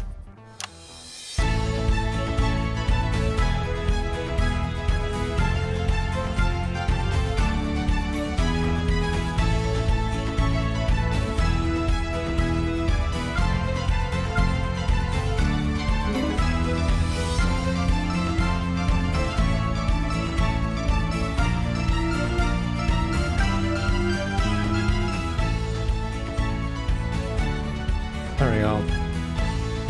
That was not so ear blasting. Later in the programme, I'm thrilled to say I'll be chatting with mega pop star Lil C, who's going to be treating us to a world premiere of her new single. And then after that, in part 3, we've got something new I promise you won't want to miss. But first tonight, let's check in with Prime Minister Peter Clement, who's coming to us through the magic of television all the way from his home in Lanfordshire. Are you receiving me, Prime Minister? Loud and clear, Miss Wolf. Loud and clear. Well, let's start with the obvious. What's that in your hand, Prime Minister? Cheeky cow. But yeah, it's true. 75... No, I spoke today to the people of Mankipool, and apparently after I had left, there was some violence and looting. I made a promise to Mrs. C, and as my old man used to say... a promise is worth keeping? Well, something like that, only with assholes.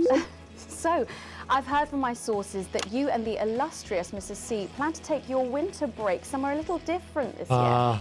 That's right. We're planning a walking holiday right here in the territories, which is different for us because, like you, Megan, I've always been a big fan of those warm foreign beaches. Did you make this decision because of the blockade, Prime Minister? Well, now that's a good question. Well, as you know, while the blockade has effectively restricted the flow of goods into the country, we and our neighbours have continued to allow unimpeded travel for business leaders, ministers and such. So, although me and the missus could theoretically go to that gorgeous beach I just mentioned, it just doesn't smell much like team spirit to me. After all, as my old man used to say, when life gives you shy... I couldn't control the frequency stuff. It works just as well with Oh. lemons and lemonade. I suppose it is. 20 weeks ago, on the day international sanctions were imposed on the people of this country for the outrageous actions of their leaders, we are told a war began. But 10 weeks ago, on the night the blockade came into effect, another war began. Wow, on that very subject, how are you and Mrs. C handling living on rations? Well, let me tell you, Megan, back in the 50s, when I worked for you backstage for your Patrick Brannan's dad, did you know I did that? I think everyone knows that, Prime Minister. Well, what you probably didn't know was that Graham Bannon was a right tightwad, paid the bare bloody minimum and still found every possible excuse he could to dock your pay even further. I remember he once docked me a whole $5 for having an unacceptably smelly lunchbox, type bastard. Anyway, what I'm saying is back then I ate a lot less than I am now, even under rationing. We all did. And let's face it, there are still plenty of people in this country who can afford to lose a little bit of weight. What are you implying? No, but seriously, Prime Minister, we know you're very busy, but one final question, if I may. Oh, well, go on then. When you get home from a long day, your head full of the territory's hopes and fears, what music do you listen to when you work out to take your mind off things? Well, I know I've got a bit of a reputation for being an old fuddy-duddy, but I'd be lying if I didn't say there's something about Little C that just demands one's attention. Really? Let's hope you stay watching, Prime Minister, because she is going to be talking and performing live after the break. Oh, I'll be watching. After all, as my old man used to say, everything's a treat on a boring Friday with nothing but the wind up your shunt. It's Wednesday, Prime Minister. I think the expression still stands. Peter Clement, thank you for joining me. Hunt. I don't know about you at home, but I think there's something kind of inspirational there. I know I feel safer. When we come back, Lil C is going to be giving us the debut performance of her new single, and I'll be getting to meet her. As her biggest fan, I don't mind telling you, I'm pretty excited. Don't go away. We'll be back after these messages. 1 minute back. Hold on to the ones you love, son. That's the trick. You forgot to ask him what his favourite number is. Oh, I must have forgotten that in all the excitement. So assuming vodka, what do you think's actually in that milk? I reckon it's the tears of his enemies. You are one disturbed individual. That's how I cope. Fair enough. A little macabre humor, gallows humor.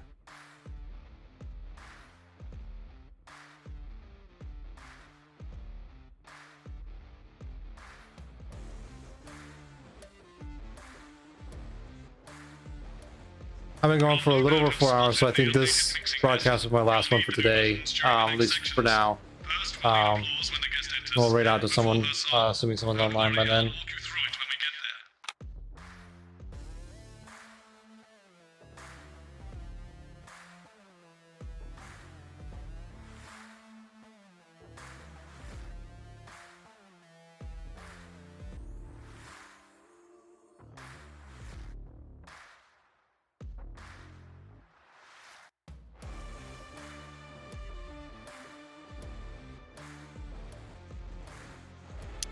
I've never heard of her before. Oh, she's big, really big. Really? Is she any good? Nah, of course not. She dog shit. The kids go mad for her, absolutely mad. Live in 10 seconds. Hang on, Colin, you've got kids. Yeah, I've got about 6 or 7, I think. What? 5. 6 or 7? Jesus. 3. That guy fucks. Thanks for coming back. Later, we have an exciting new feature that we just know you're going to love, so stay tuned for that. But first, I'm really excited for our next guest. She rose to prominence as the delightful Susie May in All My Daughter's Children's Men, before taking the music industry by storm this year with her debut album smashing the chart records at the age of just 20. Let's give it up and welcome Lil C!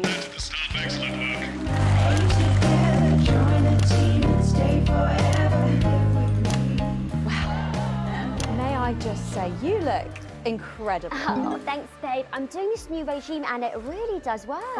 What's the regime? And my manager suggested it to me. It basically involves bathing in like cabbage water and then having the leaves sucked out of you while you sleep. Wow, is that healthy? Oh, well, look at me, Meg. The leaves are my only nourishment. Yep, they certainly are. Now, you'll have to forgive me, but I'm somewhat of a super fan, so I'm sorry if I get a bit starstruck. Oh, bless you. I've never actually heard of you before, so if you do get a little tongue-tied, I can always carry the interview. Oh, that's good to know. So your first album, F My Face Together, it hit shelves this summer and it just exploded. I mean, what was that like for you? Bonkers, just so weird. I was in all the papers and the magazines. Overnight, I went from that like annoying little girl from that show to that like sexy little girl from that show. Wow, that must have been bizarre. Not really, it was just like any other morning. You know, get up at 5, go on a 4-mile run, have 3 meetings on my cabbage bath, but then only then was my dad actually talking to me. Oh, of course. I mean, the famed country singer, Billy Bob Jean Short. I didn't know you'd been estranged. There's nothing that strange about it, Megan. Okay, yes, he may believe that aliens told him to hate women, but there really isn't anything to prove that he's wrong. Uh-huh. Oh, what? So, this newfound explosion into your popularity, I mean, did that change your life? Well, I had to start wearing like nicer underwear, you know, for the paparazzi, but as my manager says, best to make the most of it before I'm 30. Is that right? So, what's the album about? So I thought it was about like how pretty and great I am, but actually it's about monetizing youth, I think, or about like promoting an unrealistic standard of beauty or something. Your manager again. Yeah, he says insecurity is an opportunity. Oh, do you think he'd be happy with you telling us all this? Telling you all what? It really doesn't matter what I say here. I'll do my dancing and then this part will all be forgotten about. Oh, well, yeah, I mean, we're going to see some of those famous dance moves very shortly because you're going to be performing your new single, aren't you? Yeah, it's from my album Put It In My A to A Together and it's out tomorrow. Get one, Mac, quick fish. Oh yeah, I've actually released 2 albums since lunchtime and a clothing line during this interview. See, this is called Cry for Help and it's going to be in all the best places. Sometimes she catches him staring at her. And last week, she found him searching through her papers. When confronted, he always had a plausible answer. There she goes. Blimey. All these projects, they're keeping you very busy, aren't they? It must be tough. Yeah, it can get tough and I hate it sometimes and I hate myself. I just want to like cry into a bath of root veg. But then I think thousands of girls would do anything to be me, so I must be quite lucky. Well, you know you don't have to do this though, don't you? Yeah, I do think that sometimes. Most nights between like my 4th vodka and the 8th time a stranger slaps me around the arse. I think things could have been different, you know, like better. But I don't know. I love doing autographs and having somebody dress me and tell me what to wear. Did you always want to do music? Well, ever since I was a little girl, I did. I'd sit in front of the radio, and as soon as my favourite girl group would come on, I pressed record on my cassette. But then my dad would come in and tell me to turn it off and to go back upstairs and start practicing again. Oh, sorry, is your dad your manager? Yeah, which can be tough. And sometimes when it gets really hard, he'll say, "Make Quagler proud, and you might just survive childbirth." Well, you know what? Despite anything, you'll make me proud. Oh, if only your opinion was as valuable as his.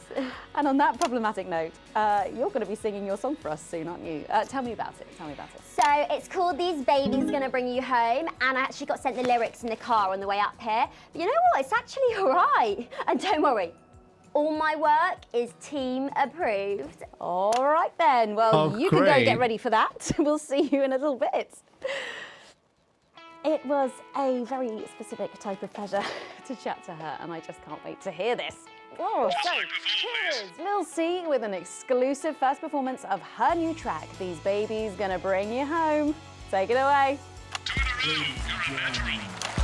It's the Force's favorite, the queen of team, here to break in your blockades, Lil C.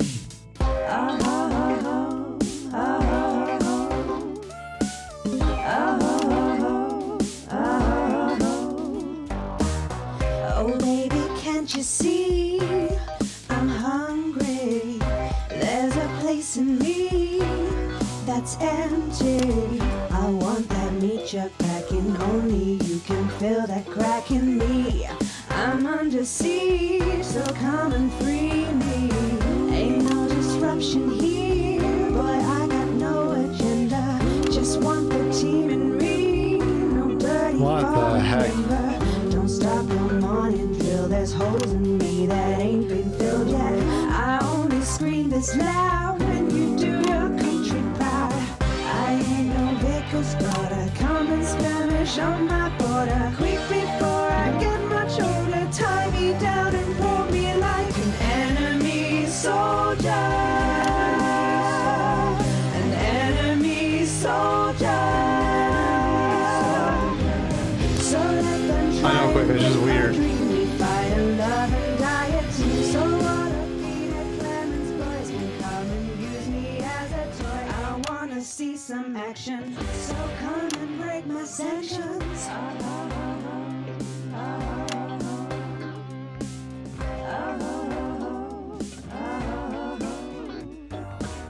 I've been this wild and free since Mom unburdened me. She was only 53, but gave to save her family.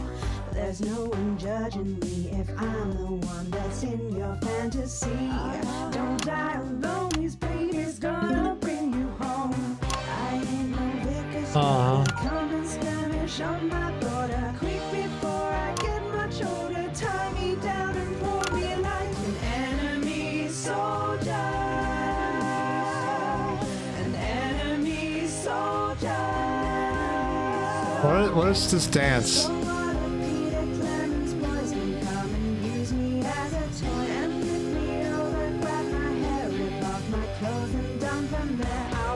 See some action, so come and break my sanctions. 1985. Oh.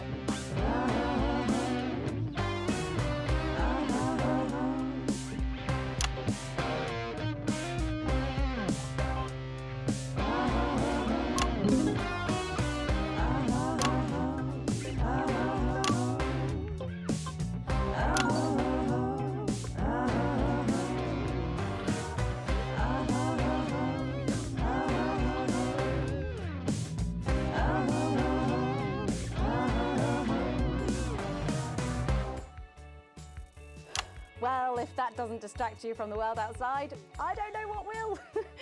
I'd like to thank Little Seafill. Yeah, I missed the brass pole. Don't go Indeed. anywhere. After the break, we'll finally be revealing the new segment of our show that we just know you're going to love. We'll be back right after this. And we're out.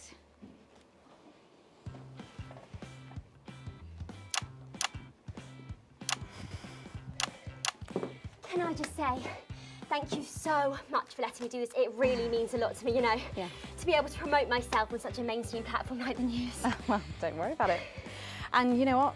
Good luck for the future. Take care of yourself. This industry can be crazy sometimes. Watch out for that father of yours. Oh, no. I manage myself. It's just, you know, for the public to have that certain perspective. You know what it's like. Oh, right. And Michael? Michael? What about Billy Bob Jeanshort? Oh, my dad. He's such a sweetheart. We both had the same agents, you know, like it just made sense. Both of us for our image together. Wow. And Michael, I want to see the revenue share for the clothing line and get me a G&T before my meeting with the lube guys. If they say for your pleasure, I'm gonna start needing it. This next section will need you to use all 4 of the sound effects to help things along. Okay. Try and pick the most appropriate one at each given moment. The actors can't hear what you're doing, so they'll be trusting you to make the right choices. Exactly 12, as it said in your rider. Do I look like the sort of person who counts things? No, not anymore. I'm better than that now. I'll tell you what, just keep adding flowers until it feels like 12. Got it? Oh, Absolutely, right away. 10 10 seconds. seconds. 5, 4, 3. Thanks for joining us for part 3. We've been teasing you about our new feature all night, and now The wait is finally over. I can reveal that every night on the show, we'll be treated to an episode of an informative and hilarious new segment called The Notice Board. It stars some top talent and we're very excited about it. But before we see it, let's have a quick chat with the writer, director and phenomenon, may I say, Jeff Algebra, guys. Actually, I've dropped the algebra. I go by Jeff de Plume now. How'd you like that? Yeah, very fancy. I suppose you need a new name now that you're a successful artiste. Well, exactly. I'm earning enough to pay taxes now. Oh. It's shit. And how does Angela feel about all this? Who? Your wife. Ah! Oh, God, no. No. No, she's long gone. No, she was holding me back. I'm with Norm now. We were married last month. Norm de Plume. Yeah. And why did you write this? What was your inspiration? Well, I received a telephone call offering me 25 grand to write a pro-team sitcom, and I heard my father's voice. It said, Jeff, you listen here, boy. You make hay while the sun shines. You wring every penny you can get out of this. So I wheeled him down to the transition centre, got out my typewriter and started clacking. Utter shite. And without further ado, let's give it up for the notice board. Fuck. You have to play a sound effect, Alex. Yes, now you're getting it. Keep going.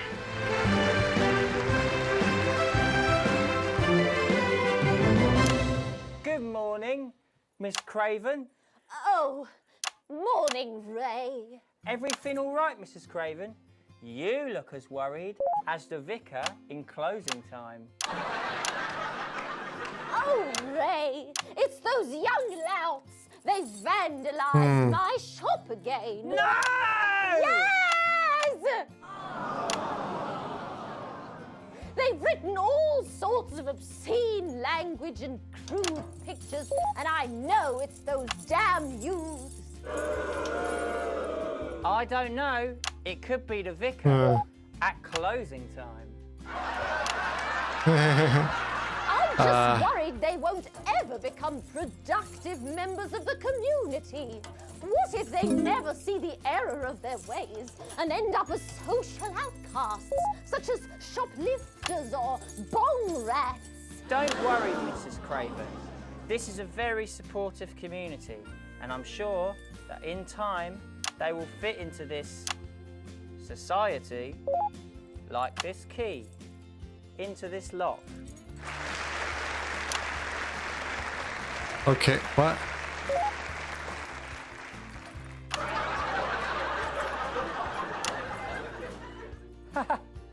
See? Works like a charm. What a lovely way to put it, Ray. And just like that, we can unlock their future. Yes. What? Wow! Look at all the letters in my collection today. Oh! I think that one's addressed to me. What? This one? Oh, so you're right. Okay. Timer is inconsistent here. Here it is. Oh, it's a letter from my granddaughter, Brenda. She says she got an A on her maths exam because one of her friends has been helping her. She was always a team player, was our Brenda. What's up, losers? Oh, no. It's Brad. He's the coolest guy in the village. That's right. I just got here on my motorbike. Motorbike? Clear off, Brad. We don't want any of your ilk around here. What? Rad dudes? No, ruffians. Have you come to tag the notice board with your gang signs? No way. I've actually come to pin my resume on that notice board. I'm looking to do some tutoring after school. What? Did you say tutoring? That's right. Maths is very important. Would you mind, Ray? Not at all.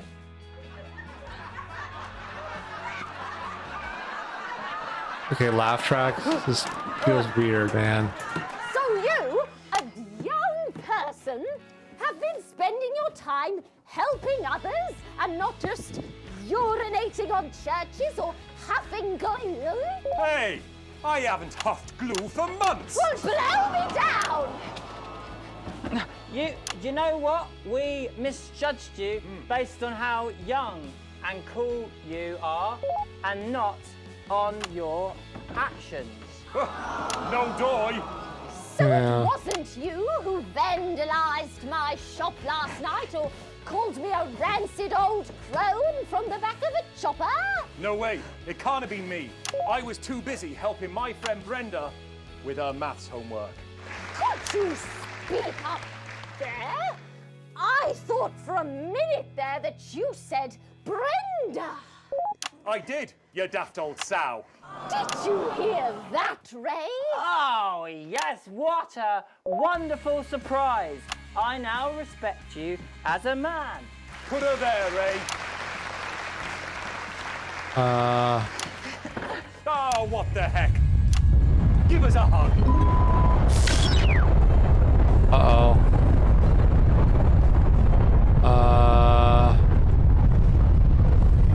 That doesn't sound good.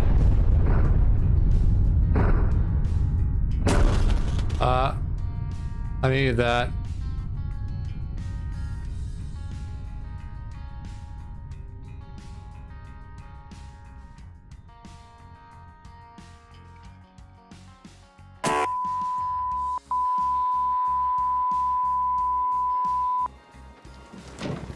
Sorry to interrupt the first groundbreaking episode of the notice board, but we are receiving some breaking news.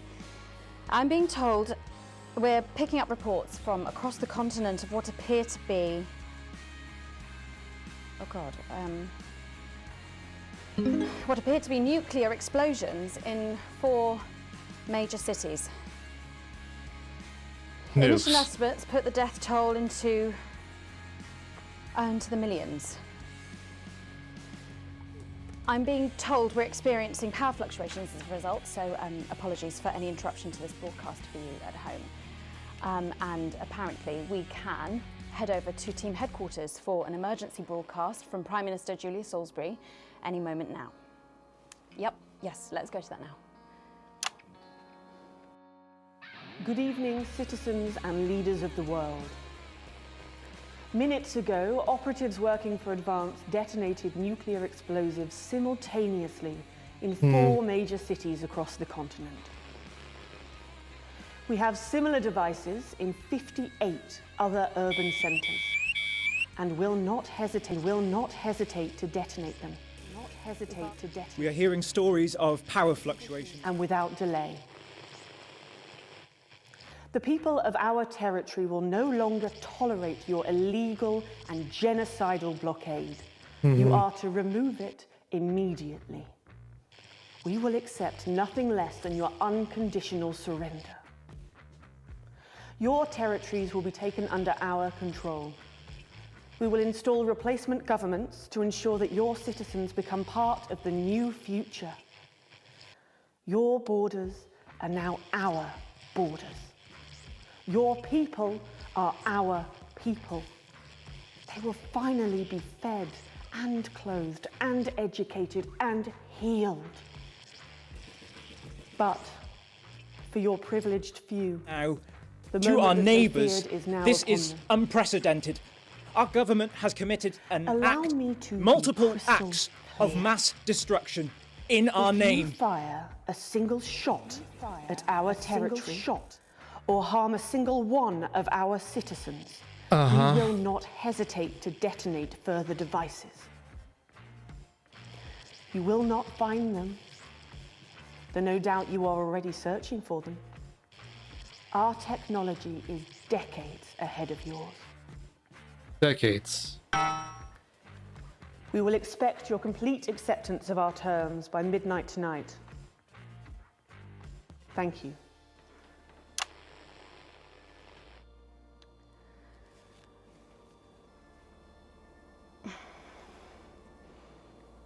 I'm trying to think of what Jeremy would say if he were here now.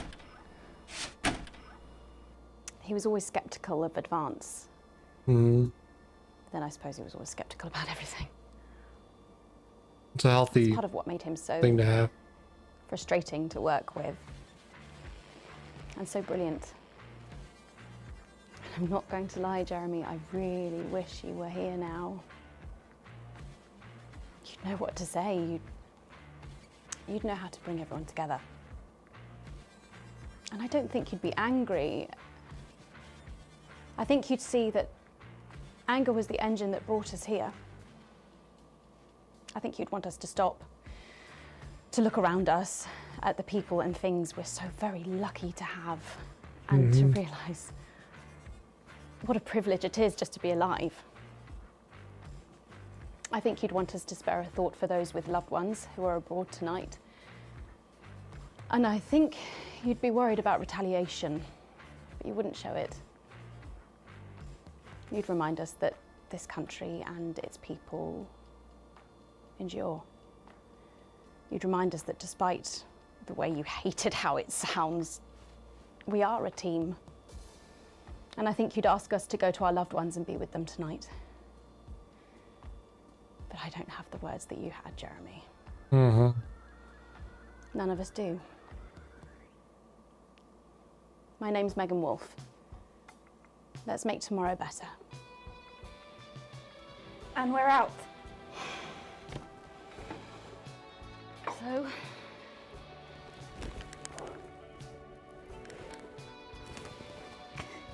He'd have loved it.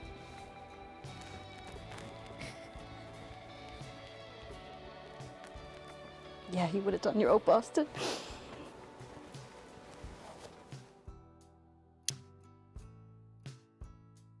Okay.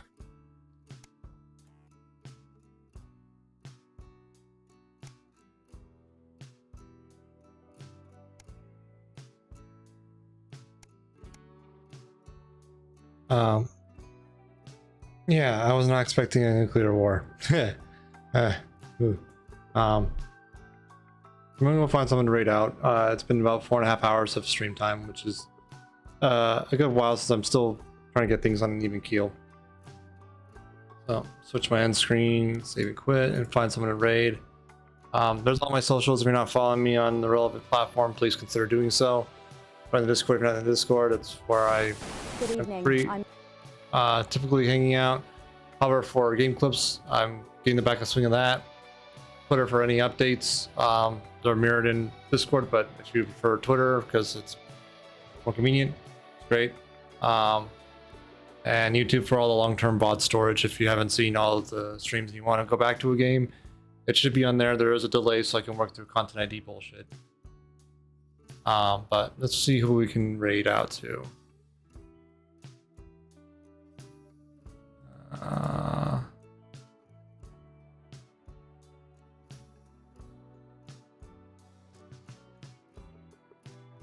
I'm thinking Karos. We haven't rated him in a little while, and it'd be good to drop you guys off over there.